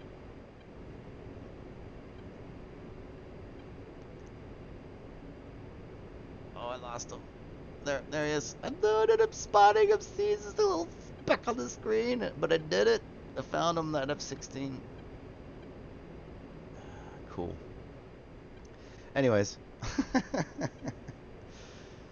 It's one of the skills that is really essential, and when you're playing these games, you're like, no way, you can't see that. No, you really have to. Games like Arma 3, oh my god. Arma 3 is so hard for me, because it takes, like, I have to sit down and play it for like 2 or 3 weeks straight before I can finally be like, okay, now I know, now I kind of have a better idea of where I'm getting shot at, where I'm getting shot at from. I'm still dying a lot. And I'm not just shooting at random things that are moving. It's so difficult for me to spot little targets, you know, little people hiding and prone and all that stuff. But I feel like, you know, you get these guys who, I don't know, they can see you from like 3 kilometers away. And I know it's more of a settings thing, you know, like at those long ranges you can't see, or things start disappearing rather, like terrain bits. So you could be prone out in front of a big bush, and on your screen you're like, fuck yeah, I'm all hidden. But on their screen, you're just this dude laying out in the middle of this field. And it's just, I think that's kind of bullshit. It's cheesy. But yeah, spotting aircraft. Sorry, I'm loving on my boo bear. She came in here for some love. You already went potty, girl. Dodge 2-1. She's gonna chill out by my feet. Go on.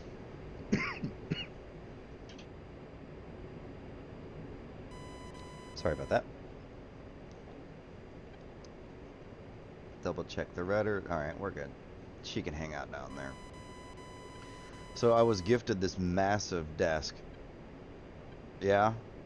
No, I know that. I've seen that too. And that's mildly infuriating as well. Because it's cheesy. You know, it's like... And granted, okay, alright, you know, here's the counter argument to that because I like to play devil's advocate all the time. Hey, maybe that guy's computer isn't that good, and maybe those are the settings that he can, you know, play it on, and blah blah blah blah, and you know, all right, cool. But still, you're not playing the game as intended, with the graphics as intended, with the terrain as intended. Therefore, you know, it's you're playing with a handicap, straight, you know, cut and dry. Like, I have spent so much time and energy and effort into trying to get my computer to be able to do exactly what I'm doing right now, which is streaming a flight simulator set to the best graphics that I can try to set it to, and have it perform in such a way that it's not choppy, it's not laggy. Like, I feel like at this point in time, if there's any chop or lag, it's server side, and there's nothing I can do about that. Single player, oh my god, oh, I can do a single player in VR, and it's amazing, a lot of fun. I haven't tried streaming in the VR. I'm curious as how that works. What do we got? He's 80 miles away. Make 23. So yeah, I have a VR headset. I've got an HTC Vive rather, and it's I like it. I wear glasses, right? So I have to take those off when I put them on. But I have no issues seeing things up close, whatever that one's called. I think that's Farsighted. I don't remember. Anyways. So it's just, I don't know. What I really don't like about it is, for starters, I have headphones on, right? Like, I've got Turtle Beach Stealth 450s. They're wireless and super comfortable. They're, you know, cover the ears entirely. But if I've got, you know, engine noise going and beeps happening and all this other nonsense, and my wife walks into my office, I don't hear her. It scares the ever-living crap out of me. And then now what happens if I throw on a VR headset and then cancel out all external noise? Yes, I am fully engulfed and you know, immersed in the flight sim. But now, if anything external happens, oh my god. Dude, my wife walks in and tries to get my attention while I'm playing VR and I got my headset on and I'm just focused on what's going on. Dude, I've almost shit myself twice. It's not cool. I don't like that feeling. I don't like, you know, nearly punching somebody or something. You know, like my dog, when she comes in and like licks my elbow, she's just saying hi. But if I've got my VR headset on, I don't know that at first, and it scares the shit out of me, and I don't like that. So, sorry. This target area is up in the hills, but we're trying to bypass these hills. See, it's not us. That's us. Just flying along this line, trying to get to this target area, but we're just bypassing these hills here.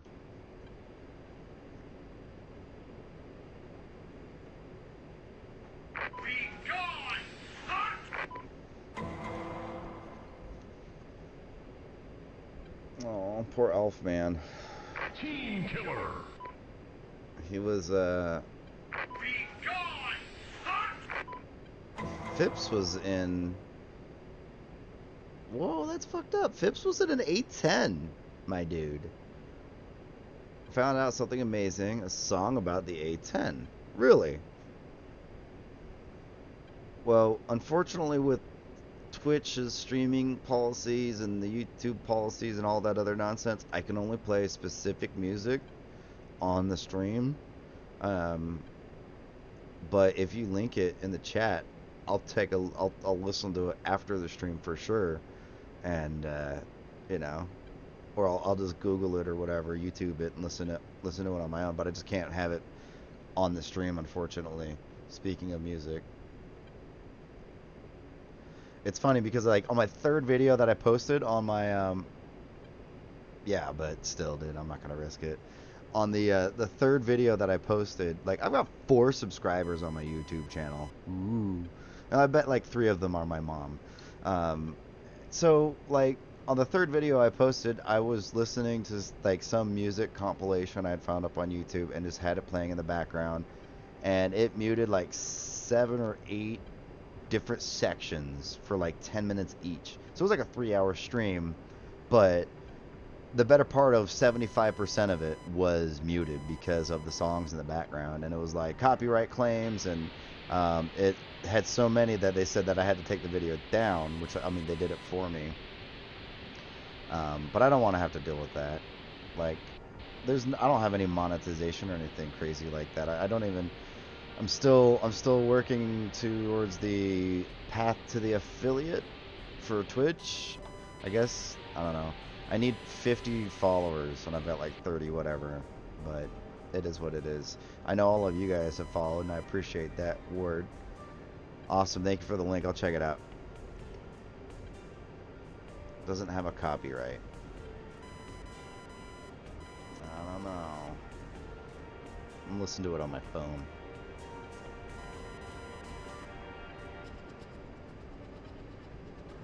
I'll pull up the Twitch on my phone real quick. Because what I could do is I could just listen to it on my phone and mute it. Mute my chat, mute my mic real quick. Say like, hi chat.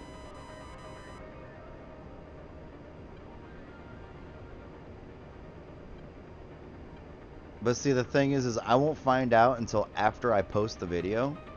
So right now I'm at 4 hours on the stream. I fully intend on posting this entire stream onto YouTube because there might be somebody out there like me. We're gonna go ahead and not fly up into the clouds, thank you. So, alright, 12,000 feet, cloud level. I'm that kind of guy who I will listen to a stream as long as somebody's talking about what they're doing and rambling along. I'll listen. I may not be watching, but I'll listen. You know, I've got other hobbies. I've got, as a matter of fact, in the mail, I got a 1/72nd scale A10 that I'm building. Haha. Scale model.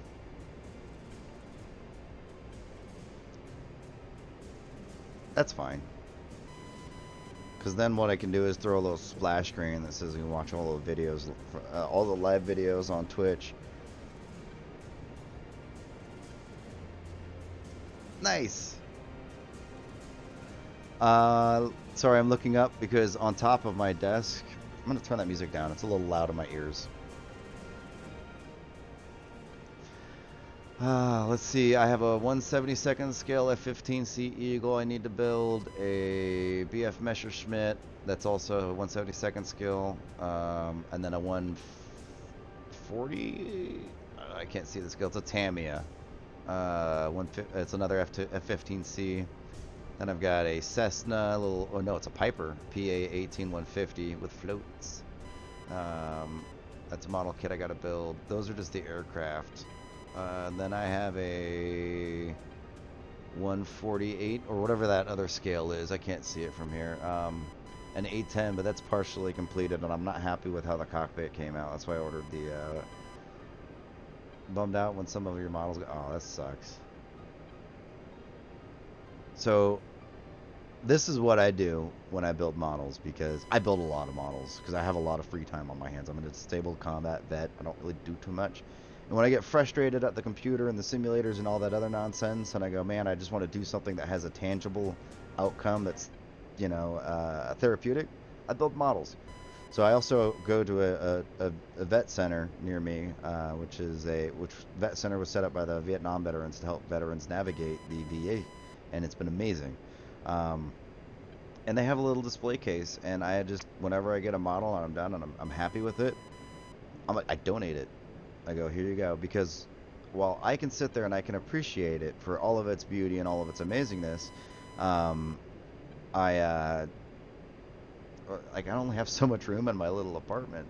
Like, I can hang them up on the wall, I can hang them from the ceiling, and sure, I do have a handful that I'm really proud of, that I plan on keeping for a while. But at the end of the day,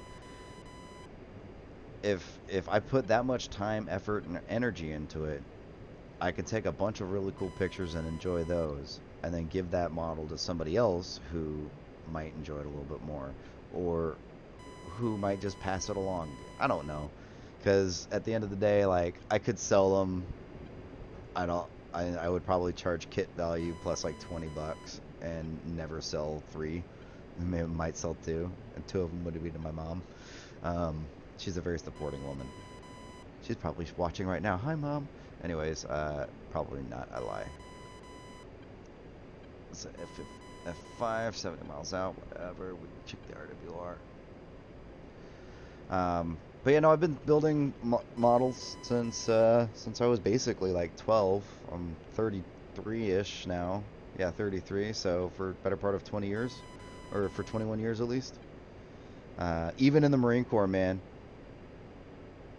Oh yeah, nice. I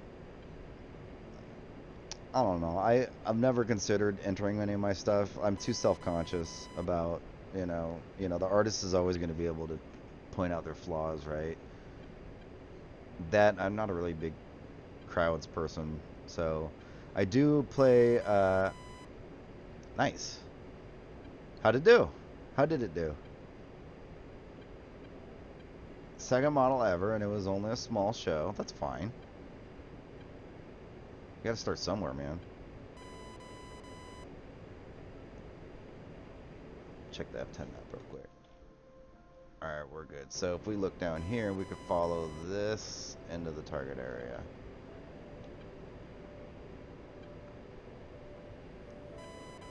Very nice. Nice. Honestly, in my opinion, a lot of those shows, especially when there's like a club hosting a show like that, I mean, I don't know. Because I've never really been to any official shows or I've never entered one. I've stumbled across one once where, so my family grew up Mormon. My family's Mormon. I'm not anymore. But we were there. We went to church on we went to the church on a Saturday for an event for the young women's and young men's groups, and there was a model club who had paid to rent out a area of the church to do exactly that. So I was told to go grab a bunch of folding chairs, and it was in the auditorium where they had the model show and where all the folding chairs were stored. And without trying to interrupt anything, managed to grab like 100 of these folding chairs, which, I'm pretty sure everyone would just stop what they're doing and watched me drag this cart through the gym. But after that, I kind of poked back in and walked around a little bit. I don't know if there was any paid attendance. It probably was just a free show anyways. But there was some beautiful stuff, and I've always appreciated models. But I've been working on my airbrushing techniques. I do a lot of pre-shading, not so much post-shading. Working on zenithal highlights, really, with more than just black and white. Zenithal being, like source lighting from like the sun. Anyways, just some really good techniques that I've been playing around with. Still trying to get down. One of the things I like to do is I play this game called Team Yankee. It's kind of like Warhammer 40k, but with modern military models, or modern-ish, like 1980s era. And the premise behind the game is like if the Cold War went hot. So it's a theoretical game. I like it because I like more realistic type models. So it's cool. I can buy a 5-pack of Abrams in 1/100 scale and pay $40, whereas I can get a amazingly detailed 32nd or 1/48 scale or whatever it is Abrams tank model and have one and have it cool. But with these, I can play a game with them. Do you have mostly military models?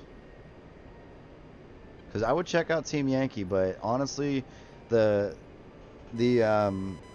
scale that people use in Team Yankee is 1/100 scale, and like the models are I could fit like 4 of them on my cell phone, right? Your standard cell phone, like side to side.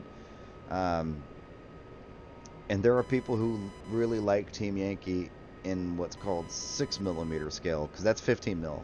1/100 is 15 mil scale. But there are guys who will go as far as buying the 252nd scale or whatever it is, 6mm, and play Team Yankee in 6 mil, and they love it. So with smaller models, using the same, inches for movement and shooting and all of that. We got someone doing some stuff up here. Nice. All right, so targeting pod, zoomy, zoom.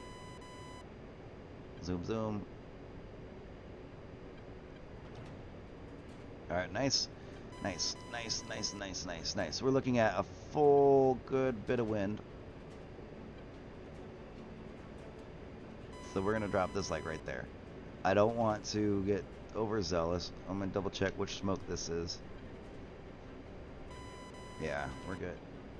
So just like that. All right, now we're gonna go coolly have forward, TMS right, or no, DMS. Yeah, DMS. Now we're gonna turn into Warning, our target. autopilot. Shush. I'm gonna go ahead and throttle up now. We've been sipping gas this whole time. Time for some action. All right. So we're gonna move. Make sure this. All right, we need to actually make sure that this is. Yeah, there we go. That's what I thought.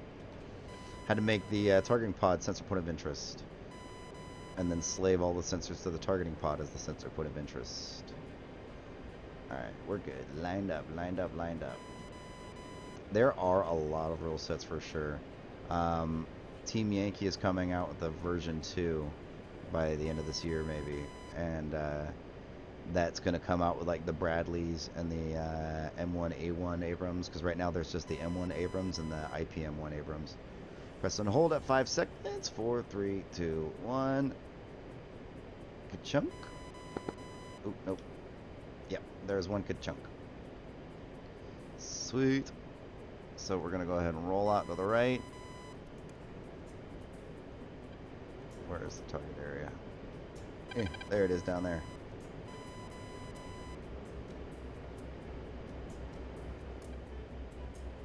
Keep rolling to the right. Push out this way and see if we can't get a good view of the targets as they go boom.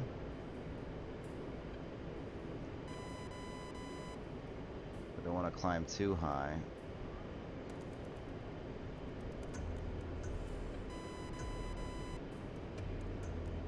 Any second. There we go.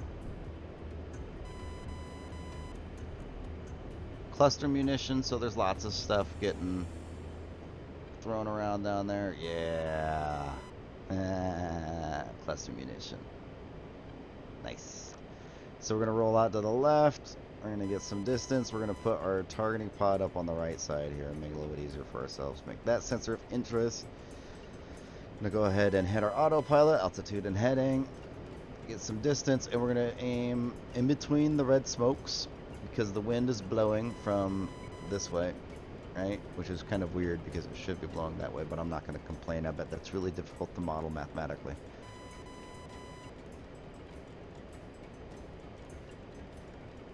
Some cool jungle-y vibes we're getting.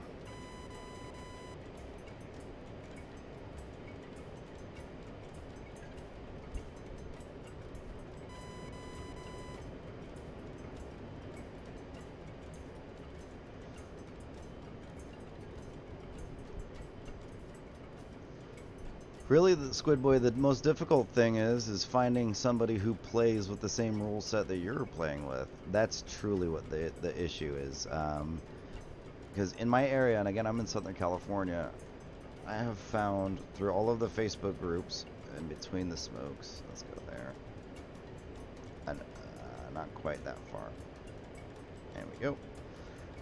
I've gotten all of like TMS up long. I've gotten all of like 4 people, and I've reached out on several different media outlets slash not media outlets, but you know, like Facebook groups. Like I'm a part of 4 different Facebook groups.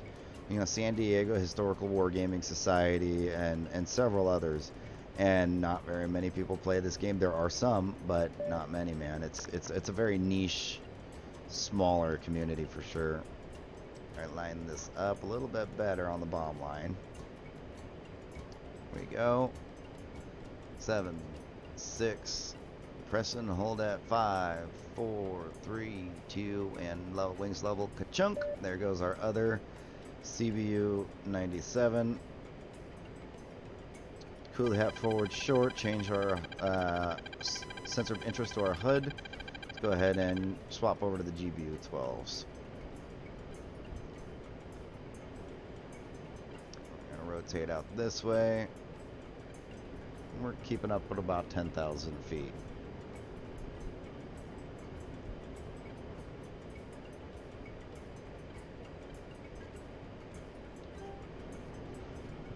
Just push out this way a little bit more. You should be able to see it here once I turn to the right.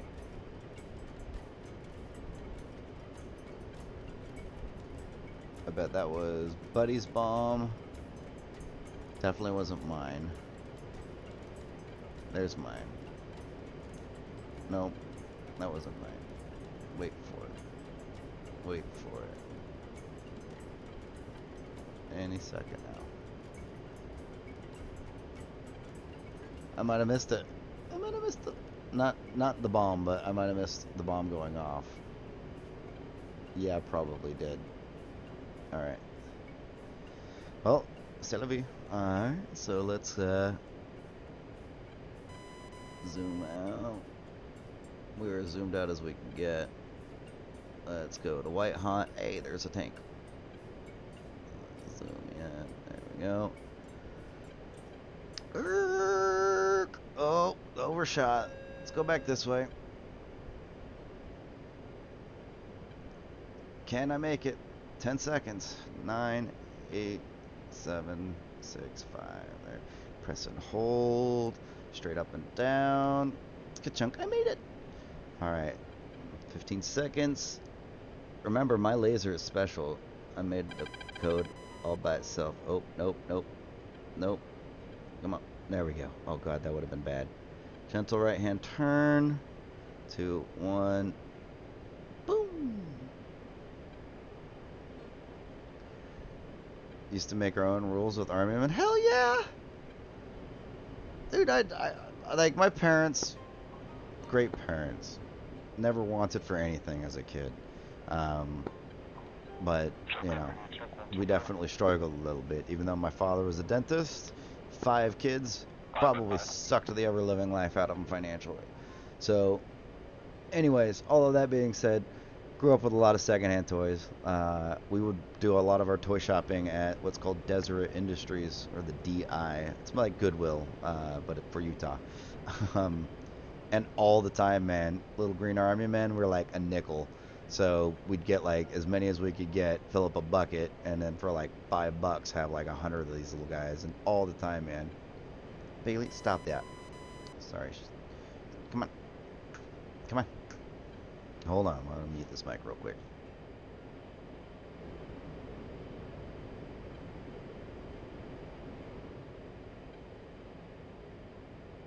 Silly dog. I have a note. What is this note? Check EO time. Yeah, I know. I got it. Oh, we got a target pod. Okay. So we've extended 7.5 miles out. Rotate back in. Target area is right there.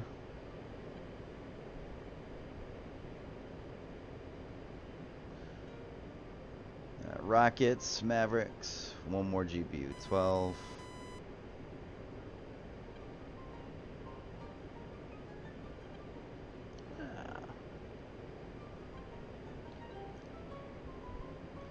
Zoom, zoom, zoom. It appears as if there's another target here.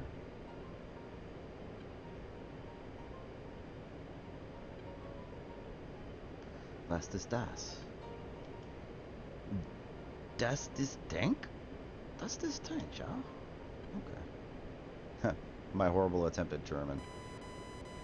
Value Village and Goodwill for thrift shop. Yeah, I mean, that's basically all it is just a thrift shop. And yeah, no, did lots of, wow, come on. Lots of, clothes shopping, you know. But what it taught me was to live frugal, you know. So when times got tough and I was getting out of the military and the transition was extremely tough, you know, I would go clothes shopping at thrift shops because I could get an outfit, you know, for like $6. I'm talking like a pair of jeans, a nice shirt. So hold up 5 seconds. Ka-chunk. Pull up. Pull up. Yeah, I know. Gentle right hand turn. Get that tree out of the way. I hope it doesn't hit that tree, but we'll see. 4 seconds to impact. 3, 2, 1. Ah, we got it. Nice. Alright, so now let's swap over to our Mavericks. Coolie half forward short. Nope, too high, too high. DMS right. I believe it's DMS. Is that DMS? Let me look at the cheat sheet. Yeah, DMS. It is DMS. DMS right to swap weapon systems. Oh yeah, no, you got all kinds of cool shit, man. Like, I'm not expecting to be able to pick something up at a Goodwill or a thrift shop for like $5 and then take it to like the Antiques Roadshow and find out it's worth 10 grand. No, that's to me, that's like something like that's like going out not panhandling, but what's that where you pan for gold. There we go. You go pan for gold and then you find that $10,000 nugget. Like, it's not gonna happen all that often. It does. It's happened. I'm not saying it hasn't. Just not for me anyways. So let's go to target pod on this screen. Make you important. Let's go to Maverick on this screen. Too high, too high. Nose down.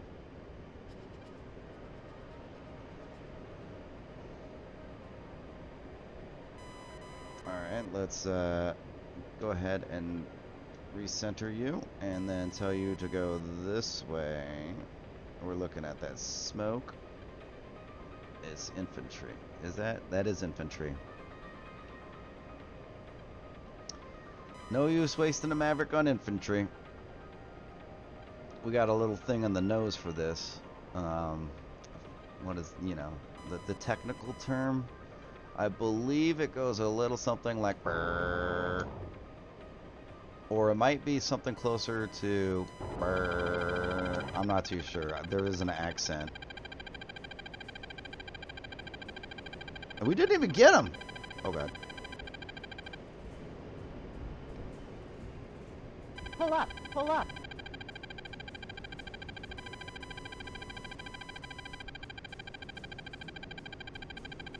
I'm a bad person. 65 deltas. Pull up. Pull up. I'm gonna change this to the 65 hotels. There we go. So now, what we can do is go back to our target pod. Alright. Yeah, I know gimbal roll. Okay. Oh, we need to... Now we turn that there.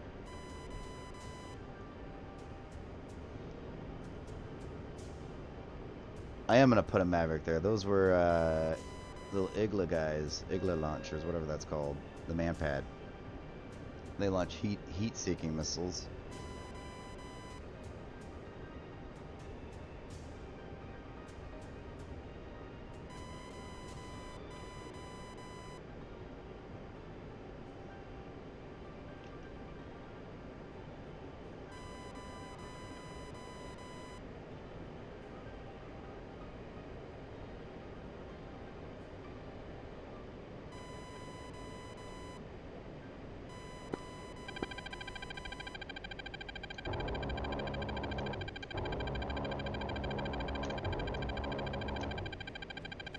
Got him that time.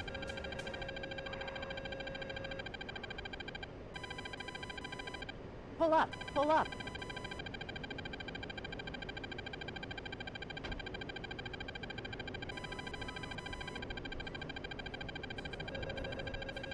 Pull up. Took a little Pull up. bit there. Pull up. Pull up.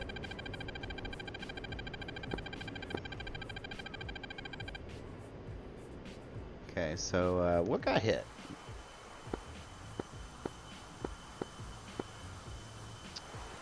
Ah, I'll be fine. Just a wingtip. I got another.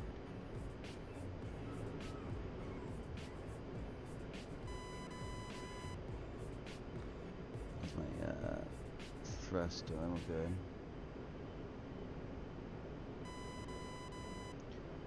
Reset my target pod by pressing China hat aft short, and we're going to rebind it, slave it to the waypoint by using China hat forward long. Pull up. Pull up. And it says there's a target over here somewhere. That's not it. Pull up. Pull up. Yeah, I know. Oh Jesus, I fucked that up. Out.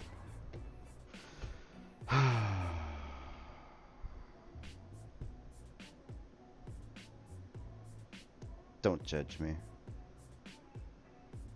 Actually, no. I'm a horrible person. Shaking my head. Well. Yeah, bring up the overlay on the SRS and try to change it that way. Let's go ahead and reset my HOTAS to center. Wow. I'm sorry, guys. Heads down, not paying attention to where I'm going, low to the ground. Silly flying is what was happening right there. Rightfully hit the ground because that was what was going to happen.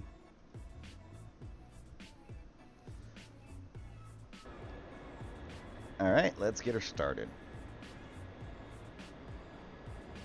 Turn on our APU. Let's unlock our throttles from each other. There we go. Turn on these. Let's close the canopy.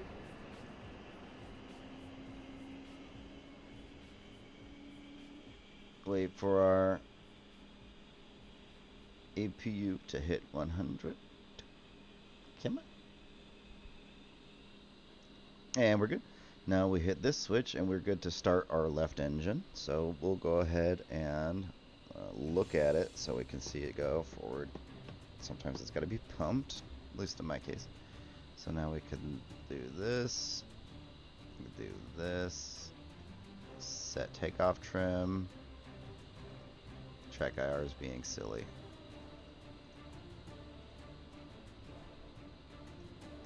There's all of those. We got to get radios. Ugh, sorry guys.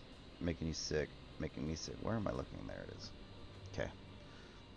We'll try this out. Radios. Cha cha cha. Oxygen. Pitot heat. Panel and dash lights. Formation lights. Turn that to steady. Engine cycle's almost done. Set by the semi. Alright. Left engine started. Right engine. Pump once. And start. Nice. So, now that the right engine's starting, let's go ahead. Nope. Ah, balls. Request taxi to runway. That's what I wanted to do. Pods. Air to air. Pods. 65 deltas. 65 H's. Do GBU12. GBU12.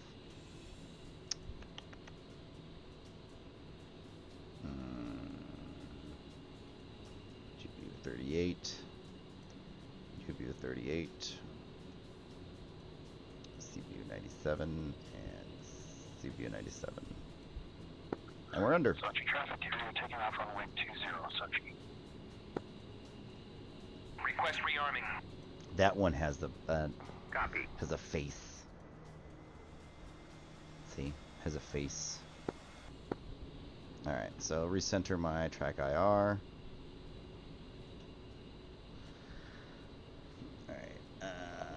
Engines are started, so let's go ahead and swap the AC power, and then now we can turn off our APU. I'm gonna lock the throttle together. Clear runway 20, Sochi. Come on, there we go, nice. Throttle's locked. We can go ahead and settle out and land. Wait for our boomsticks. There they are. Hit load all. Click. And we can arm the seat. Oh, come on. See, that's not lag, that's track IR skipping, because I don't probably have it set up properly. Let's shift it out at the head a little bit. Okay, works. So now we'll go to CDU. Now we'll go to DSMS. Let's check our profiles. GPU 12, CCIP. Change settings. Auto lays on. 15-second lays. Lays time save. View profile. Actually, no. Go back to profile. GPU 38. CCRP. Yep. CP97. CCRP. Save. Stat. Let's go inventory. GPU 12. GPU 12. Laser code 1588. Laser code 1588. Load symmetrically. Now these are 1588. So let's go to our targeting pod. We gotta make sure it's aligned first. So 3.3 there. Still waiting. Pitot heat, oxygen, all that stuff. Sweet. Now we can go ahead and uncage our lights and turn those on. Radios are good. That stuff's good. That's lining up.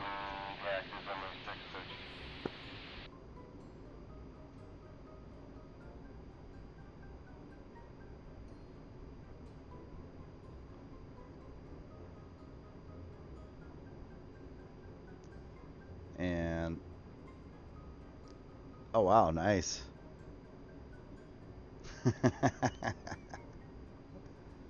Well, if anything, he forced it out of you with 3 Gs.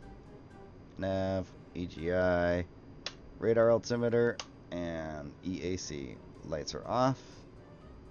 It's almost done with that. Once that's up, we'll load our laser code and then we'll get rolling. 60 traffic, Firebird 007, declare an emergency, inbound Nice. to land. Runway 30.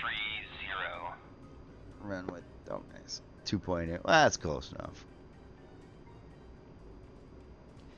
See, the last flight lesson I took, my instructor said that the next one that we would do would be the spin recovery lesson. And I never got to do that one. And I was kind of looking forward to it, because that would have been a lot of fun. You know, getting to throw the aircraft around.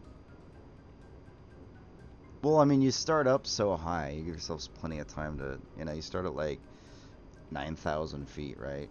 And, you know, you're giving yourself so much room for error. And then you got somebody who's in the cockpit who's experienced with it. Let's go to control. Alright, air to ground, now control. Let's go to laser, which is, we want 1588 to avoid conflict. And laser, yay! Sweet. So now, our laser on our bombs is set to 1588. The laser on the targeting pod is set to 1588.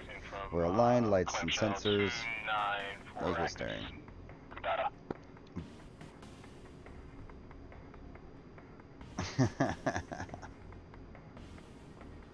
A discovery flight is going to be like 30 minutes. So to traffic with A10c, taxi on a runway 24 for takeoff. 124, radio check. 124, 5 by 5. Data traffic. Well, they say it's an hour, and what you're doing is you're paying for an hour of the instructor's time and an hour of the aircraft, or something like that. And what happens is you get a little bit of ground time before, you get a little ground time after, and like there's really about 30 minutes of flying in between there. Because they said the same thing at the not, oh, it's not club, it's a flying, it was a flying school at I don't remember, it was 141 or 160, don't remember all that stuff. Anyways, but yeah, it's because I went and did a discovery flight, and I was expecting to be in the air for an hour, and I was in the air for like 28 minutes. So it was really short.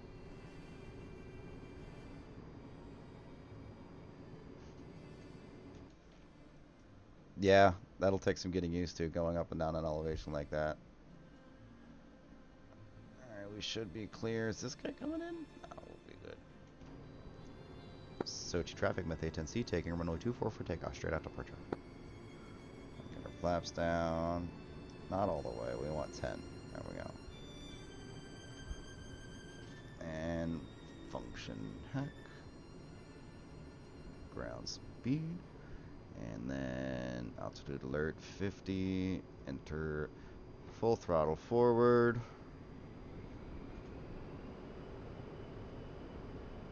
Advanced intro flight. Yeah. Pricing sounds about right too.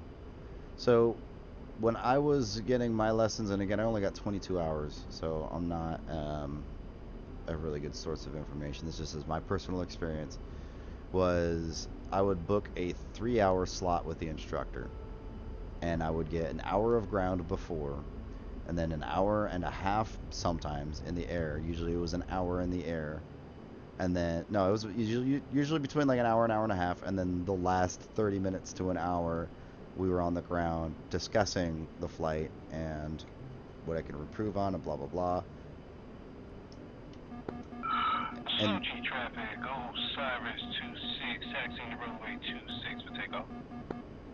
Sochi traffic with A10c, clear runway 24, turning to the north. Thank you.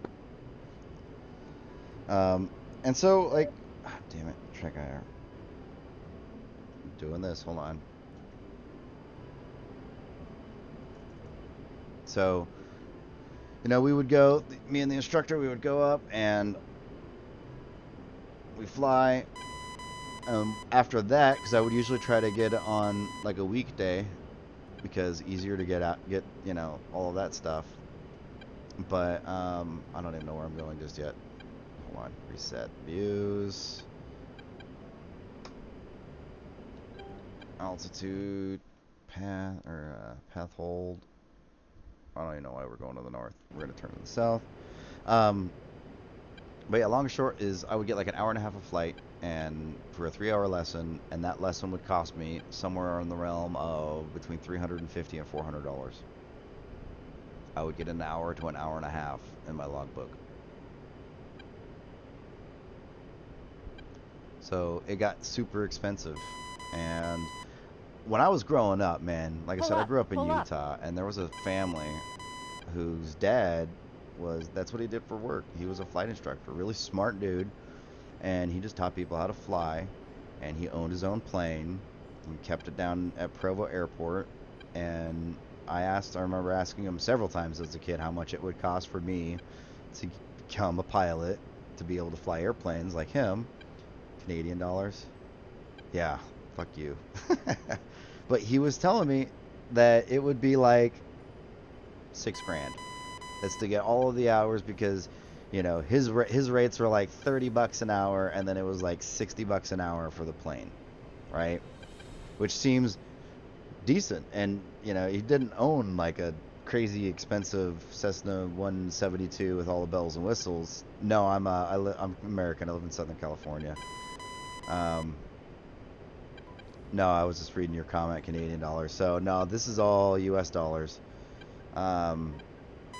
But yeah, I mean, granted, again, I was a kid. I don't remember the numbers exactly, but just location of where you get your private pilot certificate is a big deal, because that can have a major influence on cost.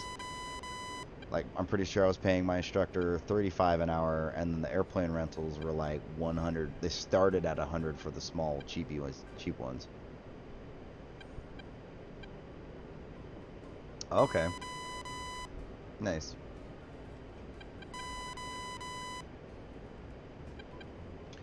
Level out at 5,000. And point ourselves at waypoint 9.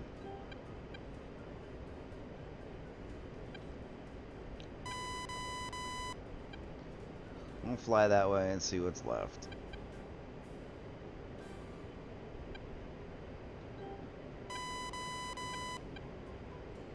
But what I would do after a flight is I would go home. I would sit down on Microsoft Flight Simulator X FSX on my laptop, and I would sit there and I would basically fly out of my airport and repeat everything that we did that day, and that really helped me out so much.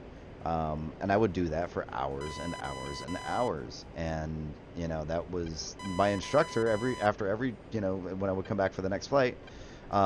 He would always mention, he was like, "You're really picking this up really quick," and I was like, "Oh well, you know, I'm just putting sim time in." I didn't have rudder pedals. I just had a joystick with the twisty rudder, and it was proof of concept, right? Because he would teach me something one day, and then the next flight, first thing we would do is get up in the air, and he's like, "All right, show me what we learned last week." And we go over the last week stuff, and he's like, "All right, sweet, this is what we're doing today." Obviously, we would cover that on the ground, you know, before we were even in the air. But, you know, that's kind of how our flights went, is to demonstrate the stuff that I learned from last week to show retention, and then see if we're ready to carry on to the next thing. Some guys soloed after 7 hours. Wow. That is ridiculous. So I was, when I first got my, my triple monitor setup that I currently have, I bought, instead of a joystick and rudder pedals and all that, I bought a racing steering wheel and a Thrustmaster, I think it's like T150, and I started playing iRacing. And iRacing is, you know, a racing simulator, and I had moderate fun and success with it. But I watched a YouTube documentary video thingy about a 16-year-old who didn't even have a driver's license, who had been playing iRacing and racing sims for like something crazy years. And I love Truck Simulator. I've got American Truck Simulator, Euro Truck Simulator. I need to get the Washington State DLC for American Truck. That's going to be next paycheck. Anyways, but they put this kid, who, by the way, is like what they call an alien, right? He performs so well, it's not human. He's got to be from a different planet, so he's an alien, right? That's the process, the thought process behind that nickname. And so they took this kid, and they're like, "We want to see how well you do in a real Indy car." And they took him to a Formula One car, and they put him in a Formula One, or a Formula type car, and took him out to some tracks, and the guy was matching the track record by his third lap. Didn't even have a driver's license. It was kind of funny because he ended up like throwing up all over himself because of the inertia of your body being thrown around. You know, that's something that a simulator can't do, is imitate that movement of your body in, you know, through the air. Yeah, like I always have, and I still have a big issue, like just heavy feet, where I rest my feet on the rudder pedals and just ever so slightly I'm turning. See, look, I got just to the left. I was doing that in the Cessna too, and it was funny because my instructor would always be like, "Hey, dude, you know, you're stepping on one of the rudders," and it always like making him lean into me because it's funny. F-16 ready spike, falls 135 angels. Nice. Death gripping the stip. Yeah, you need a firm but relaxed. I don't know how to say it. Firm but relaxed, right? Like when you're driving a car, you're not death gripping the wheel. You're holding on to it, you know. Feathers touch. Okay. See, my instructor wanted just positive control of the yoke and the throttle. You know, at all times my right hand was up on the throttle and my left hand was on the yoke, and that was just it. Was some weird getting used to, because you know, flying from the left seat. Throttle's there in the middle on a Cessna. And, you know, it's the little push knob. He would never let me take my hand off that throttle, which was fucking annoying, because I understand you're constantly adjusting your throttle, which reminds me, a little more efficient. Oh, efficient words, yeah. More important in not a simulator is how much you mess with your throttle. But that was one thing that kind of irked me, was like if we were set for cruise or trimmed for cruise or anything like that, he wouldn't let me just kick back and hold on. But I understand why. Oh yeah, absolutely, tiny touches are enough. I mean, just ever so slightly, just fine-tuned controls. Streaming for 5 hours now. It is 8:41. God damn it.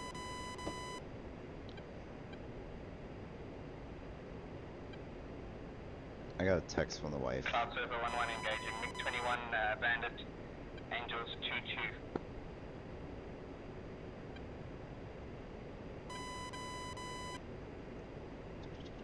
Steak or chicken? Splash 1.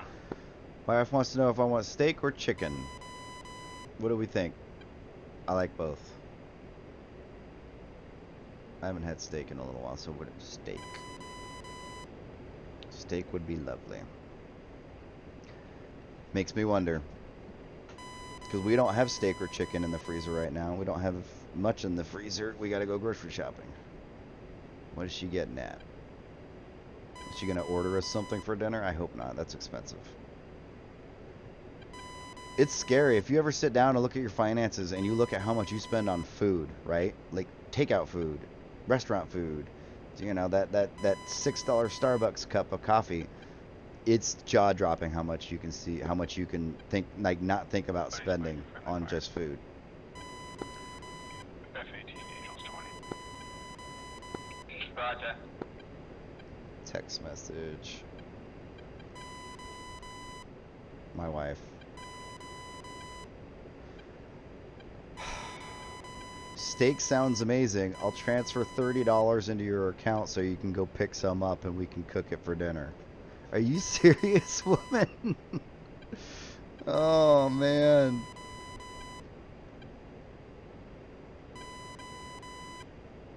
Wow. That's my wife saying go to the grocery store and buy dinner because I don't want to pay a... God damn it.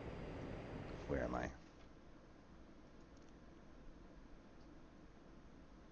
I'm over by Gutada. We can land Suki. God damn it. Well, this is going to be a short flight, but it was a long stream. 5 hours. Go to Suki. So this was a weapons ferry. I'm just ferrying weapons.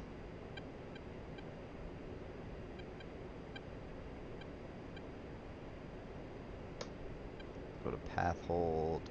There we go. Trim. Alright, let's check the scores real quick. 140 in all. Team killer. There was another guy who had way more than me. By a lot. He had like 200 and something. He left. But yay, 140 kills this session. Not bad at all. Only one death. My fault. Looking down in the cockpit. Maneuvering over the ground. Hit the deck. Not a bad, or not a good day. So let's go zoom. I'm gonna come to the left. One thing you can't do in real life, zoom in like that. So you got to get used to spotting tiny things. So what was really funny is on my very first sailplane flight, because I wanted to find the cheapest way to get my license, and that was one of the options, and so I tried it out. I got 3 hours in, not in the same time. I got a discovery flight, which was an hour, and then 2 more 1-hour sessions. But the on the discovery flight, we were flying near Lake Elsinore, and we were at about 3,500-4,000 feet. Oops, wrong button. And I look up and I see this, looks like an orange Cheeto floating in the sky way above us. And I pointed out to the instructor. I was like, do you see that? What is that? And he goes, how you tell me? Fuck, dude, I don't know. I'm fucking first time up here. So we keep going where we're going. Keep an eye on it. And, you know, again, we're in a glider, so we're not like hauling balls. We're just kind of derping around, putting around up in the sky. And it turns out that it wasn't a Cheeto, or a Dorito rather, but it was a guy who was paragliding, and he was like 6,000 or 7,000 feet up. He was way up there, and the only reason why I figured that out was because he decided that it would be cool to try to fly formation or something close to that next to me in the glider, or not next to me, but close enough. You know, like he got probably within 500-600 feet. It's close enough to where the instructor was like, all right, this guy's getting too close to us. I'm going to take the controls and take us away from here. And we left. But it was just kind of silly. Like, what is this guy doing all the way out here? And it turns out there's a ridge line. Landing gear down. Landing gear down. There's a big hang glider. That's what it was. It was a hang glider, not a paraglider. A hang glider. Yeah, hang glider, as in the guys who run off the side of a mountain with the kite, the big kite-looking thing that are glued to. Yeah. Unidentified flying snack. Ooh, we gotta land at 150. Engaging MiG-29 Bandit. So we are gonna go out to nav mode because we don't need to balls. Bailey, go.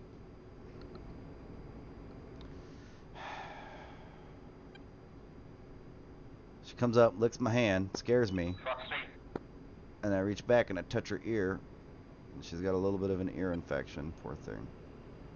Another issue, we got to get back to the vet. So we got to land quick.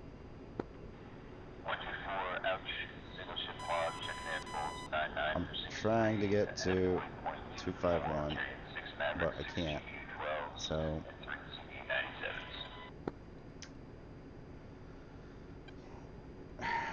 stupid track IR.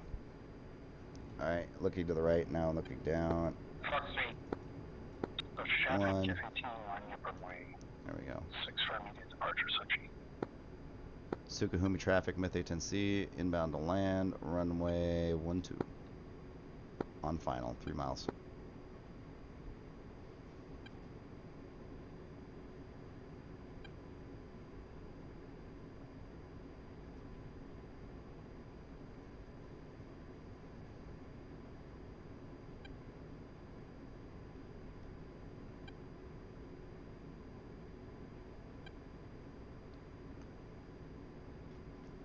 There's the meatball.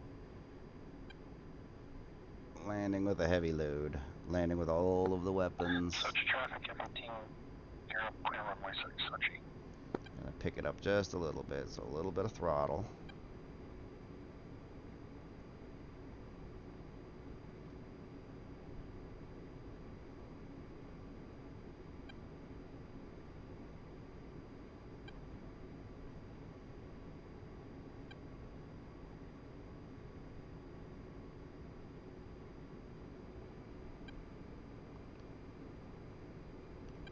I gotta go love on my boo bear. Altitude. And cut throttle. Just a little bit up. Flare. Nice. Butter. Little nose brake. Wheel brakes. Go ahead and flaps up.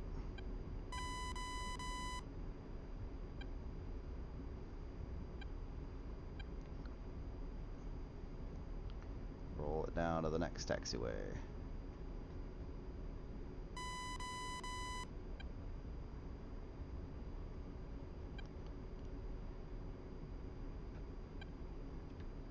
Nose wheel steering. And turn off the flashy flashlights. Still going quick. We're going 50 mile an hour, but we are clear of the runway. Sukahumi traffic, Myth A10c, clear of runway 12. Taxiing to parking.